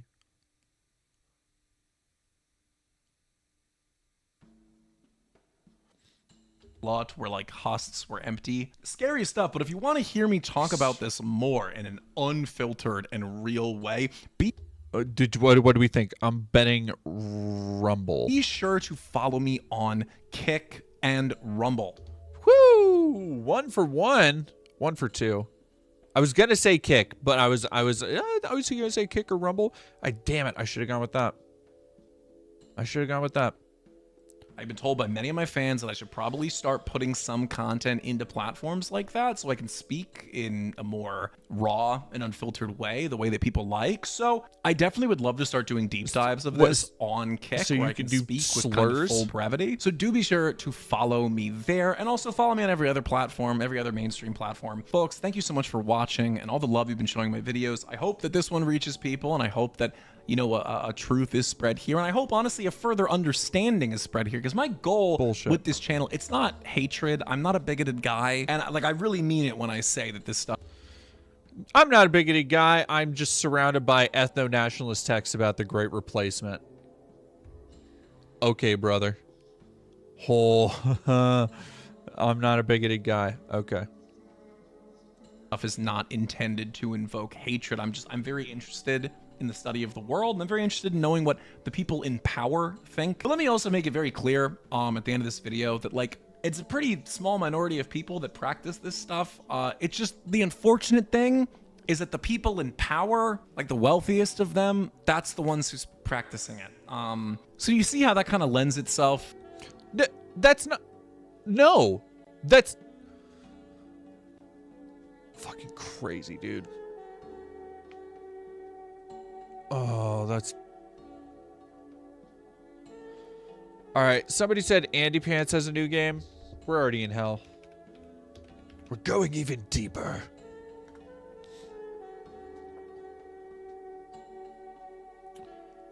Everything is fake and gay now. Why everybody wants the 2000s back. Oh. Chat, we got 2 Andy Pandies today? 2 Andy Pandies on the menu? That's pretty good for me. All right, we're going to do everything is fake and gay. Like, what the fuck is he even complaining about here? I don't get this, dude.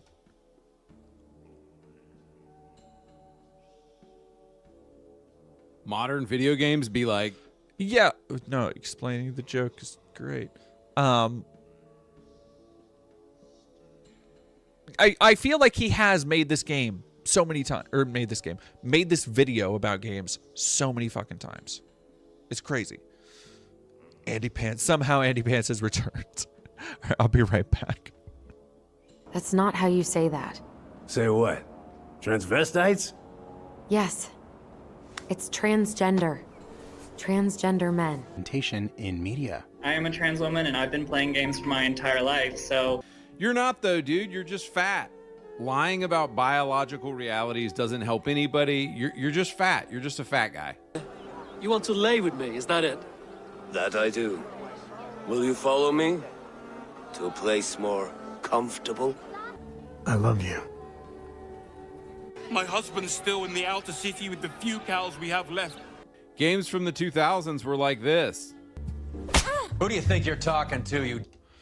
Okay. Is he games in the 2000s? That wasn't a good scene, dude. That wasn't. Actually, it's so weird. I just played the opening of L.A. Noire. L.A. Noire is a game that I inexplicably really enjoy. Like even just driving around. Yeah, this guy is not a cool dude.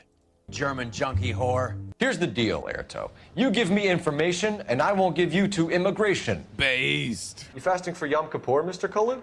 Yeah, let's change the subject, you going motherfucker. How about baseball? You left-wing leaning parasite. You expect me to sit here and listen to your... Yeah, that's... In the context of the time, during the post-World War II Red Scare, in the game, though, the context of what's happening was not a good thing. It's not something that was regarded fondly. It's not something that is useful. Oh, my God. Context is important, dog. You sit there and you call me those names, you goddamn goy butt snatcher. He says that you're Lenny Sissy, and that you'll do it. You distribute for the Jews. You're a patsy. Guys, before we get into it, this is why you should always own physical copies of your games. So I was playing L.A. Noire the other day, and Cole Phelps said this exact line: you distribute for the Jews, you're a patsy. I go on Google and I say, is this line in L.A. Noire? Google says there is no evidence that that line is...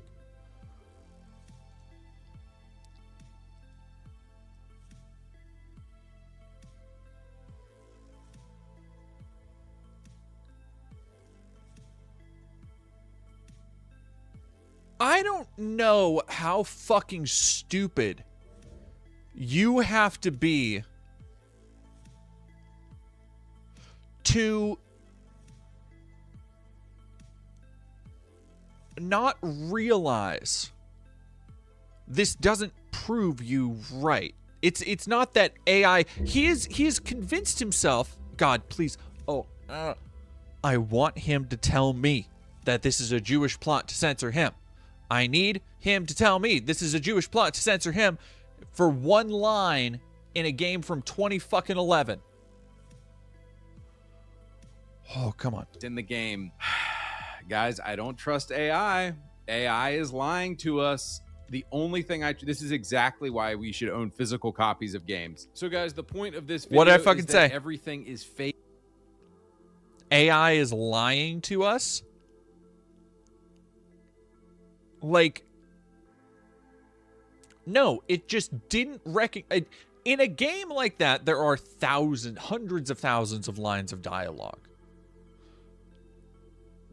In what circumstance would people be quoting that online for the AI to pick up and read it on a forum or whatever? Like, what?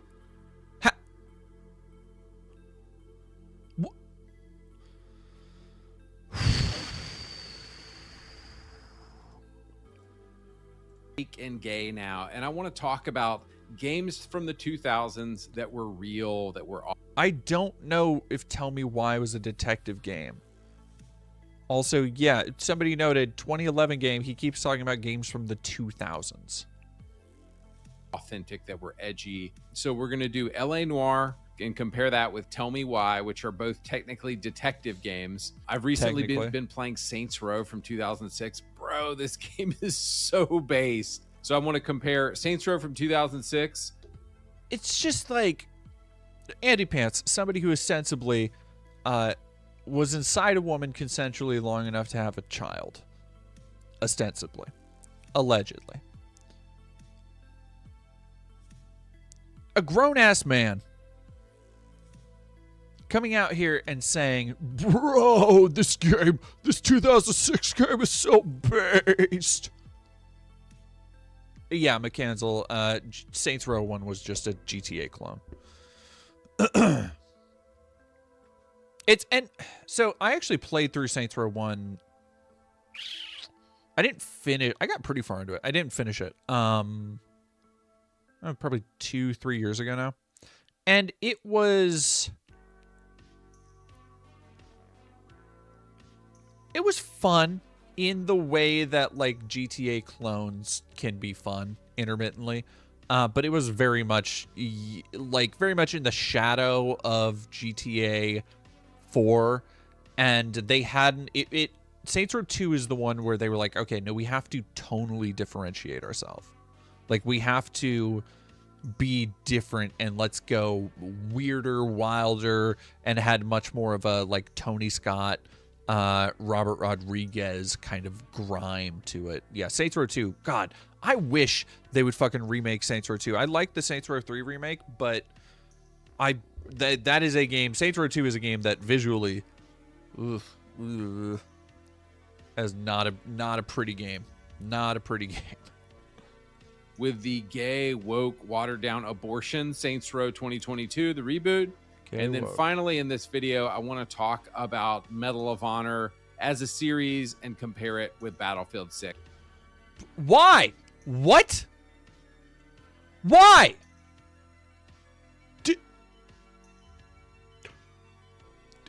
And then for my final comparison, I'm actually going to be comparing this toaster to this rock I found on the ground. The fuck do you mean? You're comparing an entire series of shooters to one game when there were Battlefield games in the early 2000s. In the 2010s.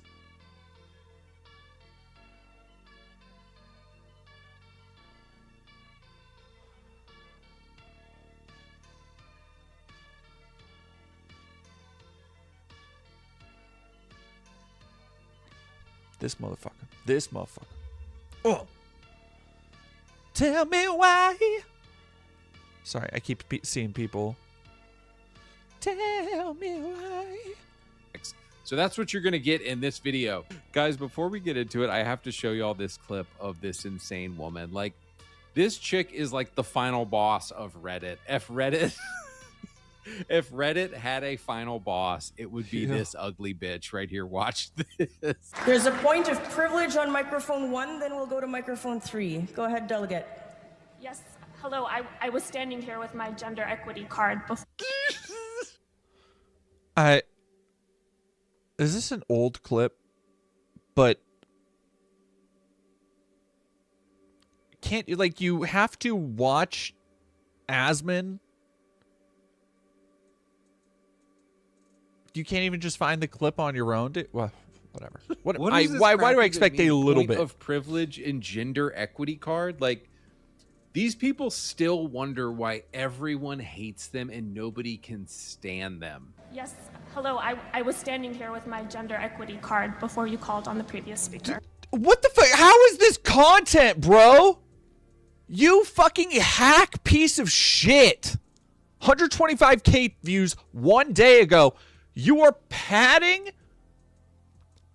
You had a video you were going to make, and you are padding with minutes of clips from somebody else's video that you can't even find a way to, like, work into your argument. You literally went, for this video, you literally went, hey, check this out. Check. Oh my God. He's doing the thing that annoying coworker does. You know the one. You know the annoying coworker is like, oh, I saw the funniest fucking Theo Vaughn clip on my phone, dude. Oh, here, let me show you. Here. And you try and be like, oh, yeah. And then they're like, no, you have to, no, dude, you have to look. You have to watch. I don't know why. I slowly transformed into a Batman goon there.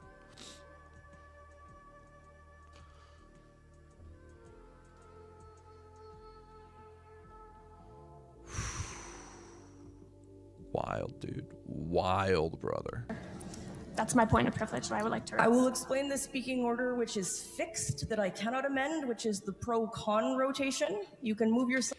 Like, hear how I will explain the speaking order, which is fixed. Up a line that you're standing in. Any other compelling thoughts? Card was used in an All inappropriate manner. Asmongold highlights. And while I understand Insane. in Ontario we know this is equity, even if that, this was How also old is this? used This looks like inappropriate years in ago. terms of gender. I want everyone to be.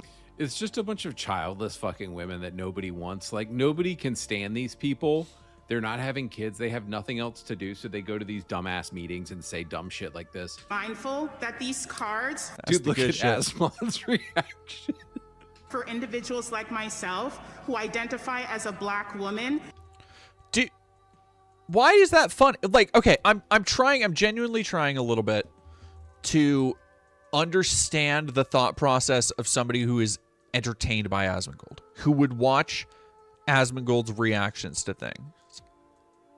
Being like, I really need to know what his take is. I'm trying to understand the psychology here of what could he possibly find compelling about watching Asmongold's twitchy fucking face. Have no value outside of this space. Your point's quite well made, Speaker. I'll again thank delegates not to call me Madam Chair or Madame la Présidente. I'm a non-binary person. My pronouns are they, them, and their. Chair is... Guys, what make up whatever pussy-ass retarded words and retarded language you want. Like, nobody's listening to you. Nobody cares anymore. We're done. All right, boys. We're done. All right, boys. Okay, dude. Okay, brother. So let's get into the main part of this video, and I want to talk Nux about Taku LA videos Noire. fallen And Gemini. this That's game has crazy. been blowing my mind the past couple days because I had forgotten how unfathomably based LA Noire truly is. You distribute for the Jews. You're a patsy. Did you see who stole the Packard? Hell yes, I did. I saw 3 goddamn Mexicans going to work on it. I mean, first off, this game... So you haven't actually, like, paid attention to the game? Just because people are racist doesn't make them right. In fact, usually when they're racist, they're either guilty or misinformed. What the fuck? Talks about the Jews, and there were a lot of people in the 1940s. That's... Wait. LA who were suspicious of Jews. There were a lot of people in 1940s LA that were suspicious of Jews. Just like they are now. And this game is full of sexism. It's full of racism. It really is fucking, like... It's just fucking, like, jangling keys. Like, you look at something, you go, it's full of sexism, it's full of racism. Okay, what is that in service of? Is there anything conveyed by that? Is there any artistic use of that? How is it exploring those themes? It's just...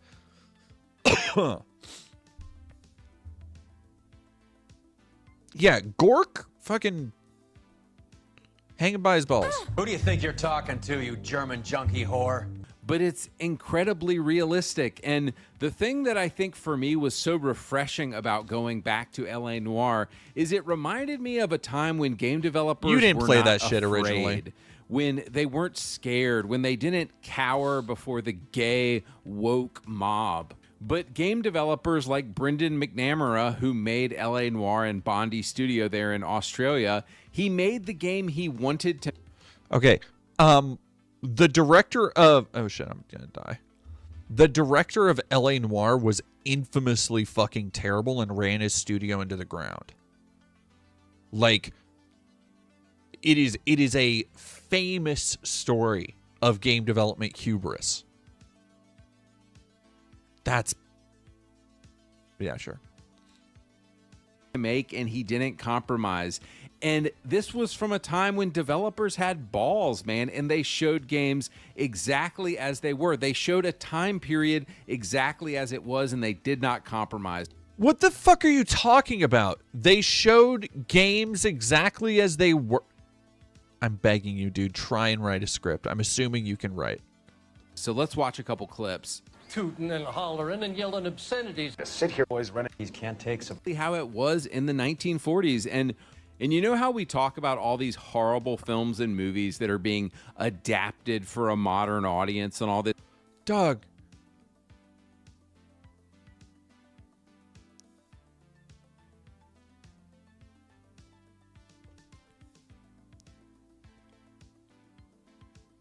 One day ago. Brother. One day. So for those who can't see what's on my screen right now.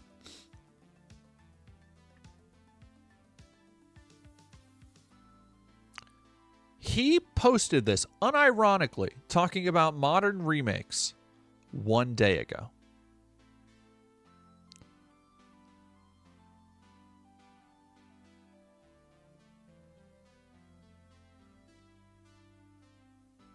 It's been 10 years. It's been 10 years. Dude. 10.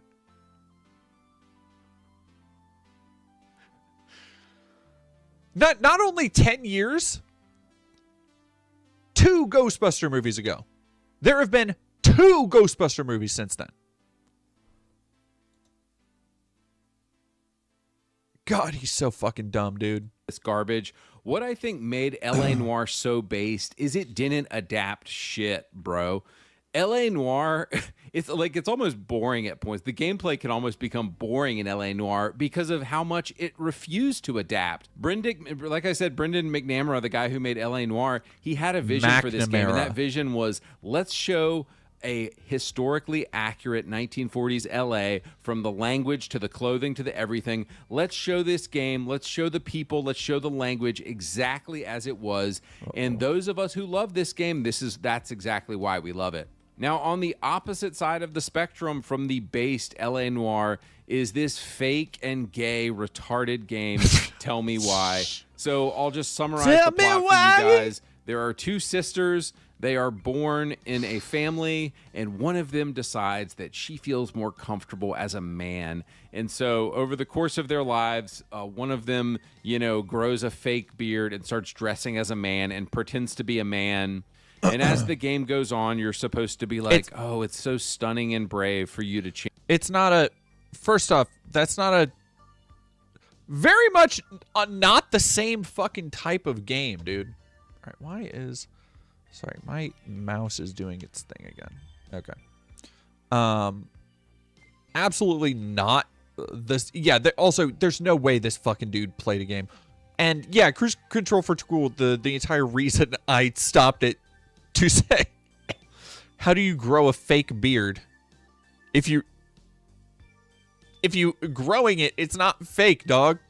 Change your gender. Oh, what a true hero you are. And this right here is one of the most cringe and retarded scenes in the game. I've seen a couple of lady transvestites on the TV before, but I've never seen a dude. Sam, that's not how you say that. It's transgender. Transgender men. Anyway, I also came by to say I fired up the Google and I did some reading. The game isn't for you, dude. It's for a progressive audience. I'm going to be entirely real. I don't like this type of shit either. I think it's cloying and preachy. Like, that's my 2 fucking cents. Does that mean I think it shouldn't exist? No. Because other people out there absolutely will find some kind of value in it. But at the end of the day, I'm not going to play it because that's not my fucking vibe. That doesn't mean you can't play it. That doesn't mean you also have to play it. Just, these things can fucking exist. They don't need to exist for you. And most importantly, to your dumbass argument, they are not the culmination of the industry. Go back to YouTube bar. I didn't know the difference between fired up the Google and I oh, no shit. Reading. I didn't know the difference between up the Google. Wait, no, that's mine. That Transgender men. Anyway, I also came by to say I fired up the Google and I did some reading. I didn't didn't know see the it. difference between all those words. I mean, I think I get why what I said was wrong, and I'm real sorry. Now, the entire plot of the game kind of hinges on the mother of these 2 girls, and what is sort of left as a mystery the whole game, and you're not even sure once you even get to the very end, is the mystery is basically about, did the mom kill herself, or did Ty... He didn't play this shit. He absolutely didn't fucking play this shit. This is reading from a fucking AI summary.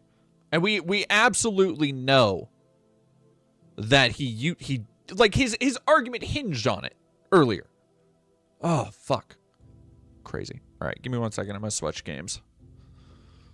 Tyler, the trans daughter of her, did Tyler kill her? That's kind of what the whole mystery of the game is about. Now, of course, because this game was made by woke homos, the mom is set up to be some like conservative Christian mom who tried to send her daughter to like a deconversion therapy camp. It's like, oh no, God forbid the mom was normal and wanted her daughter to grow up as a normal girl and didn't want her to have a mental illness. Oh my gosh, I can't imagine.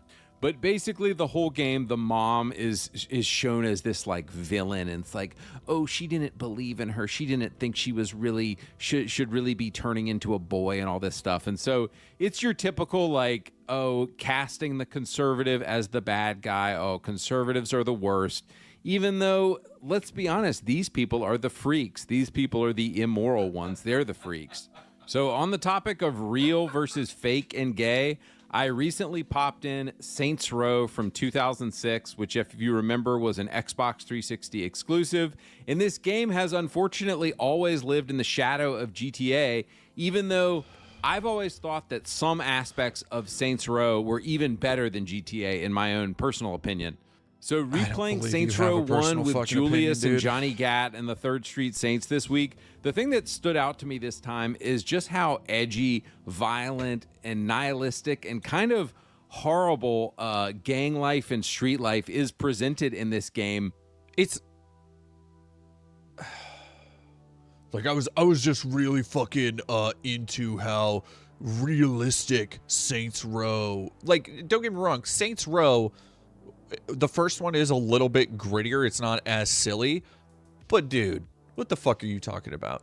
Take that weak shit out of here, man. But it's also like incredibly fun because, and the thing that the game does that what leans more into the comedy is, you know, the insurance fraud missions, the snatch missions, the mayhem missions, the hitman missions, the drug trafficking and the escort missions.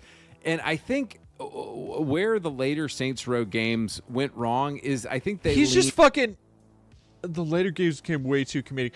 First off, every opinion of his is just somebody else's opinion he heard and agreed with. More than that, he literally is. No, I saw the YouTube video again. He screen records other people's fucking videos? That's insane, dude. Too heavily into the game being funny and silly, whereas the original Saints Row, although it is incredibly fun and it does lean into the comedy aspect a little bit, it still sort of stayed in like a grounded gang combat reality zone. So if I had to sum it up, I think what made Saints Row 1 and 2 so good is it still was about gang life and about street life and about gangs killing each other, and that kind of grounded it. And then it would throw in some comedy here and there. And I think where the later Saints Row games, particularly the reboot, sort of completely went off the grid is they... Now, look, before he talks about the Saints Row reboot, I'm going to say I probably agree with most of what he's going to say. The Saints Row reboot is a incredibly schismatic product. It is something that I don't think anybody ever understood or had a clear grasp on what the creative vision was going to be, and more importantly, how it was going to differ from the original. Because it tried to have both, and it just... very pretty game. I thought the open world was gorgeous, but man, what a just incredibly uncompelling, boring spin on that franchise. They just leaned fully into the comedy, and they made everything a complete joke. I don't have to love it. I have to pay my student loans. I'm in. So I'm guessing that means the pay's good. It's supposed to be. Got stiffed on my bonus. What's his today. fucking... He did it again. He has a fucking thing with New Girl. I'm remembering this. He had a fucking thing. He's done it before where he just like... did his ex-wife fucking love New Girl or something? He just decided to pop in New Girl right there for no fucking reason. The way the squad talks to each other, so aside from them being all like gay LGBTQ weirdos, the way they talk to each other, it's almost like a sitcom. There's like this, like, it's like watching Friends or something. It's like, oh, we're all buddies and we all live together and we're all millennials.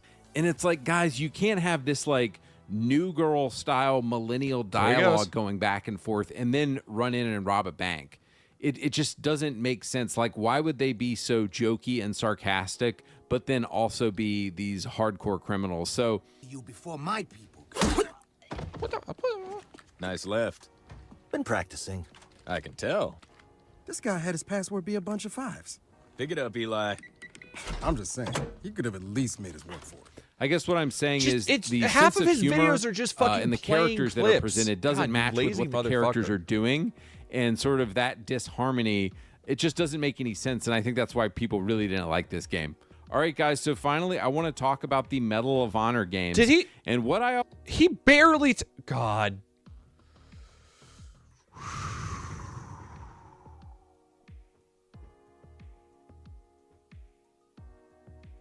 Yeah, please tell me about Medal of Honor, dude. always loved about the Medal of Honor games in the early 2000s is just how patriotic they were. Just how patriotic they were. You know, when people ask me what I did in the war, I tell them that I did the same thing we all did. We fought for what was right. You've got that a patriotic American music like pumping. You're running into battle to fight the enemy. You're fighting for your country. Everything today is fake and gang. This isn't like, okay, do you want every game to be a World War II shooter again?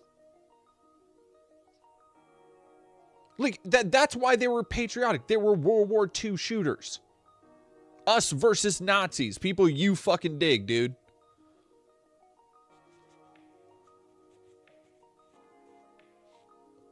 It's the thing that I really liked about Medal of Honor is it didn't hold back and it wanted you to feel like patriotic.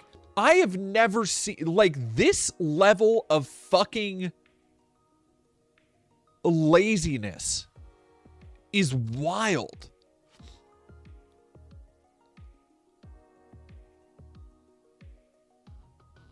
Like just rambling and ranting over clips of somebody else's streams, over clips of other people's content.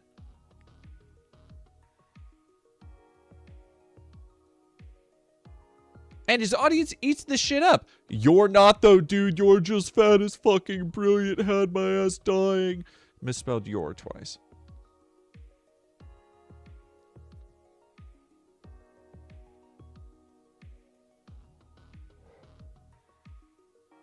Wanted you to feel like, oh, war is badass and being a patriot is badass. And Because war isn't badass, you fucking moron.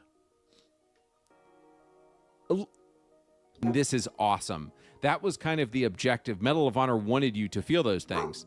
But now if we jump into the abortion that is the Battlefield 6 campaign. So I did an entire video on this game, and they've got, you know, the black girl boss sergeant leader. They've got the chick who's supposedly a sniper, like elite mercenary, which is ridiculous. Just like every other character is some kind of cringe, corny girl boss. But the thing that really killed me caring about Battlefield 6 at all is the fact that there's only two factions in the game. NATO, which is sort of this ambiguous, like America and the European nations are the good guys, and then Pax Armada is this military contracting company that are supposedly the bad guys. And you remember how I was saying a second ago that in Saints Row 2022, there's this kind of disharmony between your character and what you're doing? Well, that's why Battlefield 6 sucks as well, because there's a disharmony between what we're seeing in the game and what we're seeing in real life today. Like, if Battlefield 6 had balls and wanted to show what a real-life conflict would be, it should show America fighting other nations they would likely be in a conflict with. It should be the USA versus China. USA... Dude, we have... China. First off, we've had games doing this. Call of Duty has done this shit for years. Well, they'll have entire, like, PMCs and shit. That's fucking crazy. All right, I'm good on that. I'm good on Andy Pants, I think. Andy Pandy. Oh, god damn it. Now I got that bizarre World of the Talmud on my timeline.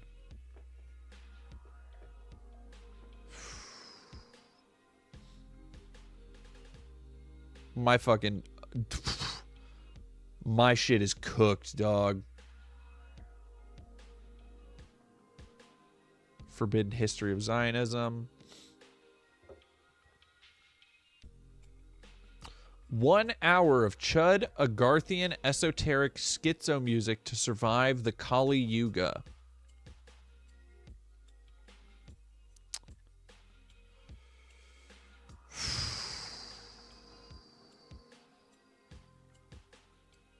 All right, let's watch this. Ooh.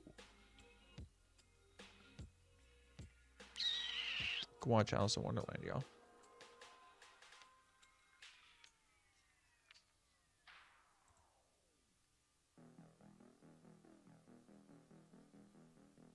So Theo Von, we've had many criticisms of him for having Trump on and giving, you know, him an incredibly softball interview. But, you know, Theo, at the very least, has been compassionate about Gaza. He's called it a genocide. And he went on Joe Rogan and tried to bring up his feelings about the state of the world on the show. And it doesn't seem like Joe's on his wavelength. You think we're going to be okay? I hope so. Of course. I don't know. Do you think about it? I'm confused. I can't believe we went to this war. When we started bombing Iran, I was like, this can't be true. And what about Lebanon now? I know. Israel's invaded Lebanon. Yeah. Yeah. And it's like, just fucking stop. Like, what do you need? Well, they're trying to, supposedly, they're trying to stop the terrorists. Yeah, that's crazy, though, if you're the fucking terrorist. You know what I'm saying? Like, if you want to stop them, fucking stand in front of the fucking mirror. Pause it for 1 second. It really feels, and maybe I'm projecting, but Rogan seems to be very, very uncomfortable. Mm-hmm. Yeah, like, he's not, so like, funny. When he says he's terrorists, he's not saying, no, they're not. But he's also not saying, like, yeah, right?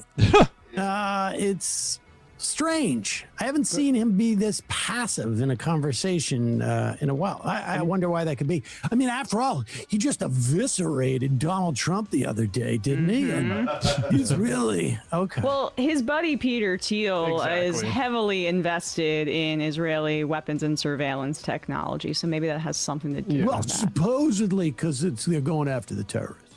You know what I'm saying? Like, if you want to stop them, fucking stand in front of the fucking mirror. And start there. But also, what do I know? What do you know? You're right. I don't. Do you think like that's clearly something Theo said because Joe was giving him nothing? Yes.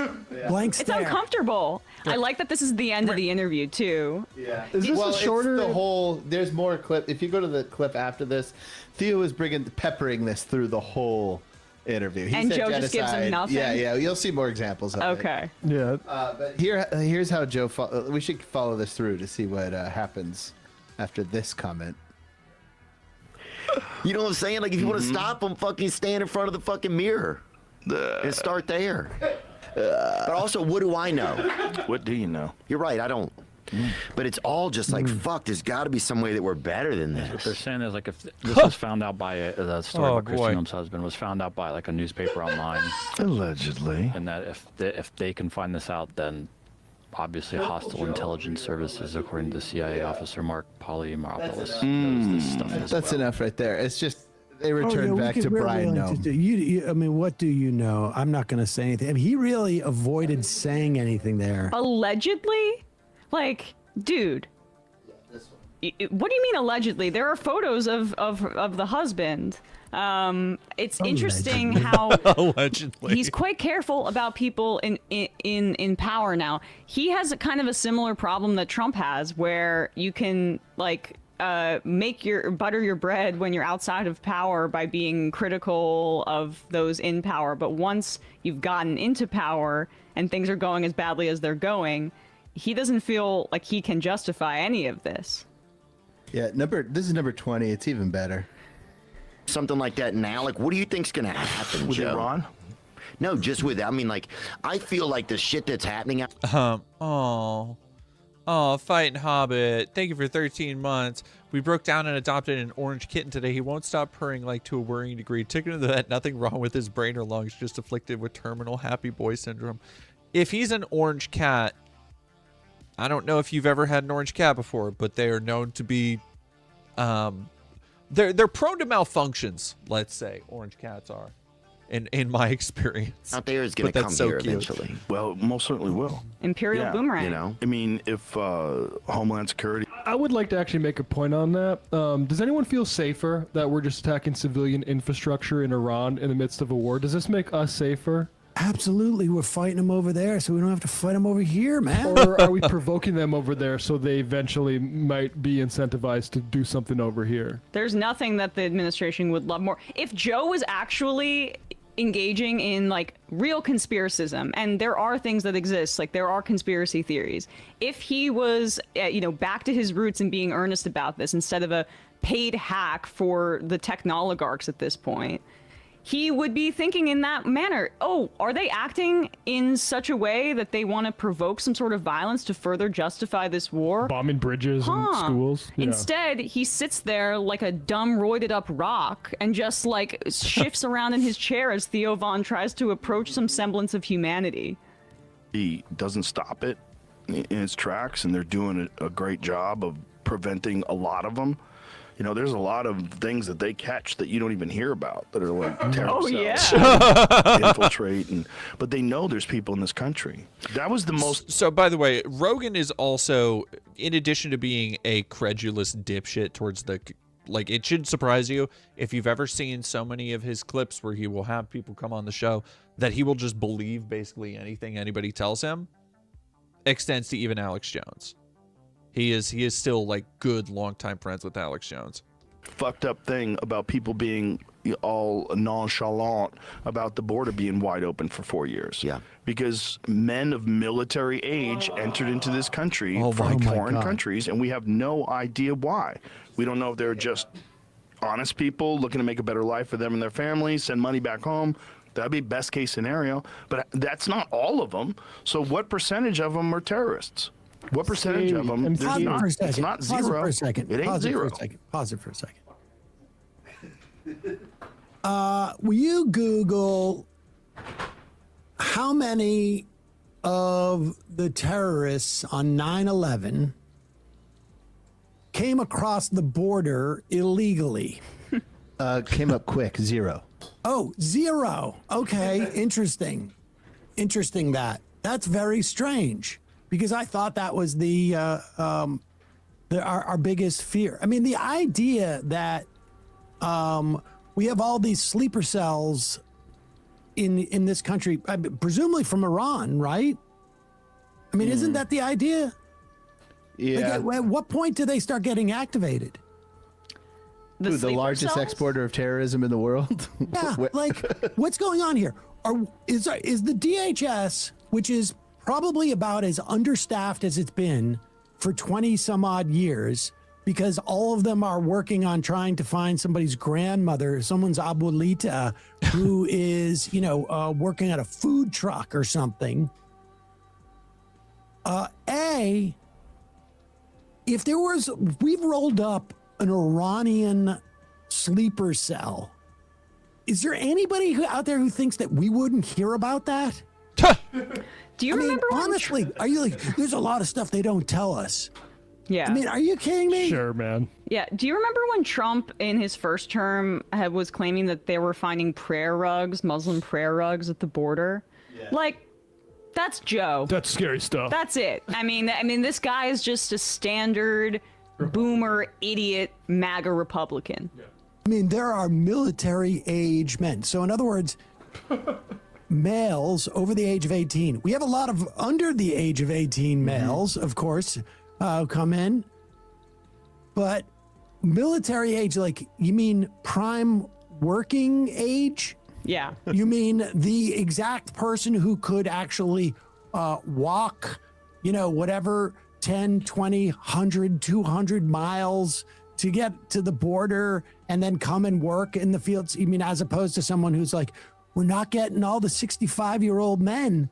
They're not coming over here to pick almonds or whatever it is. I mean, like, how dumb is this? Yeah. More? There's more. It gets good. Yeah. Yeah. But what also, it's like, it's all just a cat and mouse game. People are like, we'll elect the Democrats next time. It's like, but it's all the same shit has been happening forever. They haven't been helping anybody forever. They're letting fucking politicians slurp on kids. All of our fucking money goes to Israel and they're using it to fucking genocide people. It's like everybody is scared out of their wits right now. It's like our religious leaders are afraid to speak out. And it's like it's a time where it's like Satan is amongst us and our religious leaders are fucking talking about bullshit at the poll. It's just like, what is going? I don't know, man. We got to get you off those antidepressants, son. You're losing your fucking marbles. You think I am? Come hang out with us. Just chill out. I'm here. Just chill out at the mothership tonight. Just chill. God, these people are so fucking lame the way they talk. Chill at the mothership tonight. We got to get you off of those antidepressants, son. I don't think Theo Von... I think Theo Von is a genuine idiot. I do not think he's a genuine person. I don't fucking...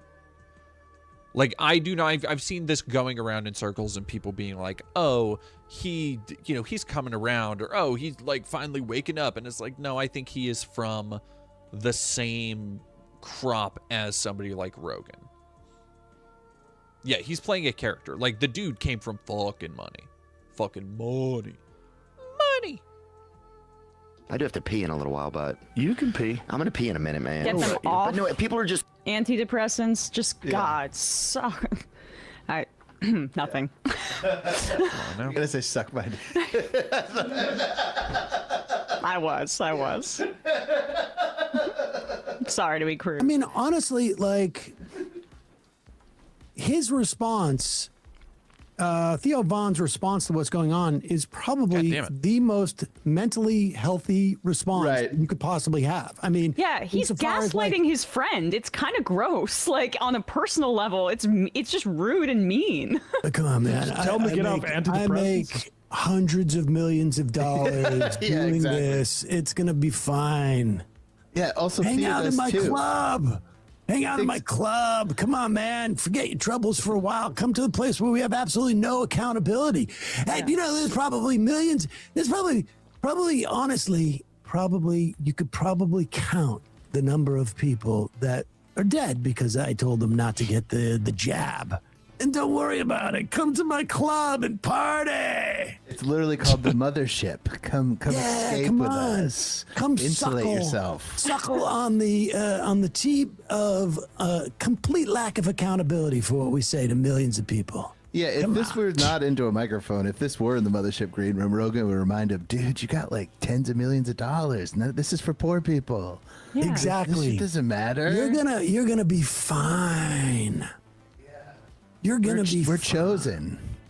Do we have part B Chosen here? is Because I fucking kind of want to crazy. see this clip. Oh, okay, yeah. On when he got nervous because Theo Von compared Netanyahu to Hitler. I really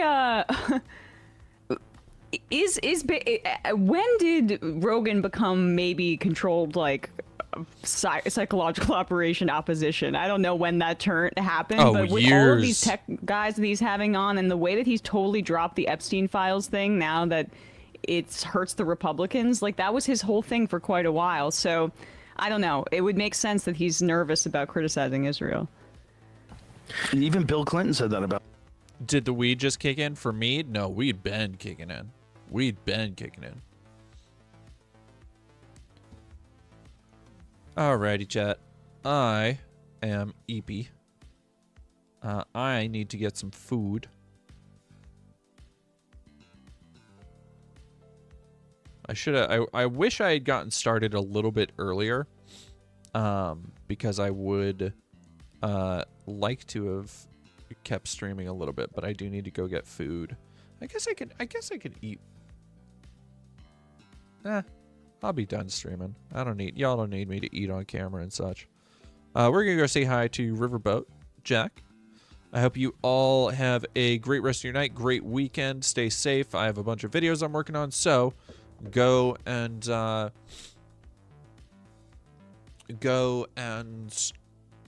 sub to the channel, make sure notifications and all that stuff are on. And yeah, stay tuned, and thank you all.